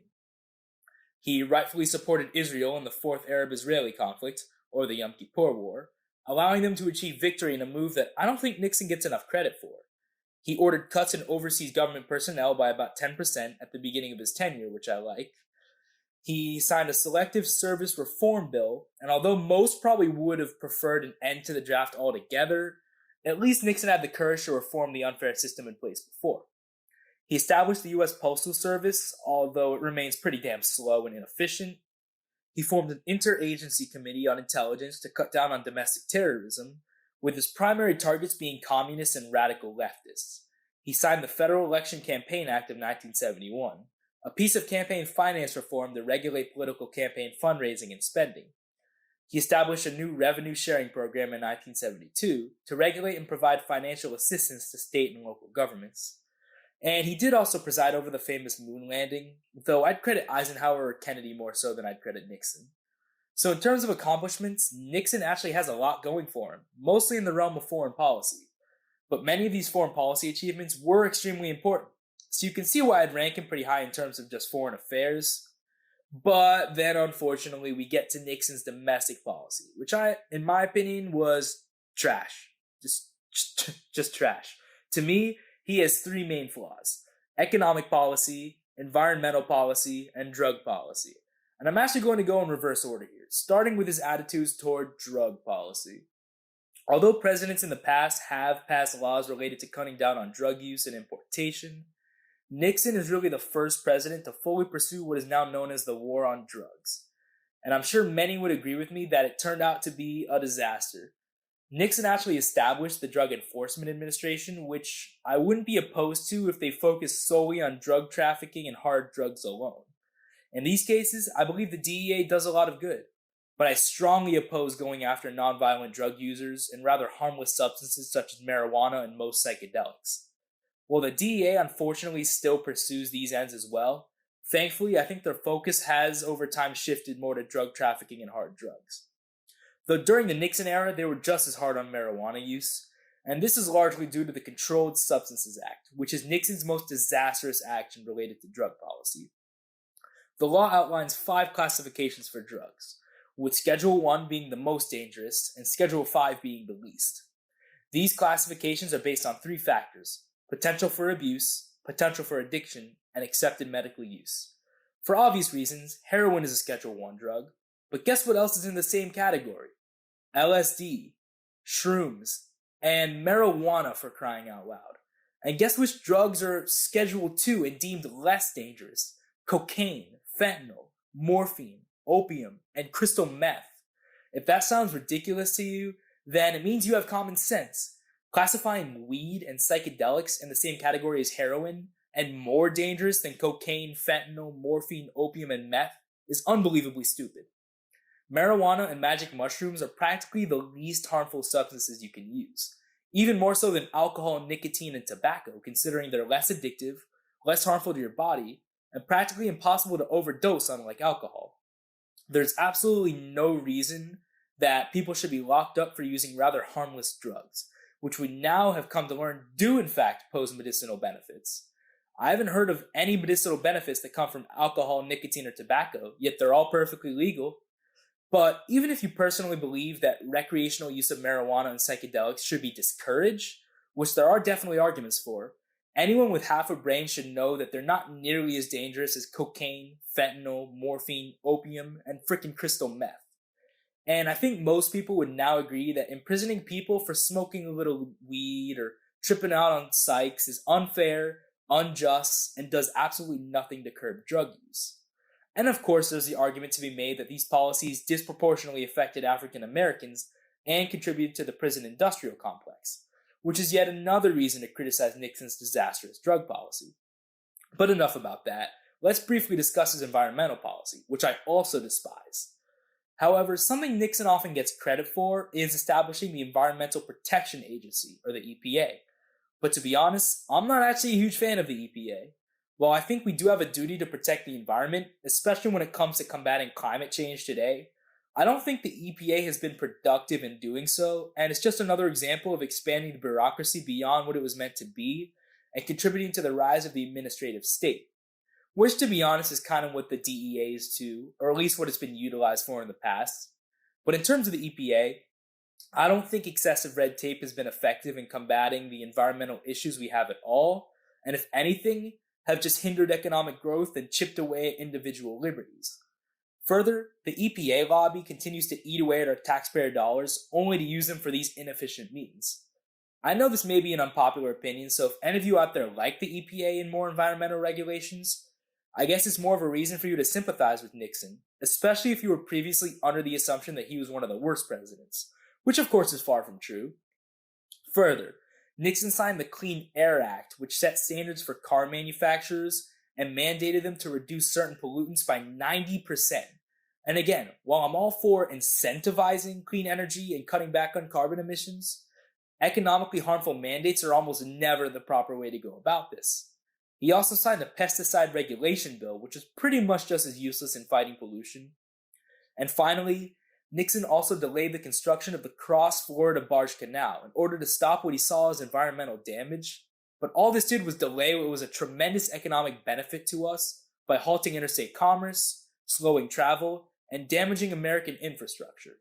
But then we get to my greatest criticism of Nixon, and that is his absolutely abysmal economic policy. Probably one of the worst economic policies of any president in American history. Now, one of the crises Nixon was faced with was rapid inflation, and he handled it in probably the worst way possible. His solution? Wage and price controls. Nixon's plan to end involvement in Vietnam was outstanding, but his plan to combat inflation? Not so good, and he definitely made the problem worse. He signed the Economic Stabilization Act, giving himself the power to intervene in the economy to combat inflation. But all he did was make things so much worse.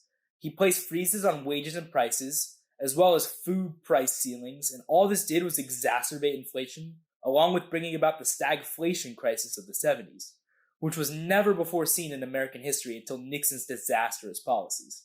Stagflation signals high inflation, slow economic growth, and increasing unemployment.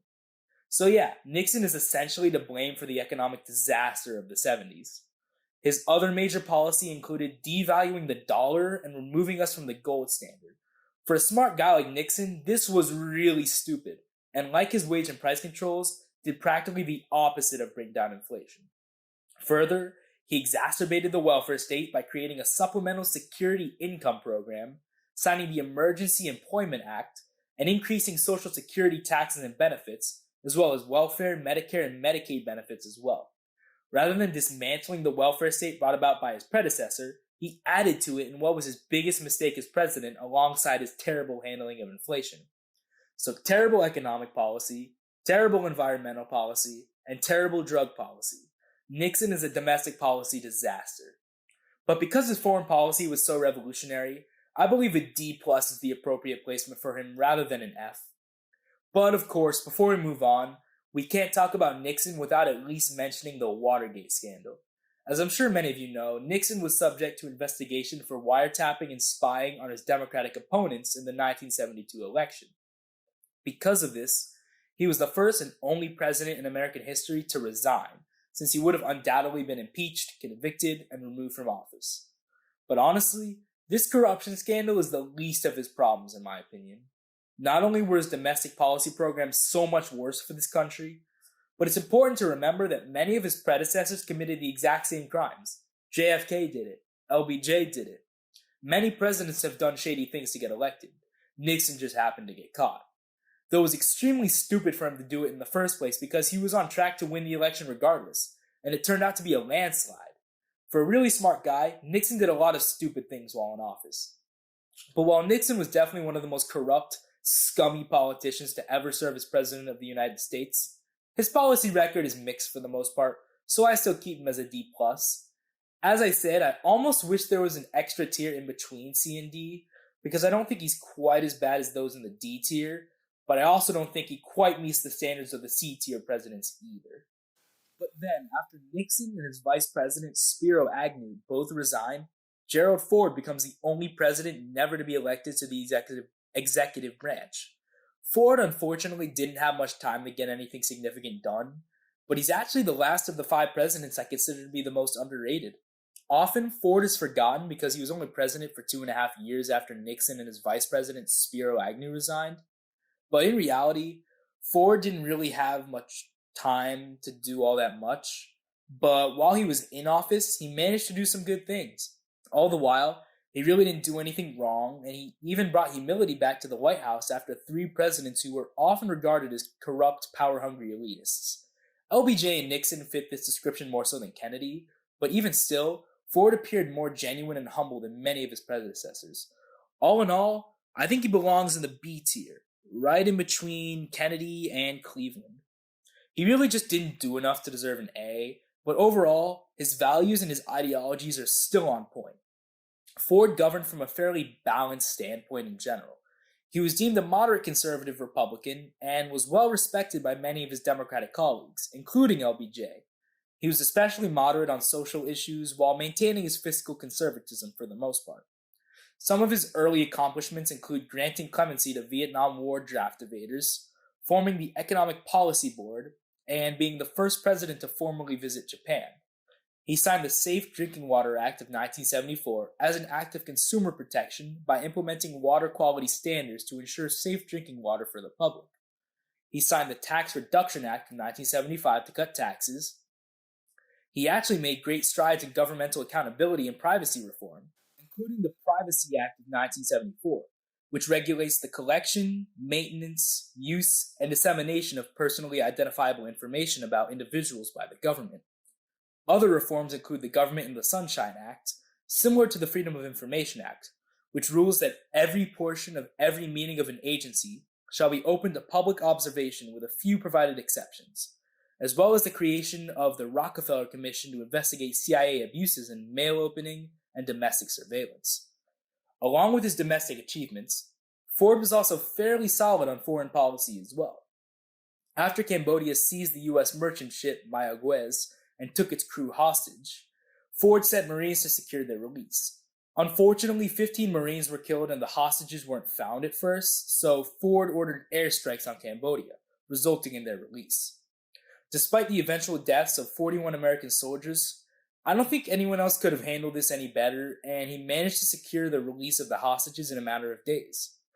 This all occurred just 2 weeks after the fall of Saigon, and he actually did an extremely solid job of evacuating Americans from Saigon as it fell in 1975, as well as from Lebanon in 1976 when the American ambassador and his aide were assassinated.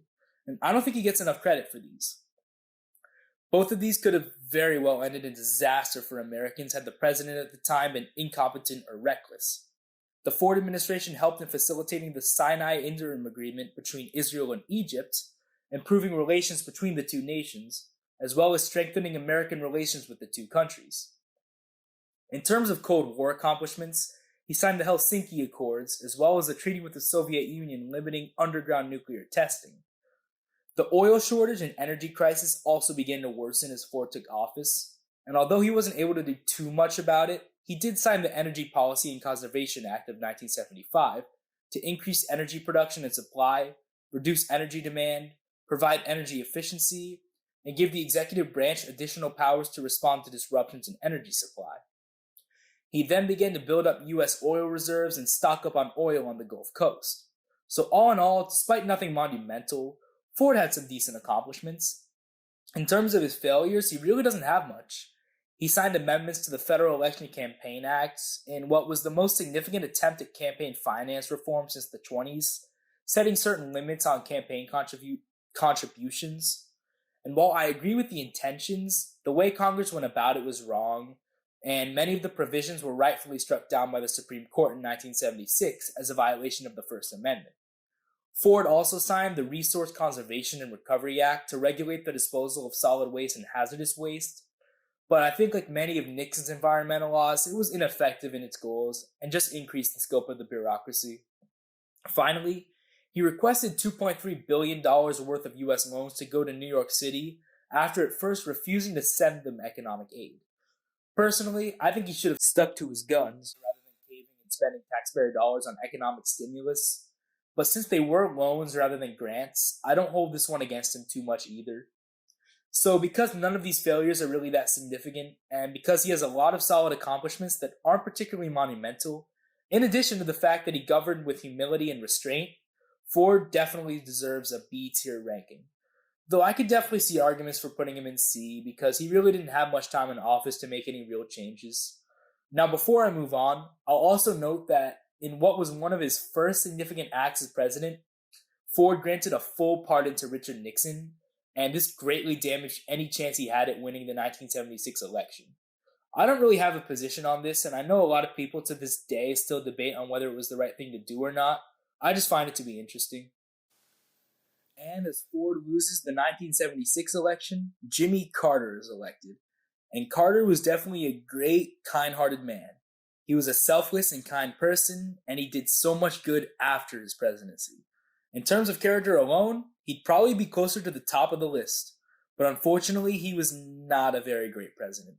He's maybe not as bad as some people remember him to be, and I think he belongs somewhere in the D tier. Some, especially Republicans, like to deem Carter one of the worst, but despite being a pretty weak and ineffective leader, he did have some redeeming qualities.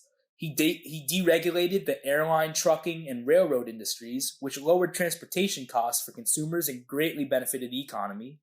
Similarly to Ford, he pardoned Vietnam War draft evaders.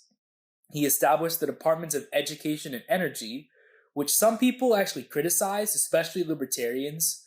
But as someone who also despises excessive bureaucracy and expanding the administrative state, I don't think these two departments were nearly as damaging as the NLRB or Department of Labor, for example. They definitely have problems, but having these two agencies isn't entirely a bad thing. He also established FEMA, which, despite inefficiencies, is still an important agency to have to respond to major crises and disasters. He busted a destructive coal miner strike in 1978. He approved development of the MX missile, but opposed production of the B-1 strategic bomber, so I guess they offset each other. He signed the Second Strategic Arms Limitation Treaty with the Soviet Union, which, despite the Senate never ratifying it, both countries voluntarily abided by its terms.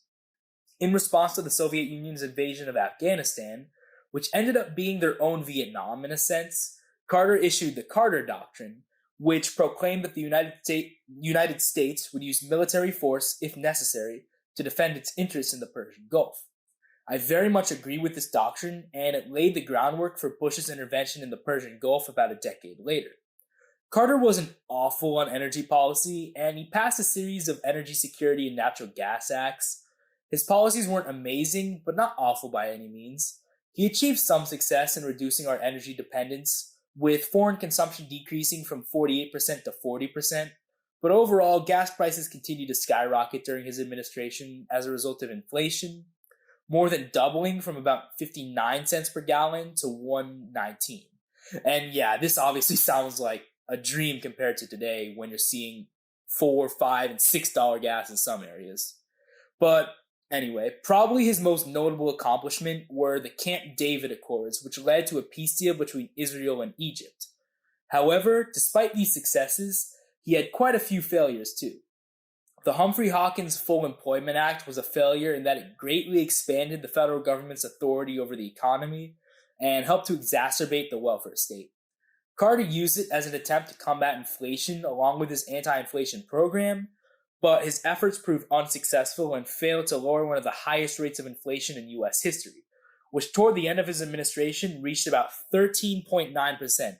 This blows today's inflation out of the water. Not to dismiss, today's inflation's awful. I'm not dismissing that by any means, but the inflation rates of the 70s were definitely higher. His failure to lower inflation was instrumental in his 1980 loss. Carter's decision to sever diplomatic ties with Taiwan in order to recognize the People's Republic of China was an awful foreign policy disaster, which helped to effectuate many of the problems we see with China and Southeast Asia today. And these aren't entirely his fault by any means, but it was still a horrible decision. He established Superfund, which was unfortunately an ineffective attempt at cleaning up sites contaminated by hazardous substances, and just ended up wasting taxpayer money and expanding the power of the bureaucracy like Ford's attempts. But even worse, it is estimated that the program costed $243 million per year last decade, and is expected to increase to $500 million. He signed what was known as Presidential Directive 59, which was apparently Carter's strategy for fighting a quote-unquote limited nuclear war aimed at giving the president more flexibility in planning for and executing a nuclear war. It was a controversial directive which quite possibly increased tensions with the Soviet Union, and a very odd policy for Carter to endorse considering he not long before weakened America's influence and strength militarily. And finally, likely his greatest failure is his handling of the Iranian hostage crisis. So at the beginning of his administration, Carter hosted the Shah of Iran, who was then ousted during the Iranian Revolution. America's support for the Shah led to anti-Western sentiment in Iran, and a group of Islamic militants took 52 American diplomats and citizens hostage for 444 days in the U.S. Embassy in Tehran. Yep, it took them over a year to secure the release of American hostages. And then, of course, there was the failed attempt to rescue them, Operation Eagle Claw, also known as Desert One, which was an absolute disaster and resulted in 8 U.S. servicemen dying. This whole debacle is likely the biggest stain on Carter's legacy, but it's just the icing on the cake following years of poor leadership. Overall, he was just a pretty weak and ineffective leader who failed to resolve several crises. In addition, his relations with both Congress and the media were very poor, and Carter was not great at getting things done or displaying himself in a positive light. Not the worst president of all time, but far from the best, Carter embodies the D tier. And then Carter gets absolutely blown out in his re-election bid to actor and celebrity Ronald Reagan in what was one of the biggest landslides in U.S. history. In fact, both of Reagan's elections are in the top 10 biggest landslides in U.S. presidential history, for obvious reasons, of course. Okay, so I understand that there's a lot of mixed feelings out there about Reagan, so I completely understand if you disagree with this assessment, but I do believe that Reagan belongs in the A tier. Not at the top of the A tier, closer to the bottom in between Eisenhower and Madison. But before I delve into this one, I am fully aware that Reagan is not perfect, which is why he's closer to the bottom of the A tier. He's far from perfect. He has quite a few flaws that I will talk about alongside all of the good that he did. I could definitely see arguments for putting him a notch lower in the B tier, but in general, I believe the impact that he had on this country and on the world was overwhelmingly positive.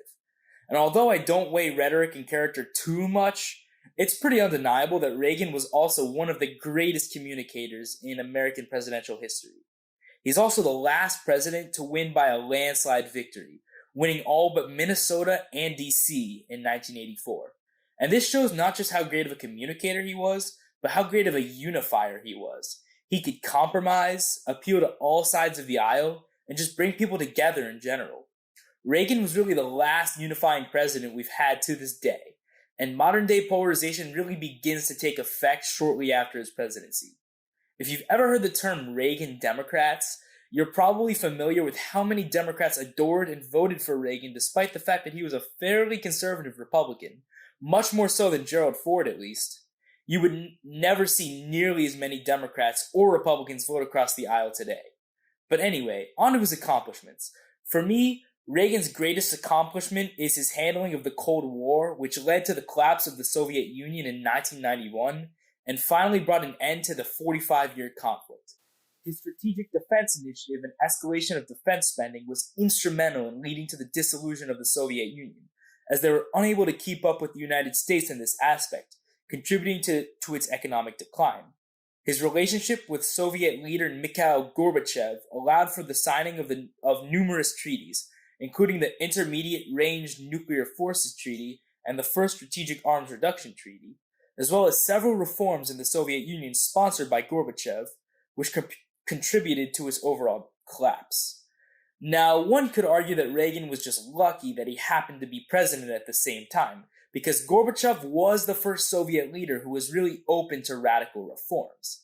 And there is truth to the fact that Reagan happened to be in the right place at the right time. However, he saw an opportunity with Gorbachev and he took it, utilizing this opportunity better than I think most other presidents would have. Other foreign policy achievements include improving relations with Britain thanks to his relationship with Prime Minister Margaret Thatcher, as well as signing scientific and cultural exchange accords with China. He also presided over the invasion of Grenada, in which the US overthrew the Marxist military government that had orchestrated a coup days before, restoring control of the former governmental authority. Now, this invasion was heavily criticized at the time, including by the UN, who overwhelmingly passed a resolution to condemn it, but I personally don't take issue with it. It wasn't unilateral, as we had 6 other Caribbean nations on our side. It wasn't too deadly or destructive of a conflict, comparatively speaking, and Reagan, along with rightfully taking a hard line against the threat of communism within our hemisphere, was worried about another Iranian hostage crisis situation, given that there were hundreds of American medical students present on the island, and rightfully acted to protect them in our interests. So I still consider it a success. Though it did reveal significant issues within America's information and communication apparatus, and the conflict led to his signing of the Goldwater-Nichols Act, which reworked the command structure of the United States military and Department of Defense in what was the most sweeping piece of legislation since the Defense Department's founding. And finally, at the end of his administration, he solidified the Canada-United States Free Trade Agreement, which eventually set the stage for NAFTA, which I'll get to in a few presidents. In terms of domestic policy, Reagan was also very solid, especially when it comes to fiscal policy, which I would consider to be his other greatest achievement along with his Cold War policies. Obviously, in this realm, Reagan is known for his incredibly large tax cuts, slicing the rate of the lowest bracket from 14% to 11%, and the highest from 70% to 28% over the course of his presidency. He also raised the upper income level of the bottom rate significantly, from about $5,500 to about $30,000, meaning that anyone in this range who was previously paying higher rates now fit into the lowest bracket of 11%. Along with this, he pursued successful deregulatory policies and cut billions of dollars worth of funding to hundreds of government programs to further mitigate the tax burden on American citizens. Now, people argue that these policies, known as supply-side economics, trickle-down economics, or more simply Reaganomics, benefited only wealthy Americans, but this isn't entirely accurate. They definitely benefited the wealthy, don't get me wrong, but they also benefited the average American too.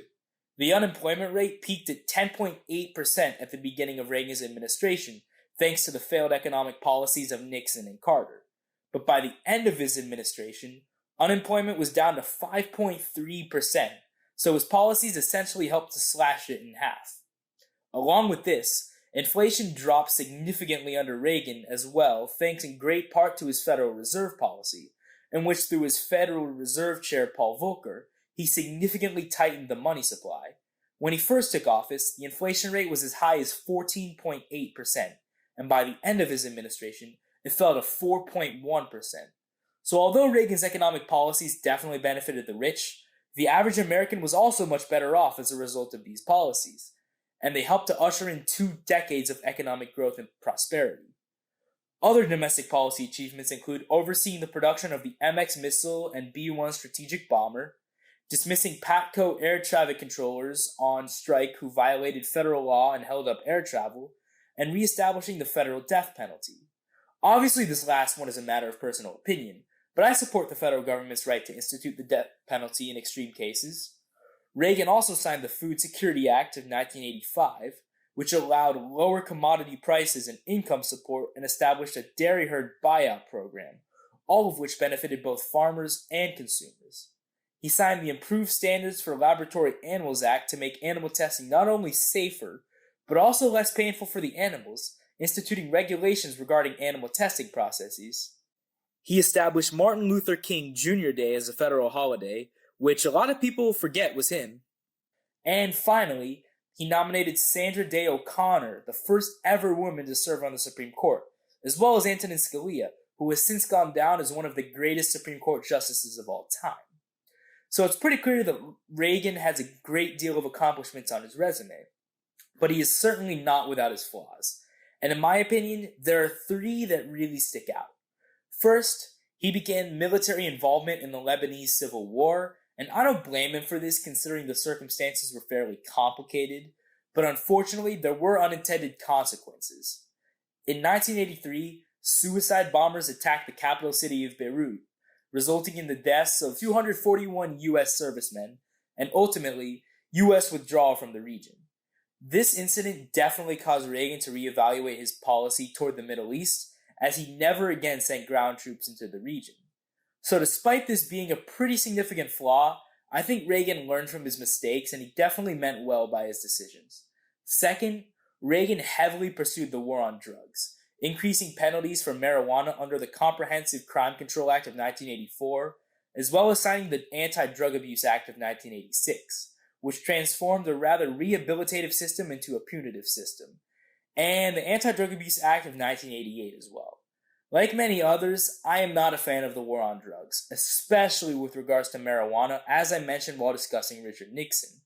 I won't get too much into this considering I already discussed my feelings on the war on drugs, but Reagan's drug policies pretty much resulted in all the same negative effects as Nixon's, locking people up for harmless drug possession and contributing to mass incarceration and the prison industrial complex. However, one other critique I will add that I'll group in as part of this war on drugs, since alcohol is a drug as well, is the National Minimum Drinking Age Act of 1984. This is the act that made it illegal in every state in the US to sell alcohol to people under 21. As a result of a prominence in drunk driving fatalities in the US, the mother of a victim of a drunk driving accident formed the organization Mothers Against Drunk Driving to combat this trend. They heavily lobbied Congress and ended up getting the drinking age raised to 21 nationwide. While alcohol was and still is a state issue, Congress was able to do this through coercion by threatening to withhold up to 10% of federal highway funding from any state that didn't comply by raising its drinking age to 21. Reagan, of course, signed this law, and now the drinking age is 21 nationwide. Personally, while I was unsure of how I felt about this law at first, and kind of went back and forth on it, I would say I mostly oppose it at this point. I think if you're able to fight and die for this country or determine who is in charge of the law in this country, you should certainly be allowed to have a drink. In Reagan's defense here, drunk driving fatalities, including among younger Americans, did steadily decrease after the passing of this law.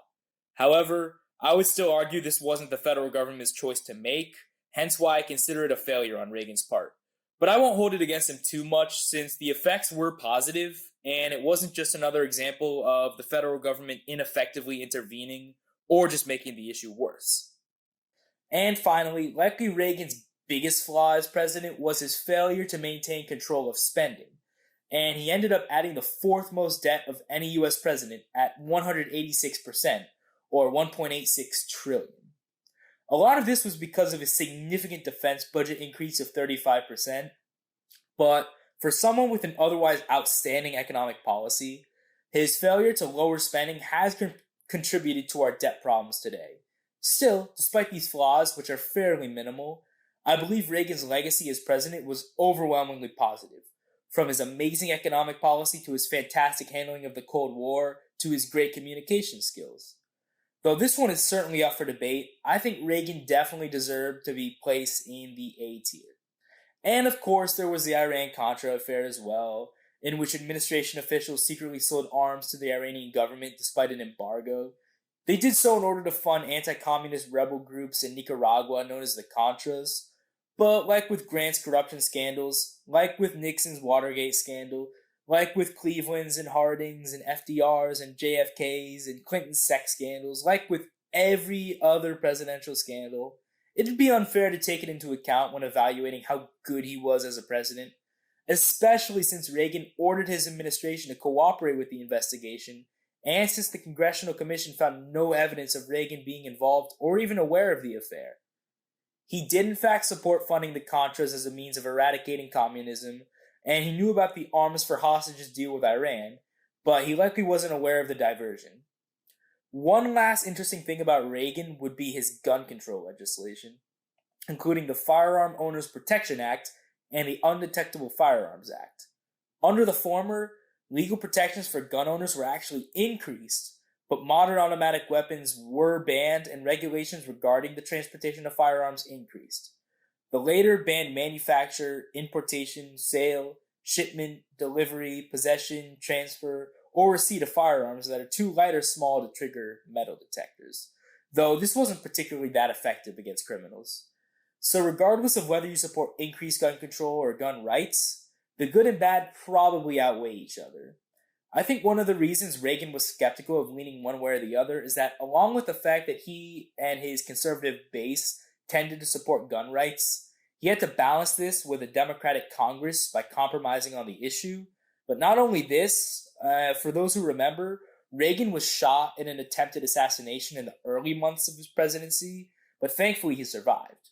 His assistant James Brady was also shot and permanently disabled as a result of the injury. But because of this, I think Reagan moderated his views a bit on gun control and became more sympathetic toward increasing regulations. Regardless, I don't weigh these laws too much into my evaluation of him, not only because they made rather minor changes, but because the gun control and gun rights provisions balance out. He also often gets criticized for his handling of the AIDS crisis, but I personally don't think it's fair to hold it against him too much, and I don't know if anyone could have handled it much better, especially at that time. Though we could have at least diverted more attention to it, if anything. All in all, I still consider Reagan to be an A-tier president, but I get why people might disagree. And in 1988, Reagan's vice president, George H.W. Bush, is elected, making him the first president of the Bush dynasty. In terms of character, H.W. Bush is probably toward the top. Despite the fact that he may have been seen as a bit of an elitist, like Jimmy Carter, he was an outstanding man with a good heart. But as a president, I think he's probably somewhere in the middle. Since the good and bad mostly outweigh each other, I'll put Bush Sr. in the C tier, but probably closer to a C+. Now, Bush was the first president of the neoconservative era of the Republican Party, an era in which the party was dominated by an aggressive interventionist foreign policy, free trade policies, and traditional conservative social values, while also maintaining the GOP's alignment with fiscal conservatism for the most part. This contrasts greatly with what the party has since become today, a more nationalist, populist party adopting a more isolationist foreign policy, protectionist tendencies with regards to trade, and a more hostile attitude toward immigration and establishment interests. So clearly, there are some stark differences between the Bush-era Republican Party and the Trump-era Republican Party, but I could dive much deeper into that in another video. For now, let's talk about Bush Sr.'s successes and failures as a president. As for his successes, he signed the Financial Institutions Reform, Recovery, and Enforcement Act into law as a response to the savings and loan crisis of the 80s. It established the Resolution Trust Corporation and drastically changed the savings and loan industry. And although it was originally seen as a bailout for failed banks, it proved to be an important tool in combating fraud by prosecuting banks which made intentionally bad loans. He signed the Clean Air Act of 1990, which tightened air pollution standards and sought to reduce urban smog, acid rain pollution, and toxic emissions. And although I don't always support sweeping environmental laws, especially those that expand the power of the bureaucracy and regulate businesses, reading more into this bill allowed me to see its positive effects, and I believe it was necessary in fighting climate change. Along with this, he signed the Energy Policy Act of 1992, which provided incentives for clean and renewable energy use, and through numerous other measures sought to improve our energy independence. Now this is how you properly address climate change. Rather than harmful regulations and economic revamps, incentives are the way to go, and the markets will naturally adapt to clean energy solutions. Bush signed the Supplemental Appropriations Act, which aided inner cities, especially Los Angeles, which was in desperate need of recovery assistance after the Rodney King riots in 1992. And likely his greatest domestic policy achievement is the Americans with Disabilities Act, a piece of civil rights legislation forbidding discrimination against those with disabilities in employment, public accommodations, and transportation. Now, while I do believe the act is incorrect at times in how to deal with the private sector, I believe overall it had a positive impact and many provisions were in fact necessary.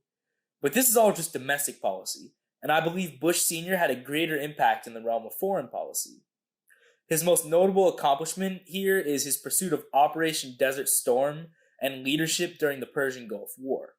In 1990, Iraq, with brutal dictator and sponsor of terrorism Saddam Hussein at the helm, invaded the neighboring country of Kuwait in order to gain control over oil-rich lands in the region. Bush rightfully believed that we had an interest in getting involved, not only because Hussein was blatantly breaking international law and violating the sovereignty of neighboring Kuwait, But he also knew that had Iraq taken possession of what was a vast amount of the world's oil supply, it would have given them significant leverage over us and the rest of the world when we were already struggling to maintain reasonable oil prices and energy independence. So President Bush was able to build a coalition of allied countries and with UN approval, invaded the region and forced Iraqi forces to withdraw in what ended up being an extremely successful military operation. Bush's approval skyrocketed after this, and I think his only flaw was not taking it a step further and toppling Saddam Hussein's regime of terror. Not doing so led to a lot of problems that we ended up having to deal with later on, which I'll get to, of course. Though I understand why he refrained from doing so, as he was worried about who would replace him and whether taking drastic actions would lead to further destabilization in an already dangerously unstable region. But overall, this was an extremely important accomplishment for the Bush administration. Along with this, he also presided over the end of the Cold War and the fall of the Soviet Union, and his handling of this transitional period was also on point.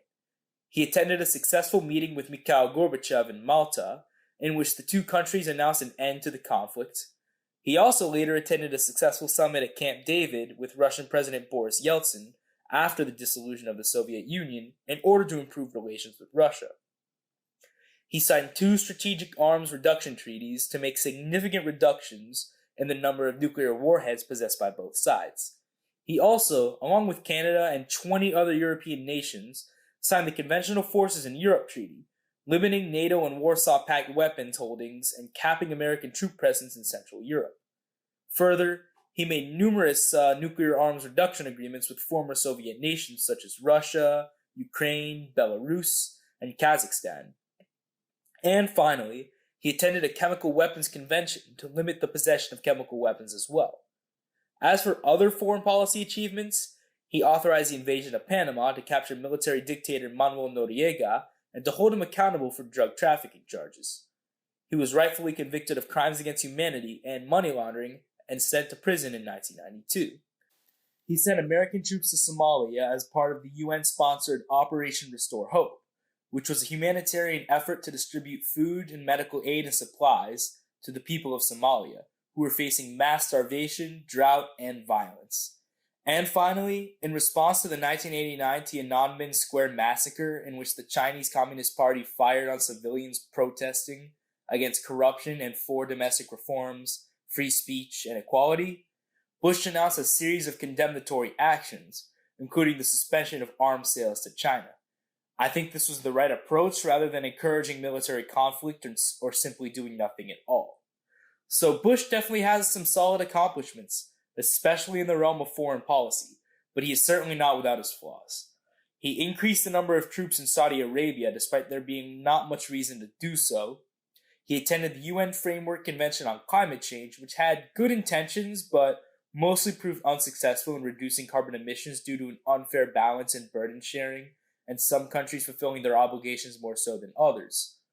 Bush pursued the war on drugs and the war on crime like his predecessor, and he signed both an Anti-Drug Abuse Act and the Sweeping Crime Control Act of 1990, which contained several individual acts relating to different criminal issues.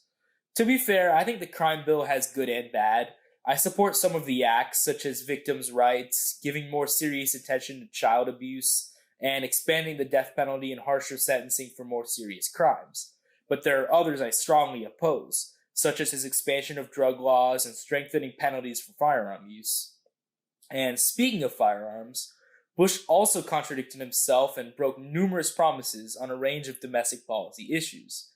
In terms of gun control, despite indicating that no restrictions on semi-automatic weapons would be enacted, he announced a temporary ban on the importation of semi-automatic rifles. He also signed the Gun-Free School Zones Act as part of his crime package, which prohibited individuals from knowingly possessing a firearm at a place deemed to be a quote-unquote school zone, regardless of whether it's a public or private institution. And the Supreme Court actually struck it down as unconstitutional in U.S. v. Lopez after a high school senior was charged with possession. Also, despite being supposedly fiscally conservative, Bush signed numerous laws which beg to differ. He signed Fair Labor Standards Amendments, which significantly raised the federal minimum wage and harmed economic expansion and job growth.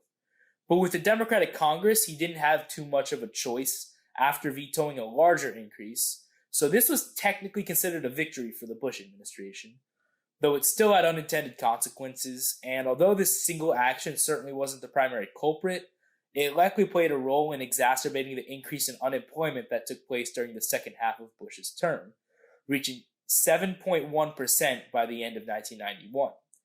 And it certainly didn't help when he signed the Unemployment Compensation Amendments of 1992, which extended unemployment coverage for 26 weeks and greatly exacerbated the effects of the welfare state and did nothing to incentivize job growth. He signed the quote-unquote Civil Rights Act of 1991, which did nothing for civil rights but made it easier for employees to sue employers on grounds of discrimination. And obviously, this opened the floodgates for bogus claims, though he did veto another similar act, which I give him credit for. And finally, in what eventually led to Bush losing re-election in 1992, he broke his promise not to raise taxes. This, of course, was one of his greatest promises. "Read my lips," he said, "no new taxes."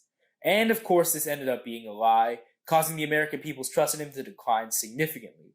So overall, Bush clearly has a mix of good and bad, with his foreign policy being mostly good and his domestic policy being okay, but demonstrating a lot of contradictions and broken promises. And this may also be because Bush was a very moderate Republican and was more than willing to compromise with a Democratic-controlled Congress, which isn't a bad thing at all. But a lot of his broken promises were unnecessary, and along with making him appear out of touch, played a role in his certain defeat in 1992. So I think a C+ is a respectable grade for Bush Sr. Because of his mostly great foreign policy leadership and his ability to compromise, I think Bush had the potential to be even an A-tier president, but he definitely made quite a few mistakes and could have enacted more substantive change in the domestic policy realm. I can see my view of him softening over time, and I would consider moving him up to a B at some point. But before I move on, I've left out a few issues that I can't consider successes nor failures. One is that Bush presided over much of the negotiations of the North American Free Trade Agreement, but I'm not going to discuss its impact until the next president, since it was signed during the following administration. And finally, I've once again left immigration till the end due to its polarizing nature, and because I don't think it's fair to consider it a failure or success in this case. This time around, pro-immigration advocates would be happy with Bush, as his acts greatly revised the immigration process and allowed for 700,000 new immigrants each year, and 675,000 after the year 1994. It also established the visa program. And while this is another reason right-wing populist Republicans today criticize Bush, it's why many Democrats, along with his moderate views and ability to compromise, are sympathetic to Bush Sr. Regardless, it doesn't change the fact that aside from his outstanding character attributes, I believe he deserves C+ as a president. So then Bush loses his re-election bid in 1992 to Bill Clinton. Alright, so I think Bill Clinton is one of the most interesting of the modern day presidents. Other than Reagan, I think he's undoubtedly one of the best communicators of the modern era, as he really just had that appeal and that charm. He'd probably be in the top 10 orators in presidential history along with Reagan. But at the same time, Clinton also kind of embodied the definition of a scandalous, corrupt politician. He had the infidelity scandal in which he had sexual relations with 22-year-old White House intern Monica Lewinsky, despite being married, of course, to Hillary Clinton. And then he lied about it under oath, which led to his impeachment, making him the second president in American history to be impeached. The House impeached him for perjury or lying under oath, and obstruction of justice, for both of which the Senate acquitted him. The House also drafted articles of impeachment for abuse of power, but they failed to pass.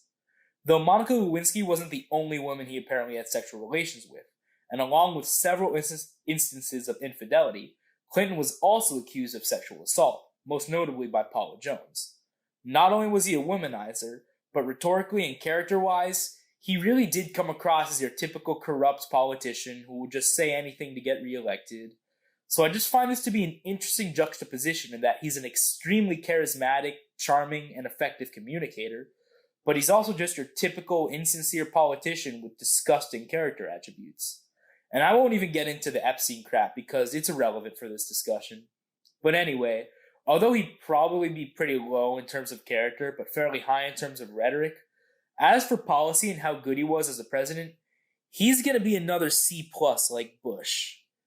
Some good, some bad, but overall a pretty effective leader, so I'll put him one slot above his predecessor.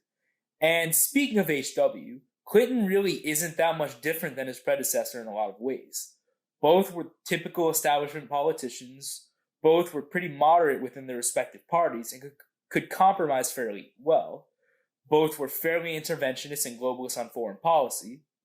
In terms of legislation, they both pursued law and order, war on crime, and war on drug agendas, passing bills strengthening law enforcement, stricter criminal punishments, expanding the death penalty, and stricter gun control laws. Both raised taxes and attempted to control spending.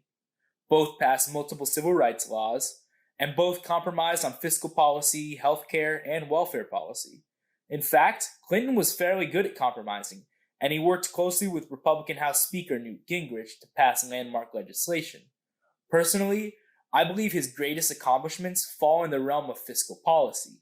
He first signed the National Partnership for Reinventing Government, reforming the way the federal government operated, under which the number of federal employees were reduced and spending was cut drastically. Along with this, his Balanced Budget Act and reduced budgets in general led to the first budget surplus since the 1960s. We've also never achieved a surplus since, so this is a pretty significant accomplishment for Clinton, as he, for a time, alleviated the debt burden on average Americans. Though unfortunately, this was coupled with raising taxes, but at least his tax increases allowed us to achieve a surplus rather than just raising taxes for the hell of raising taxes.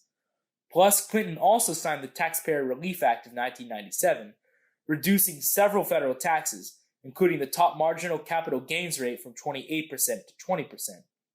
The act also lowered the 15% bracket to 10% and introduced a $400 child tax credit, which eventually went up to $500.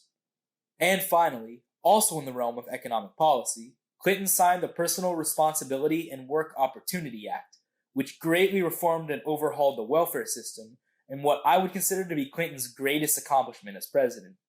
Although he did veto the first two bills passed by Republicans, he eventually worked with them to reform the existing welfare system, which clearly had problems. And although it still has a lot of problems today, especially with inefficiency and dependence, these changes were a lot better than what we had before. And this act also likely contributed to the budget surplus a few years later. Overall, Clinton's welfare reform, spending cuts, and balanced budget led to what was a very strong economy that lasted until the Great Recession. Other domestic policy achievements include the Congressional Accountability Act, which required that Congress abide by the same anti-discrimination laws as private sector employers, and the Gramm-Leach-Bliley Act, which requires financial institutions to explain their information sharing practices to their customers and to safeguard sensitive data. And I believe this is a reasonable consumer protection law. However, Clinton also had some fairly controversial actions in the realm of domestic policy as well. He authored the Don't Ask, Don't Tell compromise, which suggested that gay service members would be allowed in the military, but that they could face investigations if they revealed their sexual orientation. Nowadays, this would obviously be seen as a blatant violation of equal rights. But it's important to keep in mind that this was almost 30 years ago, so I don't think it's fair to hold this against him.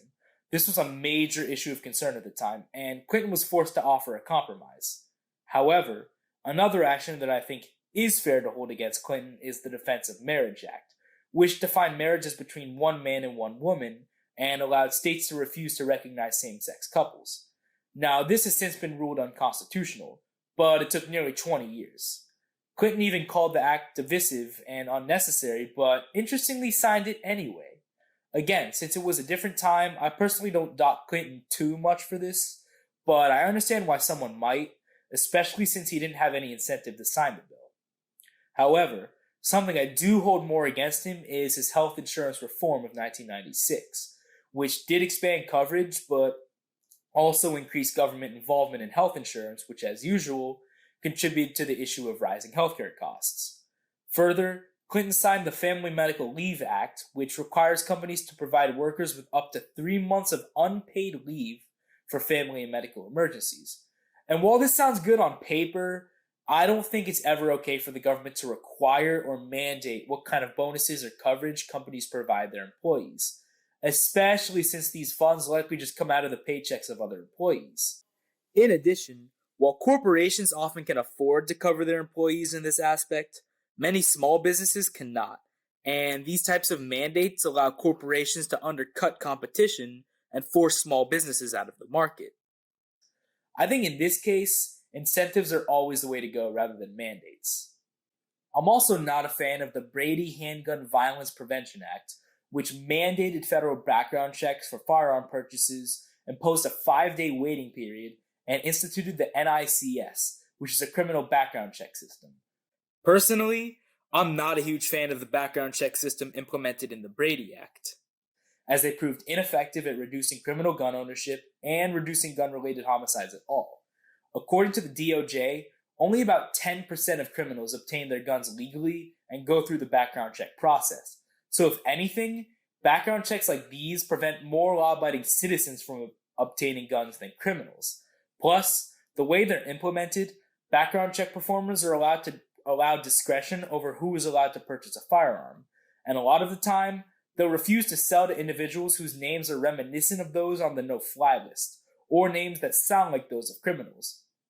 Obviously, this disproportionately affects African Americans, so federal background check laws like this also lead to increased discrimination against people of color. And speaking of disproportionately affecting people of color, one of Clinton's most controversial actions in domestic policy was the major 1994 crime bill, sponsored in part by then Senator, now President, Joe Biden. The major bill included many provisions, which included an assault weapons and high-capacity magazines ban, as well as other gun control measures, expansion of the federal death penalty, and increased funding for policing, as well as adding new crime categories related to hate crimes, sex crimes, and gang-related crimes. Overall, the bill sought to reduce crime rates, but it is often criticized for leading to much higher incarceration rates, expanding the prison industrial complex, and disproportionately affecting people of color. Personally, I think there are plenty of good and bad provisions in the bill, but it's definitely had some negative consequences and deserves many of its criticisms from both sides. Clinton is also sometimes criticized for the federal government's handling of the Waco siege, resulting in 86 deaths, including many children. But the blame really falls onto the FBI, the ATF, and Clinton's rather incompetent Attorney General, Janet Reno. So I guess he bears indirect responsibility for appointing Reno in the first place, but I don't dock him too much for this. Now, what about foreign policy? Well, Clinton's most famous accomplishment in that aspect would be the North American Free Trade Agreement, or NAFTA, which has also earned itself some criticism from both sides. Now, I think NAFTA could be considered good or bad depending on how you look at it. If you're a Donald Trump or a Bernie Sanders supporter, chances are you're not a huge fan of NAFTA. You're likely more interested in protecting the quote-unquote working man and protecting certain job sectors such as domestic manufacturing. But if you're a free trade neoconservative or neoliberal like the Bushes, Clinton, and Obama, and prioritize overall economic growth such as GDP and lower prices for consumers over protecting certain job sectors, then you probably support NAFTA for the most part. But in general, I think it's fair to say it had both positive and negative effects overall. And regardless, it's since been replaced during the Trump administration anyway. He also presided over a more general agreement with similar effects, appropriately named the General Agreement of Tariffs and Trade, to reduce trade barriers and allow and liberalize international free trade. Now, I tend to err on the side of open trade, but both this and protectionism have their pros and cons, and it really depends on the case and the extent to which each are pursued. Other accomplishments include presiding over the signing of the Oslo I Accord, or the Israeli-Palestinian Declaration of Principles in Washington, D.C., as well as the Oslo II Accord and the Wye River Memorandum in Maryland, each of which sought to resolve the ongoing Israel-Palestine conflict. Clearly, this conflict has not at all been resolved, but these were honorable efforts to say the least. However, he did preside over the signing of the more successful Israel-Jordan peace treaty, marking the second formal peace accord between Israel and an Arab country after Egypt. Clinton also presided over the signing of the Good Friday Peace Accords, ending the 30-year conflict in Northern Ireland known as the Troubles. He authored numerous missile strikes throughout his presidency targeted at Iraqi intelligence and Saddam Hussein's forces, for multiple reasons, including plots to assassinate former President Bush and failure to comply with UN weapons inspections, among other things. He also deterred yet another invasion of Kuwait after threatening to deploy US troops. You could probably see by this point why Iraq, especially under the regime of Saddam Hussein, was such an issue. Along with this, Clinton also handled the Bosnian War very well and presided over the signing of the Dayton Peace Accords to end the conflict. He presided over a US-led NATO attack on Serbia, prompting them to withdraw from Kosovo after reports of ethnic cleansing. Clinton persuaded Haiti's military government to cede power after they overthrew the democratically elected president. He finally lifted the Vietnam trade embargo, and to this day, they view the United States more favorably than most other nations in the world. He sent billions of dollars worth of emergency loans to Mexico to forestall a financial crisis, which was criticized as irresponsible, but since Mexico ended up paying back their debt sooner than expected, the effects turned out to be positive. And finally, he authorized the Partnership for Peace program, aimed at improving relations between NATO and other European powers, including former Soviet states. So in many ways, Clinton handled foreign affairs fairly well, but he is not without his mistakes. The Battle of Mogadishu was a disastrous attempt at intervention in the Somali civil war, after we had originally entered the region to provide food aid to mitigate the effects of famine in Somalia. Although only 19 American soldiers died compared to thousands on the Somali side, the battle ended in disaster. Dead Americans were dragged through the streets by Somalis on live TV, and the fear of a repeated failure prevented us from getting involved in the Rwandan genocide. Supposedly, Islamic terrorist group Al-Qaeda, the future perpetrators of the 9/11 attacks, were involved in training Somali troops, which allowed them to strengthen their power and influence, and leading me to my next biggest criticism of Clinton's foreign policy. His administration pretty much ignored the threats of Osama bin Laden and Al-Qaeda's growing influence. In 1998, terrorists bombed American embassies in Kenya and Tanzania, killing 224 people, 20 of whom were Americans, and there are reports that Osama bin Laden was behind the attacks. Clinton's sole action in response to the attacks was a series of reprisal strikes in Sudan, which did nothing to curb bin Laden's influence, and actually came under scrutiny for supposedly striking a civilian pharmaceutical facility rather than a chemical weapons plant. Clinton undoubtedly should have worked with the UN and NATO to do more about bin Laden and Al-Qaeda, and waiting too long to tackle the issue has led to all the problems we see today in Afghanistan as a response to the 9/11 attacks. Clinton presided over numerous failed negotiations, including that of START III and the Camp David Peace Summit between Israel and Palestine. He signed a comprehensive test ban treaty, which would have prevented us from being able to conduct underground tests, but thankfully the Senate rejected it. And finally, Clinton's policies toward relations with China were a disaster. He signed an agreement with China allowing them to join the World Trade Organization, as well as a trade relations treaty with them, both of which have led to many of the problems we see today with China. Although China was already a growing power, Clinton's actions undoubtedly played a role in their growing influence over the world. Before the signing of the treaty, trade between the US and China was relatively balanced for the most part, with imports exceeding exports by a factor of only about $2 to $3 billion US each year. However, after Clinton left office, the imbalance grew significantly, with imports to exports growing to over $200 billion per year in the early 2000s and over $300 billion in the 2010s. This severe imbalance demonstrates how China has taken advantage of us through trade as a result of Clinton's actions, and it's helped them grow their power significantly into the dictatorial empire they are today. And as of now, China is set to pass the United States as the world's greatest economic power in about 10 to 20 years. So while Clinton definitely has his fair share of accomplishments and successes, it's disastrous mistakes such as these that forced me to bring him down to a C+. And then we get to the extremely close election of 2000, which comes down to the very last state of Florida. Despite narrowly losing the popular vote, George W. Bush, son of former President George H.W. Bush, won the state of Florida by just a few hundred votes, securing his victory against Vice President Al Gore.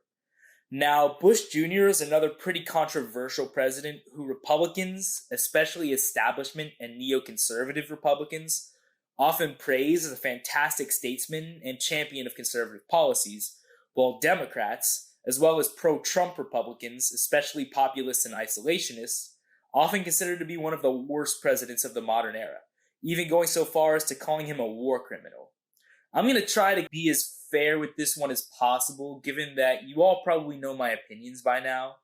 Originally, about halfway through his presidency, George W. Bush was viewed pretty favorably. Immediately following his presidency, however, historians tended to rank him pretty low. But more recently, they've begun to reevaluate him and place him in the D plus C minus range. And honestly, I think I agree with this revisionist view. Like Clinton and Bush Sr., I think Bush Jr. is probably somewhere in the middle, but unlike his father and predecessor, I think he has a little more negative than positive. He's like right on the border between C and D tier, just like Nixon, but just like before, it seems wrong of me to put him in the same tier as FDR or even his two predecessors, so I'm going to give him a D plus and put him right next to Tricky Dick. Unlike Nixon, who was great on foreign policy but terrible domestically, I see Bush as kind of the other way around. Someone who had some good domestic policy aims but was mostly awful on foreign policy. Of course, this isn't absolute, as he did plenty domestically of which I'm not a fan, and he wasn't the worst president of all time on foreign policy.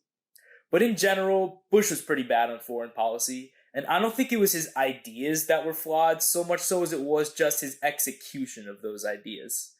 I also think for the most part, his first term was actually pretty solid, and he doesn't always get the credit he deserves for his leadership following the 9/11 attacks.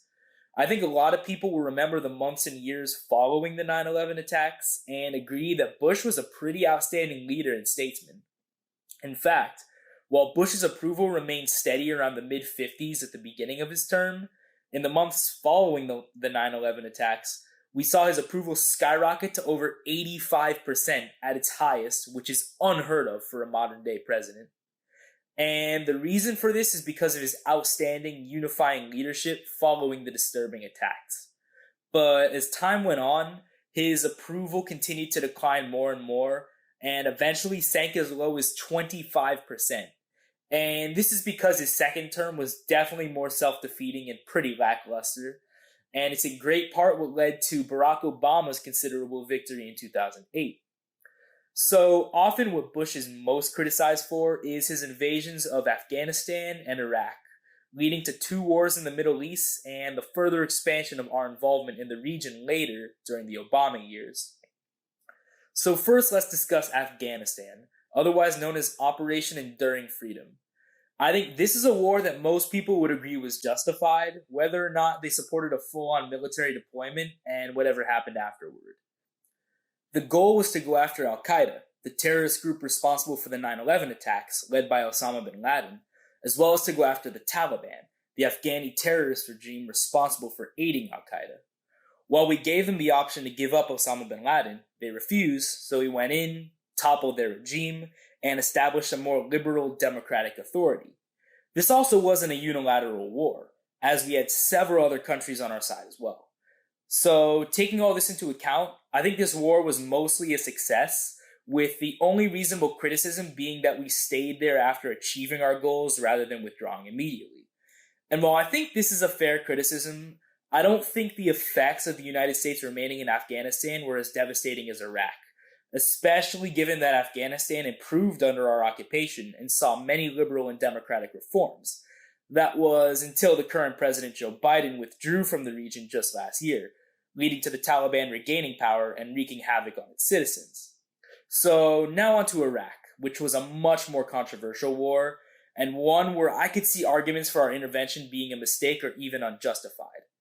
Now, I personally disagree with this criticism, and I believe it was in fact justified to topple Saddam Hussein's regime, because yes, this is the same dictator Saddam Hussein who invaded Kuwait in the 90s and sparked the Persian Gulf War.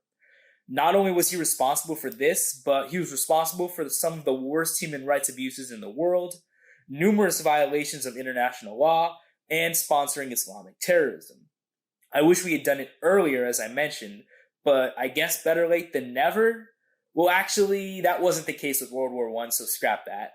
But anyway, I think going into the region and toppling his regime was justified, and thankfully he was executed 3 years later in 2006. But the problem with the Iraq War was how the Bush administration handled the affair. First off, they lied to Congress, the UN, and the American people about Iraq's possession of weapons of mass destruction and their ties to the 9/11 attacks. They succumbed to confirmation bias and took cognitive shortcuts in their pursuit of evidence for these claims. And despite finding only weak evidence from unreliable sources to support these claims, they pursued these narratives anyway, which of course turned out to be false, as WMDs were never found and a link to the 9/11 attacks was never established. Unless, of course, you believe the stockpiles were transported out of Iraq before the inspections took place, which is of course possible, but hasn't been proven. So as of now, it still appears that the Bush administration used faulty evidence to justify the invasion.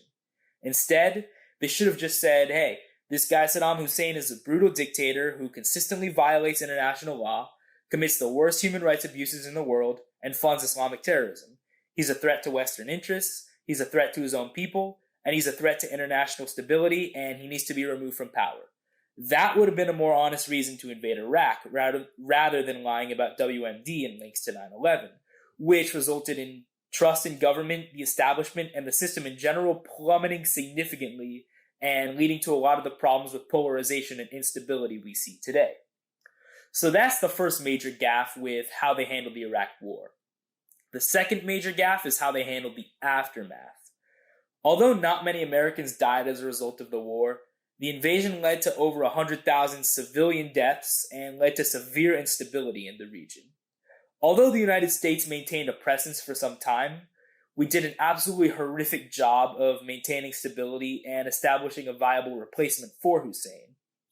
And I think this is not only because Bush appointed some of the wrong people to handle the affair, but also because we didn't really go in with a concrete plan for after Hussein is out of power.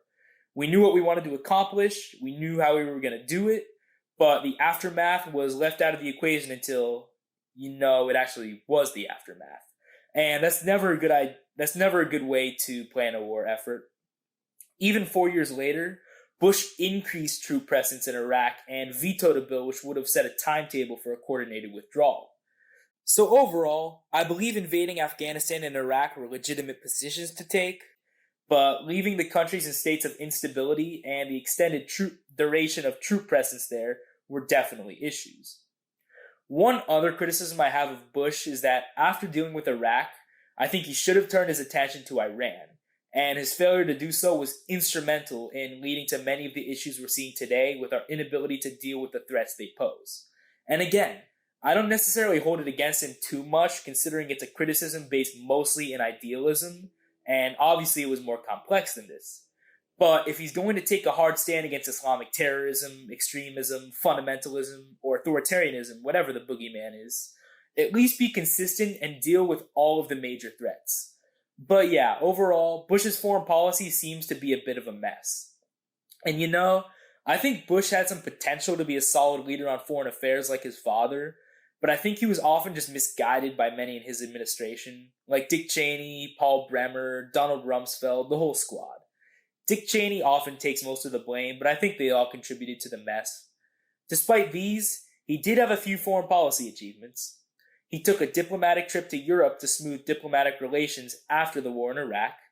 He officially pledged support for Taiwan in the event of an attack by China. He withdrew from a decades-old treaty with Russia, which prevented us from conducting anti-missile defense tests, while also signing a strategic offensive reductions treaty with them to limit the possession of nuclear arms.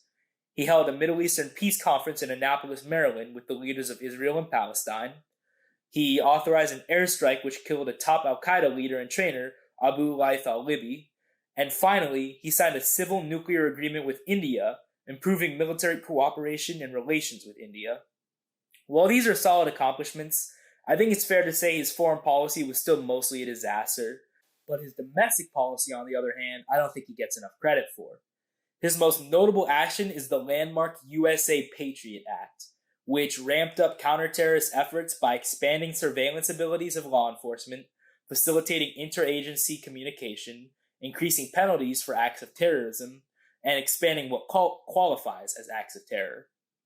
Now, the Patriot Act is an extremely controversial law, and I understand its criticisms as it definitely established the modern day security state and eroded some privacies. But I urge critics to think about how much of an effect it's actually had on the average American's everyday life. Not much at all, right? I know people often like to criticize the if you don't have anything to hide, you don't have anything to worry about argument. But to be fair, it really is primarily potential terrorists and criminals that federal government agencies are focused on. Sure, there are sometimes instances of corruption and political motivations involved, but I think these are rare cases and they've been occurring long before Bush ramped up the quote unquote security state. People often criticize the NSA's ability to track phone, email, and internet data of average citizens as quote unquote authoritarian and reminiscent of George Orwell's 1984. Yet they'll log on to Twitter or Facebook every day and post their every thought or their day-to-day lives, or they'll look up the most grotesque thing on the internet and forget that all these big tech corporations already have all their data anyway. If you use the internet in any way, shape, or form, whether it be text, email, Google, YouTube, Instagram, Facebook, TikTok, regardless, your data is out there. So it doesn't exactly make much of a difference if the government has access to it as well, especially if it allows the government to stop criminals and terrorists and ensures that another 9/11 doesn't happen. One of my favorite takes on this issue appears in the South Park episode Let Go, Let Gov. And this NSA agent basically says to this anti-NSA hippie, you want to live in the land of the free and the home of the brave, but that can't be the case so long as there are people out there who want to destroy it. And as your home is being attacked and your loved ones are in danger, you won't care who's checking your Twitter account and emails then. So in terms of the Patriot Act and other security measures, I have no issues with these personally, and I think they've done a fine job at keeping us safer. Now, I know that's an extremely controversial opinion, but I also think it's important to remember that even if you don't support the increased security measures of the Patriot Act, the act itself had numerous other provisions that were undoubtedly good for the country. It was a sweeping bipartisan piece of legislation that most congressmen and senators on both sides voted for. Just my opinion. Other domestic policy achievements of his include creating the Office of Faith-Based and Community Initiatives, which eased regulations on religious charities and promoted efforts to aid the poor and disadvantaged. He passed 2 major tax cuts, which lowered the top bracket from 39.6% to 35%, lowered the capital gains tax, increased tax exemptions, and phased out the estate tax, among other provisions. He signed the Farm Security and Rural Investment Act to subsidize farming, which increased crop production significantly. He issued guidelines forbidding federal law enforcement agencies from considering race or ethnicity in patrol duties, which I don't think he gets nearly enough credit for. Although racial profiling still occurs, unfortunately, at least Bush authored efforts to crack down on it. He created the Sexual Assault Services Program, the first federal funding program dedicated to services for victims of sexual assault. He signed the largest Medicare overhaul in history in 2003. He established the Office of Homeland Security and U.S. Customs and Border Protection, as well as signing the Secure Fence Act to fund border security and fence construction. He signed the Law Enforcement Officers Safety Act to expand gun rights for current and former law enforcement officers. He also signed the Protection of Lawful Commerce and Arms Act to protect firearms manufacturers and dealers from being held liable for crimes they have nothing to do with. He signed 2 energy bills, one in 2005 and one in 2007, to increase energy efficiency and independence. And he signed the Anti-Terrorism Bill to allow for screening of air and sea cargo. However, he was not without his downsides too. He signed the bipartisan but controversial No Child Left Behind Act, which pushed standards-based education reform. Despite its good intentions, it ended up being mostly a failure in improving the education system, and most teachers will criticize its effects. He attempted to get past the Federal Marriage Amendment, which would have added an amendment to the Constitution defining marriage as between one man and one woman, and I don't think the federal government should have the right to weigh in on this, especially not through the means of a constitutional amendment. But thankfully it never passed. Along with these, Bush pursued other very socially conservative measures, such as banning federal funding for stem cell research, banning federal aid for abortion assistance, and banning late-term abortions. But I don't think it's fair to call any of these successes or failures since they're purely opinion-based issues. Of course, I have my own opinion on these, but I'm not going to base my evaluation of Bush on them because I think it'd be unfair. The same reason I won't be evaluating Obama on his social views, and the same reason I didn't evaluate Clinton's or Reagan's on theirs. Bush Jr., interestingly, also signed the Palm Sunday Compromise to allow the Terri Schiavo euthanasia case to move to a federal court. But going back to what I consider to be failures, he increased regulations for firearm transportation and federal background check requirements. He increased the minimum wage significantly to $7.25 an hour, but I can't hold this against him too much because it was part of a compromise package related to veterans care, Hurricane Katrina relief, and Iraq War appropriations. And speaking of Katrina, Bush also often gets nicked for his response to Hurricane Katrina, which I would agree was not particularly great. Bush's slow response to one of the worst natural disasters in American history definitely leaves a bit of a stain on his legacy. I think maybe the criticism he gets for it is just a little too harsh and somewhat unfair at times, but in general, I think it is fair to say his response was rather slow and lackluster, at least at first. Specifically, he should have returned from his vacation a day or two earlier. However, I think for the most part, lack of preparedness falls on former Louisiana Governor Kathleen Blanco and former New Orleans Mayor Ray Nagin, who unfortunately was later convicted for corruption and sentenced to 10 years in federal prison. In terms of response and relief efforts, I think FEMA was also pretty disappointing and deserved some of the blame aimed at the federal government, but overall, I don't think it's fair to lay sole blame on anyone. This was a natural disaster, for crying out loud. I think when disasters like this happen, everyone looks where to point the finger and tries to find someone to blame, but it's easy to sit there and criticize those in charge when most of us probably wouldn't have done any better. Finally, Bush is also often criticized for his response to the subprime mortgage crisis and the 2008 Wall Street panic, which then led to the Great Recession. But to be honest, we'll never really know whether the approach he took was the right one or not. His most notable actions were the federal takeover of failing loan companies Fannie Mae and Freddie Mac, his economic stabilization program known as TARP, also known as the bank bailout of 2008, and his automotive bailouts. While these actions likely ended the financial crisis, they weren't enough to avoid a recession. But I would argue a recession of some sort was inevitable at that point. The real question is whether the economy was set to rebound regardless of whether Bush intervened in the financial sector or not. If it was, then Bush helped to destroy the economic future of the United States for nothing. If it wasn't, then Bush likely saved us from another Great Depression. The truth is that we'll never really know whether his response was the correct one, but at least he did something, I guess. I don't know, you could certainly criticize him for what he did choose to do. I mean, I'm not typically a fan of government bailouts either, especially when it comes to rewarding banks that make knowingly bad loans. But I think overall, Bush's response to the crisis will continue to be debated years down the road, and scholars won't ever really reach a consensus on it. As for the economic recovery following the recession, that all falls onto his successor, who we'll get to shortly. So yeah, in terms of domestic policy, I think Bush was actually okay for the most part, and happened to get a good amount done. But Bush, while he had his upsides, definitely has some baggage bringing him down as well, especially in the realm of foreign policy, leaving him one tier lower than his father and his predecessor, and about in the same boat as Nixon, kind of teetering on the line between C and D. Maybe I really should make a tier in between just for these two guys, but of course that would change the entire list. While George W. Bush definitely seemed like a very good man, he unfortunately just ended up making a lot of bad decisions, and his legacy, despite looking pretty solid after the first term, will be judged by these decisions and his responses to the many crises he faced. And then finally, we get to President Barack Obama, who made history as our nation's first black president.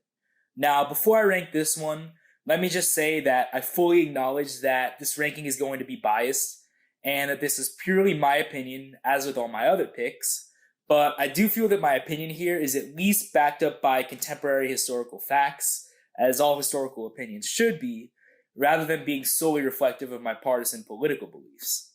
Now, with that said, I think Obama deserves a D. Not as bad as LBJ, though.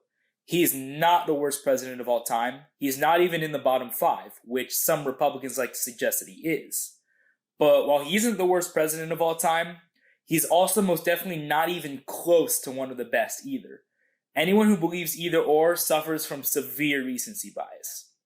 But while I understand how some may like Obama as a person, I did, and may even support some of his ideas, I don't really see any indication as to how he could be considered anything above C tier at best, at least when evaluating his actual presidency. His administration definitely has a few bright spots, which is why he's in D rather than F, but I mean, in terms of his accomplishments, I think he has very little going for him, especially when compared to the negatives. I think Obama was especially bad on foreign policy, and his administration is pretty much just a repeat of Bush's disastrous foreign policy, but arguably worse in many ways. It's a shame because these are both extremely smart guys, but I think they just made some very poor decisions and didn't necessarily show the greatest leadership on an international level. Obama is actually the first two-term president in which the US was at war during the entirety of his 8 years in office. Now, you could argue that Bush put him in a bad position in this aspect, but Obama had 8 years to end our involvement in the Middle East and bring our troops home like he promised. Instead, he expanded our involvement in a way that I would argue caused even more damage than the Bush administration.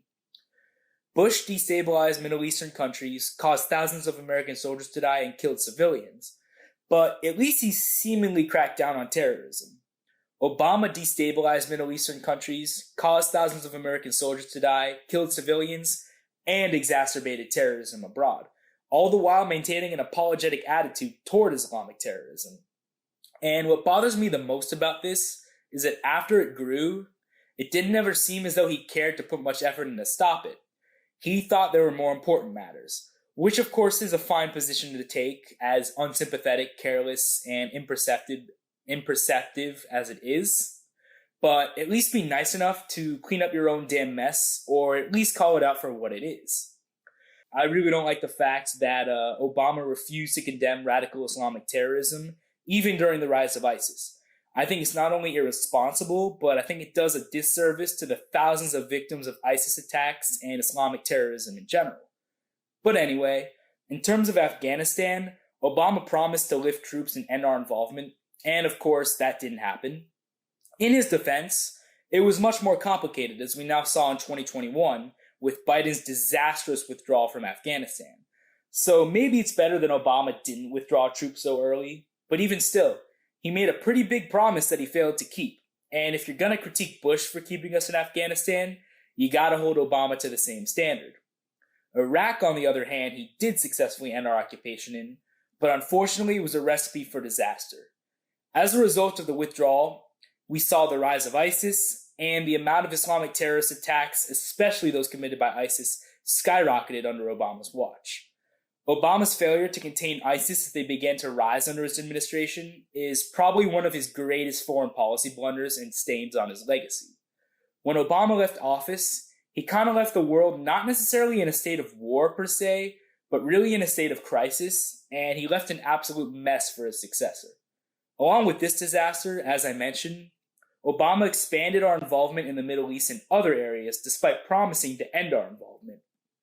In 2011, a NATO-led coalition with our backing intervened in Libya to overthrow and kill Muammar Gaddafi, the former leader who, similarly to Saddam Hussein, was a dictator who committed mass human rights abuses and sponsored terrorism. Now, like with Bush, I don't necessarily hold the intervention itself against Obama, because the circumstances were very complicated, and we ended up deposing an awful leader. However, along with causing lots of civilian deaths in Libya, the aftermath of the conflict was an absolute disaster. The intervention brought about severe instability in the region and resulted in a 6.5-year civil war in which nearly 15,000 people died, according to the most recent report, including thousands of civilians. In 2014, Obama also got us involved in a major civil war in Syria that we're still in to this day. Further, in 2015, Obama got us involved in yet another civil war in Yemen. So despite promising to end our involvement in the Middle East, Obama continued our involvement in Afghanistan. He got us involved in a Libyan crisis, which caused a devastating civil war, and he got us involved in a Syrian conflict and a Yemeni conflict, both of which we're still stuck in today. So he actually got us involved in more conflicts than his predecessor Bush did. Further, he expanded drone warfare rather than curtailing it, and dropped more bombs and missiles than even his predecessor.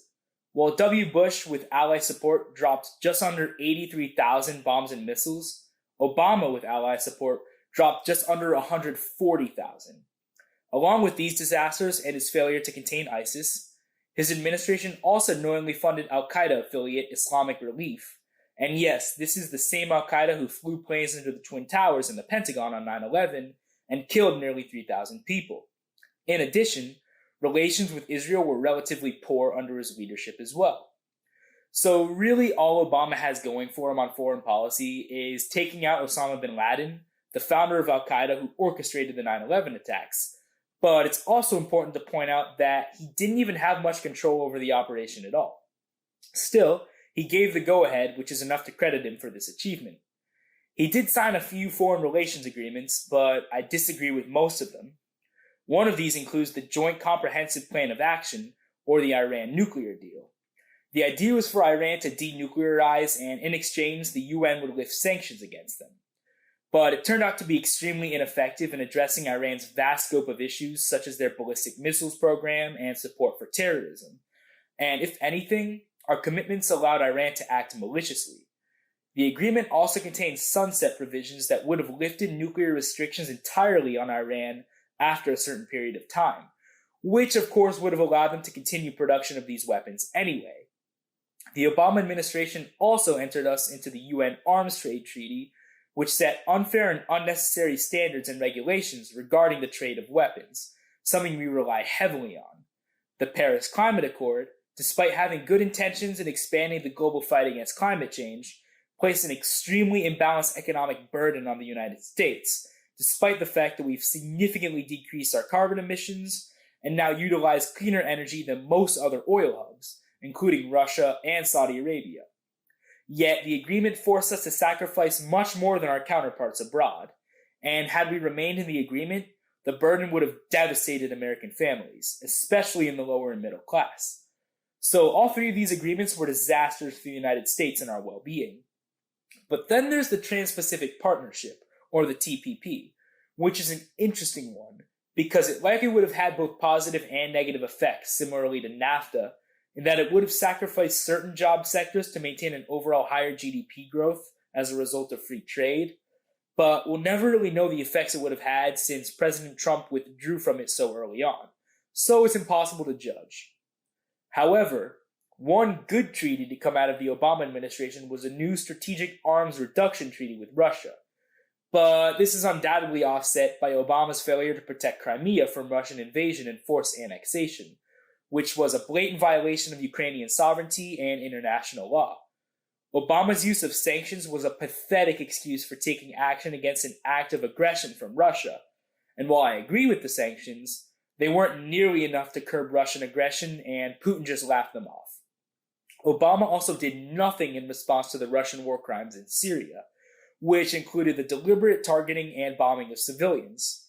And unfortunately, we're now seeing the consequences of letting Putin be Putin and failing to put him in his place with the appalling and unacceptable invasion of Ukraine today. I would argue Obama actually emboldened Putin in this aspect, and had it not been for his weakness and unwillingness to confront the issue head on, we might not be seeing the atrocities that we are today. So, that's Obama's foreign policy legacy for you. In terms of domestic policy, he wasn't as bad, but he was pretty underwhelming for the most part. I mean, he did have a few accomplishments. He had the 2010 tax cuts.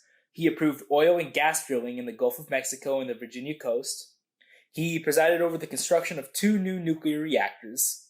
He expanded NASA's budget. He passed 2 laws for veterans, the post-9/11 GI Bill and the Clay Hunt Act, which, despite having good intentions, didn't really go far enough to actually help American veterans, who were quite possibly the most neglected group in this country by far, and have been basically ignored by every administration in American history. So I applaud Obama for at least trying, and these were definitely good bills, but it was a rather underwhelming effort. And then he had the Fair Sentencing Act, which finally cracked down on the war on drugs. In addition, he made further efforts to relax federal enforcement of marijuana laws, both of which I think are among the greatest aspects of his legacy. He signed the Stock Act to combat insider trading, though it didn't at all root out the problem. He signed the Budget Control Act to allow the U.S. to avoid default and to create a bipartisan committee to discuss debt issues. He signed the Bipartisan Student Loan Certainty Act. He signed the Agriculture Act of 2014 to subsidize nutrition and agriculture programs. And lastly, there was the Every Student Succeeds Act, which replaced the No Child Left Behind Act and was probably Obama's greatest domestic policy achievement. But other than this, most of his other legislation was either insignificant or just plain awful. He expanded gun rights in some ways, but also significantly increased background checks through executive action. So whichever side of the issue you're on, the good and the bad cancel each other out. He flip-flopped on the Guantanamo Bay prison, at first pledging to close it and even passing an executive order to do so, but it never ended up happening, and he even resumed military trials for detainees. So again, regardless of whatever side you're on, they offset each other. Similarly, on immigration, on one hand had DACA and immigration accountability executive actions to expand deferred actions to allow immigrants residing in the country illegally the chance to become legal citizens, policies that would be popular to the pro-immigration crowd. But on the other hand, there were more deportations under Obama in both of his terms, individually speaking, than under any other president in U.S. history, including Trump. And his administration built many of the poorly conditioned detention facilities and cages that received criticism as a result of Trump's zero tolerance and family separation policies which would be popular to the anti-immigration crowd. They balance out once again. Seems like Obama's a walking contradiction. Now, Obama's response to the financial crash was underwhelming at best, disastrous at worst. And he presided over the slowest economic recovery in United States history, other than the Great Depression. And it's not necessarily just because of what he did, but also what he didn't do. Don't get me wrong, I think Dodd-Frank was a disaster in granting regulators unnecessary authority to break up companies for no reason, obviously disrupting economic growth. I think his grants and stimulus were excessive and helped to destroy the economic future of the United States. And I think intervening in the economic affairs of companies receiving bailout money just prolonged the issue. But what he should have done was pursue pro-growth policies such as those pursued by Calvin Coolidge and Ronald Reagan. He should have incentivized production rather than suppressing it, and he should have pursued policies designed to encourage more consumer spending and job growth. Historically, economic recessions are always followed by periods of quick, sustained growth. But during the Obama years, GDP growth was exceptionally low and unemployment remained high for years. In terms of recovery, Obama's numbers are far worse than any president other than FDR. Obama isn't 100% at fault for this, but he certainly took all the wrong approaches and could have done a lot more to speed up the recovery.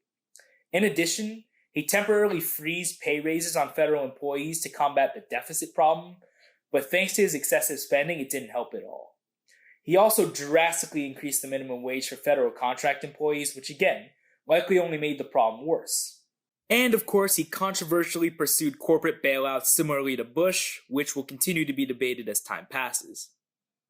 So, other legislative failures include the Healthy Hunger-Free Kids Act, which was meant to expand school lunches for underprivileged students, but because of the reduced portion sizes and new food standards thanks to the emphasis on quote-unquote healthiness, the amount of food students didn't eat but threw away actually increased by 56% and led to lower food consumption and protein intake.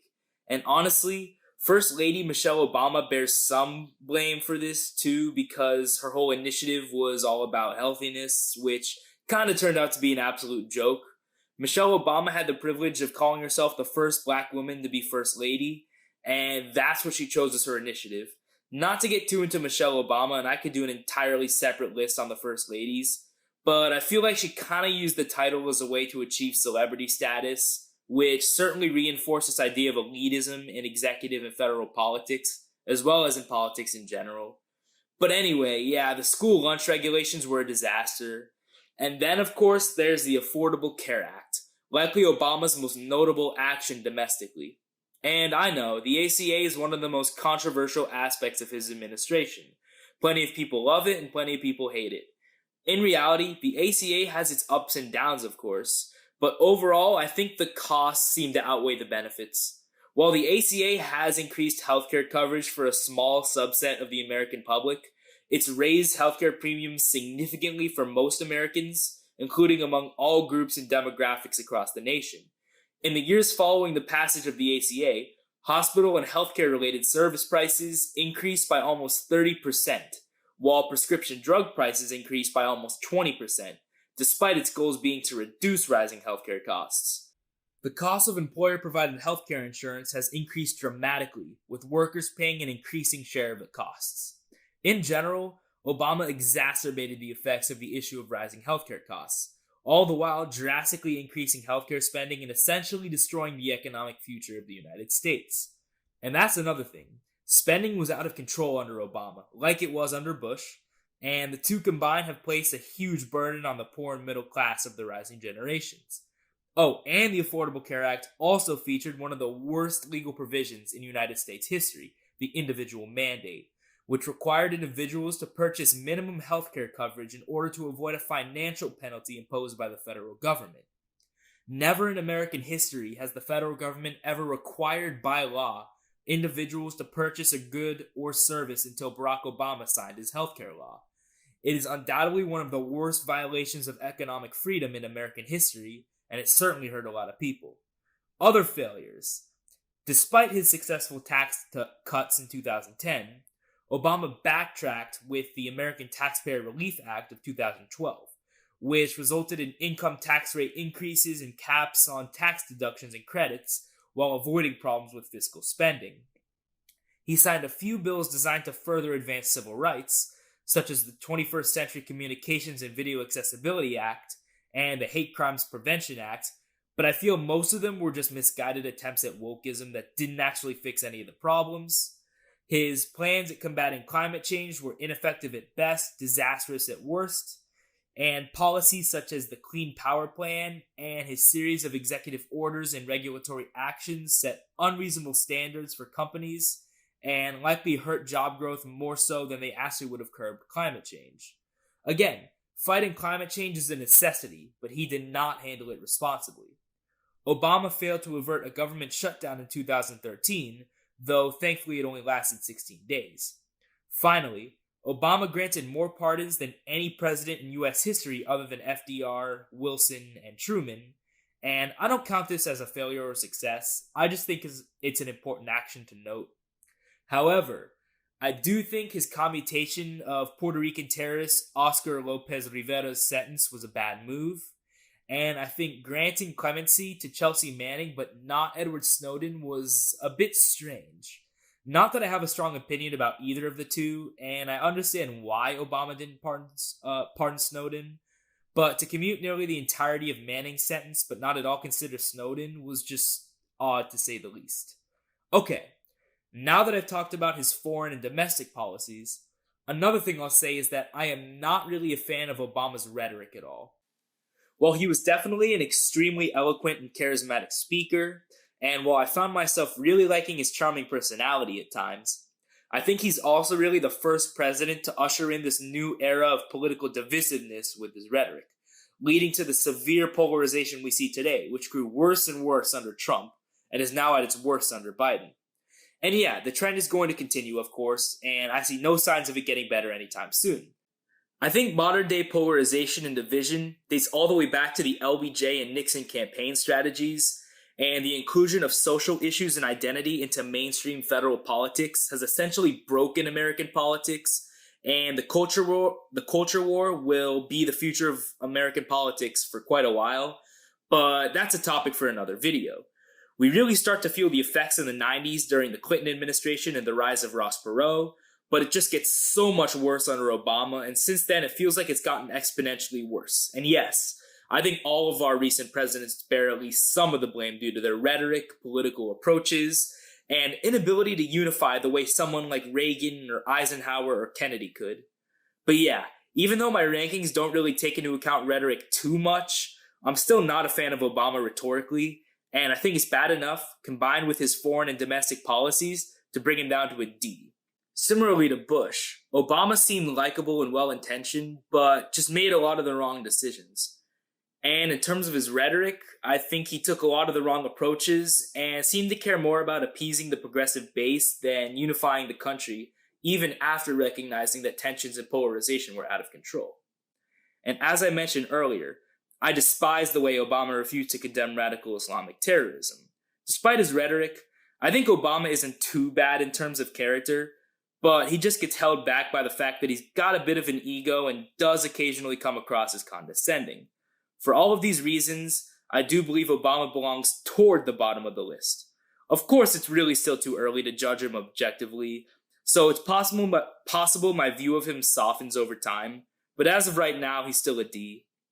And I think this placement doesn't only have to do with what Obama did do as president, but also what he didn't do, given his promises of change and breaking from the status quo. Obama painted himself as someone who would usher in a new era of change and deviate from the status quo and typical establishment-friendly interventionist foreign policy of the Bush and Clinton administrations. Not that I have a problem with these policies, but if you center your entire campaign around opposing them, you better well follow through when you get elected.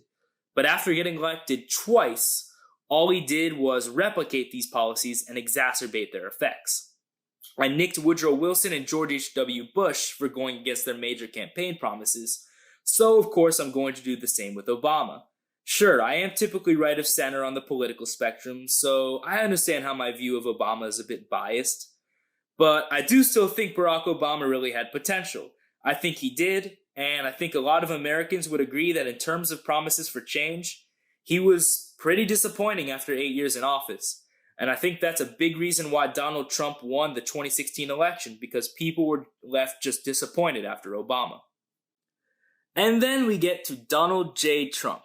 In my opinion, Trump is just too early to judge. Sorry guys, I know this is the rating some of you have been anxiously awaiting, but I will not be ranking either Trump or Joe Biden, as both are way too early to judge.